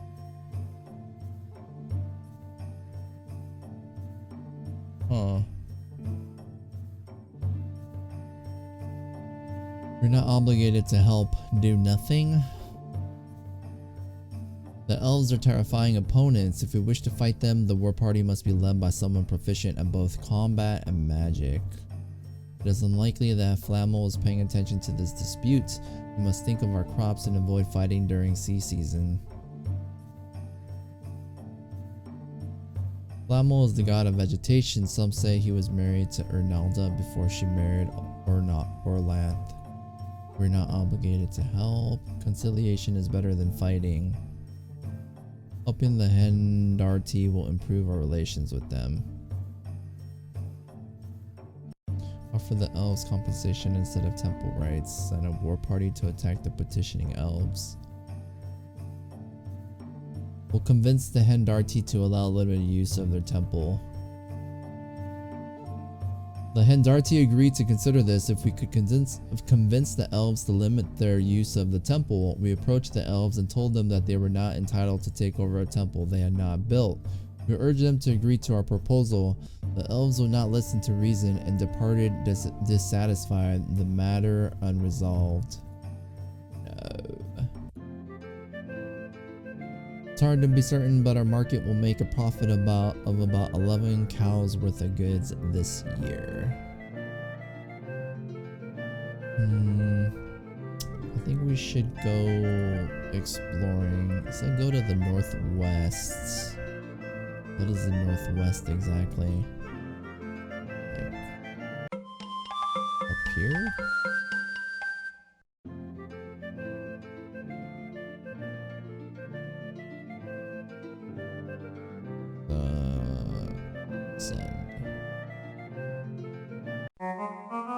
Caravan is back from the Beaker Ducks. We traded 5 horses for 40 bushels of food. I'm no warrior, but I did notice that Beaker Ducks have 10 short, feathered, armored warriors.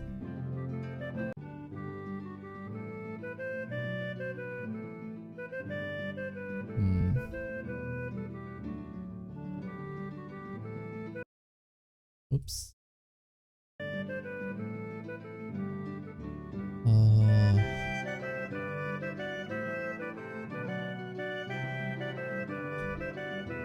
I have too many herds.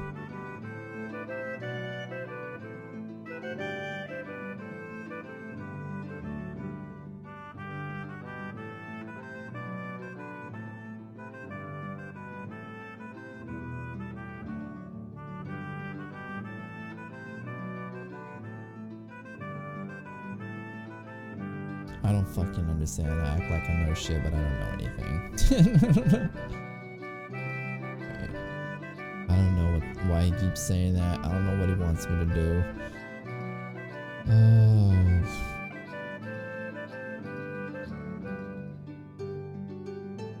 Relations.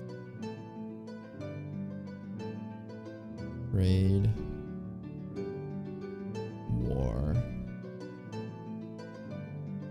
Fortify.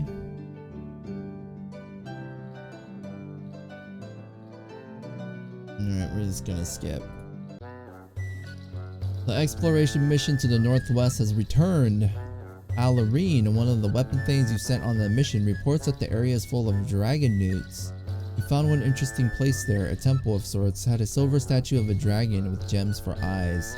It must be very valuable. Let's send a group there to steal it and bring it back. Sounds kind of sketch. Even if mercenaries manage to outwit and outfight the dragon newts, they'll simply take the treasure for themselves. The mercenaries. Compose a poem to commemorate Alarine's adventure. Forget the incident. Hire mercenaries to get the treasure for you. Send a party to steal the statue. Tell another clan about this opportunity. In this tricky situation, the more men we send, the more likely the dragon newts are to discover them. But if the party is discovered, they will need many men to successfully fight the dragon newts.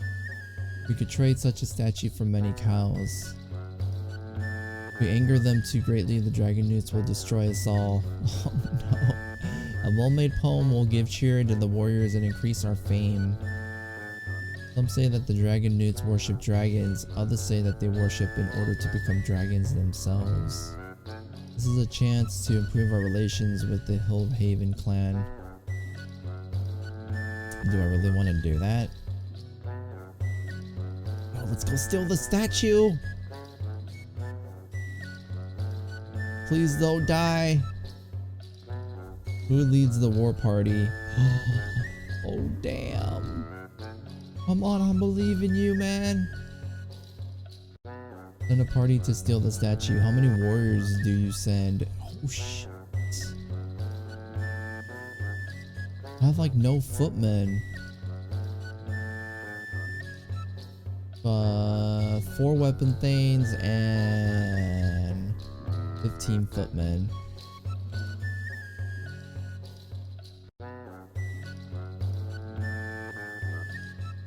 Treasures +1 and warrior morale plus. Whoa! They found the statue but also attracted the attention of the dragon newts who attacked furiously. There were many more dragon newts than we had expected. They held them off until a good opportunity to escape presented itself. In so doing, they slew 2 dragon newts. Alarine fought like a woman possessed. The entire party would have perished without her. Damn girl, good job. Uh-oh. Mood negative. Yorsar, a young, energetic farmer on the road to prosperity, asked the clan council for help. He claims that his stead is haunted. Objects move about. Wailing noises come from nowhere. Yorsar's wife and child have even seen an apparition. The people are afraid that their steads will be haunted too. We must know more of the situation. Every time we try and fail, the people will grow more fearful. Build Yorsar a new stead, conduct a divination, launch a legal claim against the ghost. Like, do them? Resign yourselves to the haunting, send for shamans to banish the ghost. When in doubt, send for shamans. Spirits are all around us and can be as troublesome and selfish as real people. Poor Vator Farsi once conducted a case against the spirits, so there may be precedents for outlawing the ghost. First, we should learn why it is here. When magic is strong, a divination will point to the correct course of action. Exorcism is not a specialty of the gods we worship. We must figure out what is going on. The Harani are feuding with us. I bet this is their fault. Alright, we'll try to conduct a divination. The spirits of our ancestors said that this ghost was sent by the Harani to vex us as part of their feud against us. Dude, he was right!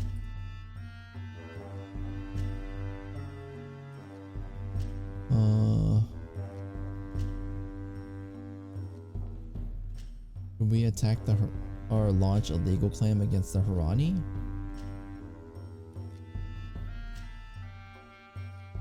Let's do it. I don't even know what that means though. They said that we had proven ourselves their enemies and that no amount of legal jabber would convince them to release the ghost from service to them. You are lucky we only send ghosts against you instead of the deadly mercenaries of the Fyrds clan.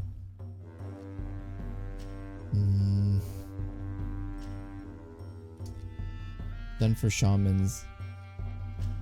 No shamans came. What?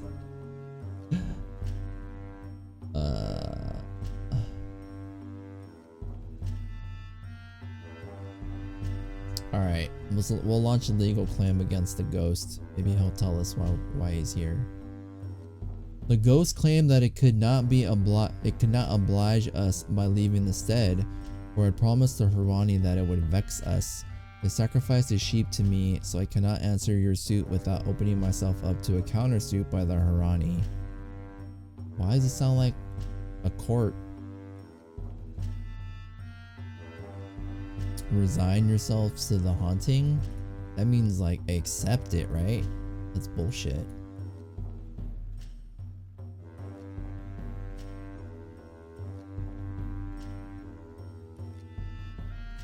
Let's just attack the Hurani.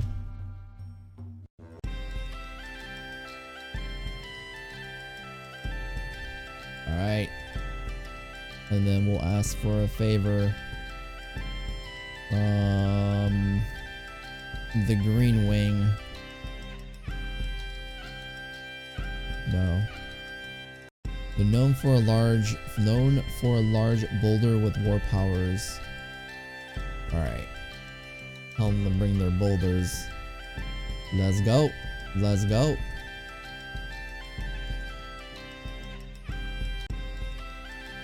The Gorans send 24 warriors. We were spotted by the Huron patrols, and our 12 weapon thanes and 87 footmen are facing 17 weapon thanes and 144 spearmen. We're boned.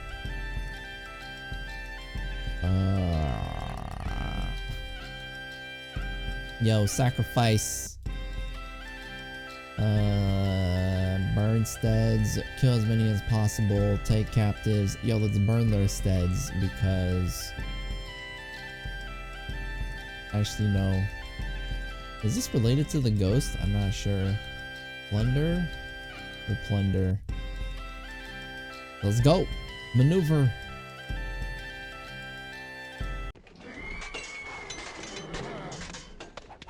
Hold on, guys. Give me a second.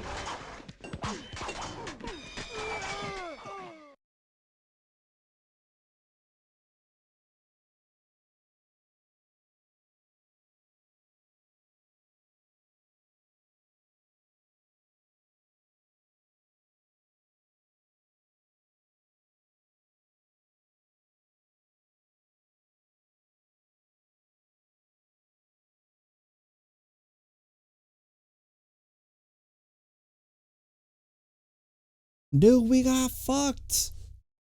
We had to maneuver under a deadly rain of missiles. It was short, nasty battle. Their battle magic was stronger than ours, but our courage was greater. We drove the Hurani from the battlefield and were able to plunder their Tula. Our share of plunder was 27 cows and 1 horse. We took 13 cows worth of loot. Araline distinguished herself in the fighting. Our auxiliaries were able to ease the wounds of 2 of our warriors. Dude, we got jacked.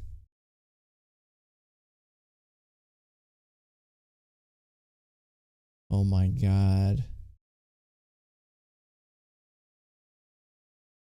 The people were glad that we had struck against our ghost-loving foes. After the attack, the haunting stopped, and we assumed that the Hurani had released the ghost from its obligation to vex us. Dude, we lost like 8 elite troops or something. I only have 9 weapon thanes. We need more. The clan mood is jubilant.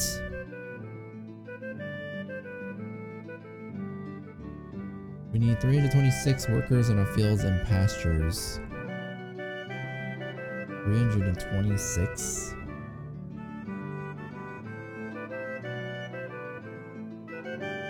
We have too many kids. Well, we need more weapon thanes.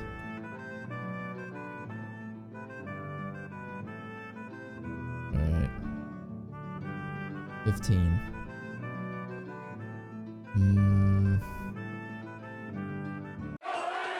We're able to raise 6 weapon thanes. Woo!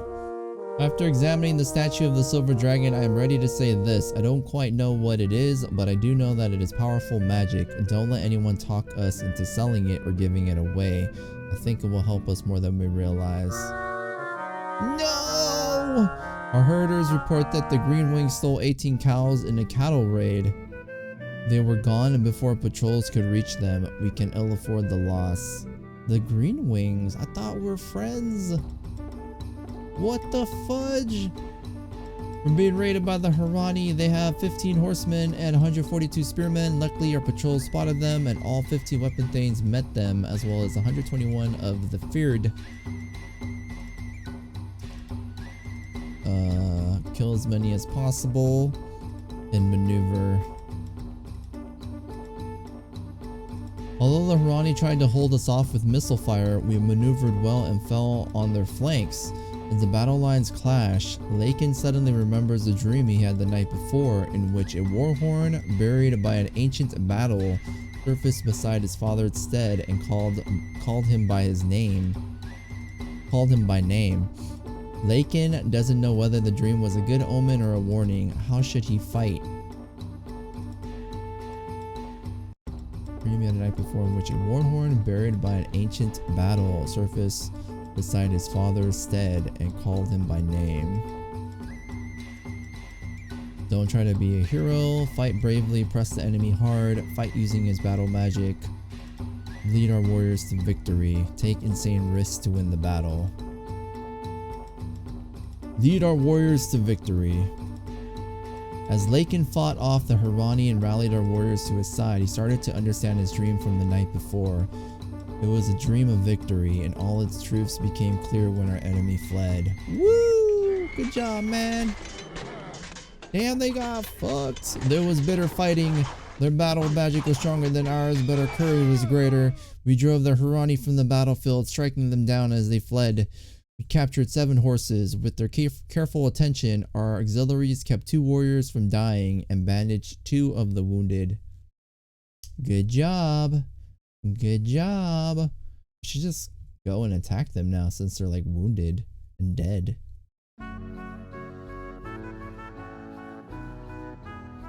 Jubilance. But yeah, guys, I actually gotta call the stream now, unfortunately. 7:28 p.m. Pacific. 4 hours, 54-minute stream. Very fun, very solid stream, very casual. Wasn't meaning to play anything like this today, but it's been actually really fun and I enjoyed playing this a lot. So I actually might play it again tomorrow, but we'll see. But yeah, if you're unfamiliar with this game, yeah, it's very unique. I didn't know there was a game like this. And the funny thing is I actually had this for a while and I just I thought about playing it, but I just never really considered it, only because I had such a huge backlog and we were playing all these other games. But yeah, well worth it. I'm glad I randomly found it, I guess you can say, while Google searching for strategy games. But yeah, that's like the beauty of playing like up-secure indie, I guess this would be considered an indie game, up-secure indie games that once in a while you find gems and stuff like that. Although I didn't really find it. I mean, I saw it on Google, but yeah. I don't know if I gotta save it or anything. How do I can I just leave? I really hope it saves. There's no save feature. Saga.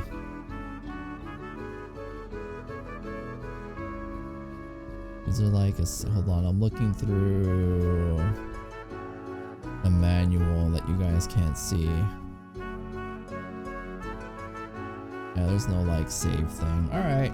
I'm just gonna assume it saves. Alright. Are you really want to exit this game? Yes, I really want to exit this game. I hope it saves. Alright guys, we are good for the day. Yeah, today is a Wednesday, so I streamed longer than usual, but worth it. I forgot that it was actually a Wednesday, And because I started late today, I was thinking maybe I would just play this kind of casually, but I ended up almost playing it for 5 hours. 4 hours and 57 minutes to be exact. But yeah, I thought it was gonna be a short game, but it seems like a solid, like, time consuming experience in a way. But yes, thank you guys for watching, lurking, and kicking it. Thank you for everybody that stuck around, everyone that stopped by today. Appreciate it. I know you guys were probably expecting me to play ESO because I kept talking about it yesterday, but I'm pretty much playing games very spontaneously like the past 2 weeks or so. So even though I say I did have fun playing this game, you never know what will happen tomorrow. So you know, of course there's a chance I'll play this because I kind of want to continue our adventure, but I'm also like not flaky, but I want to say like I want to get a different variety of games in. Like every other day I feel like playing something else, so we'll see. But thank you again. Thank you for the follows. Thank you for all the hosts. You guys are beautiful. I will see you guys tomorrow. Enjoy the rest of your day and have a good one. Peace.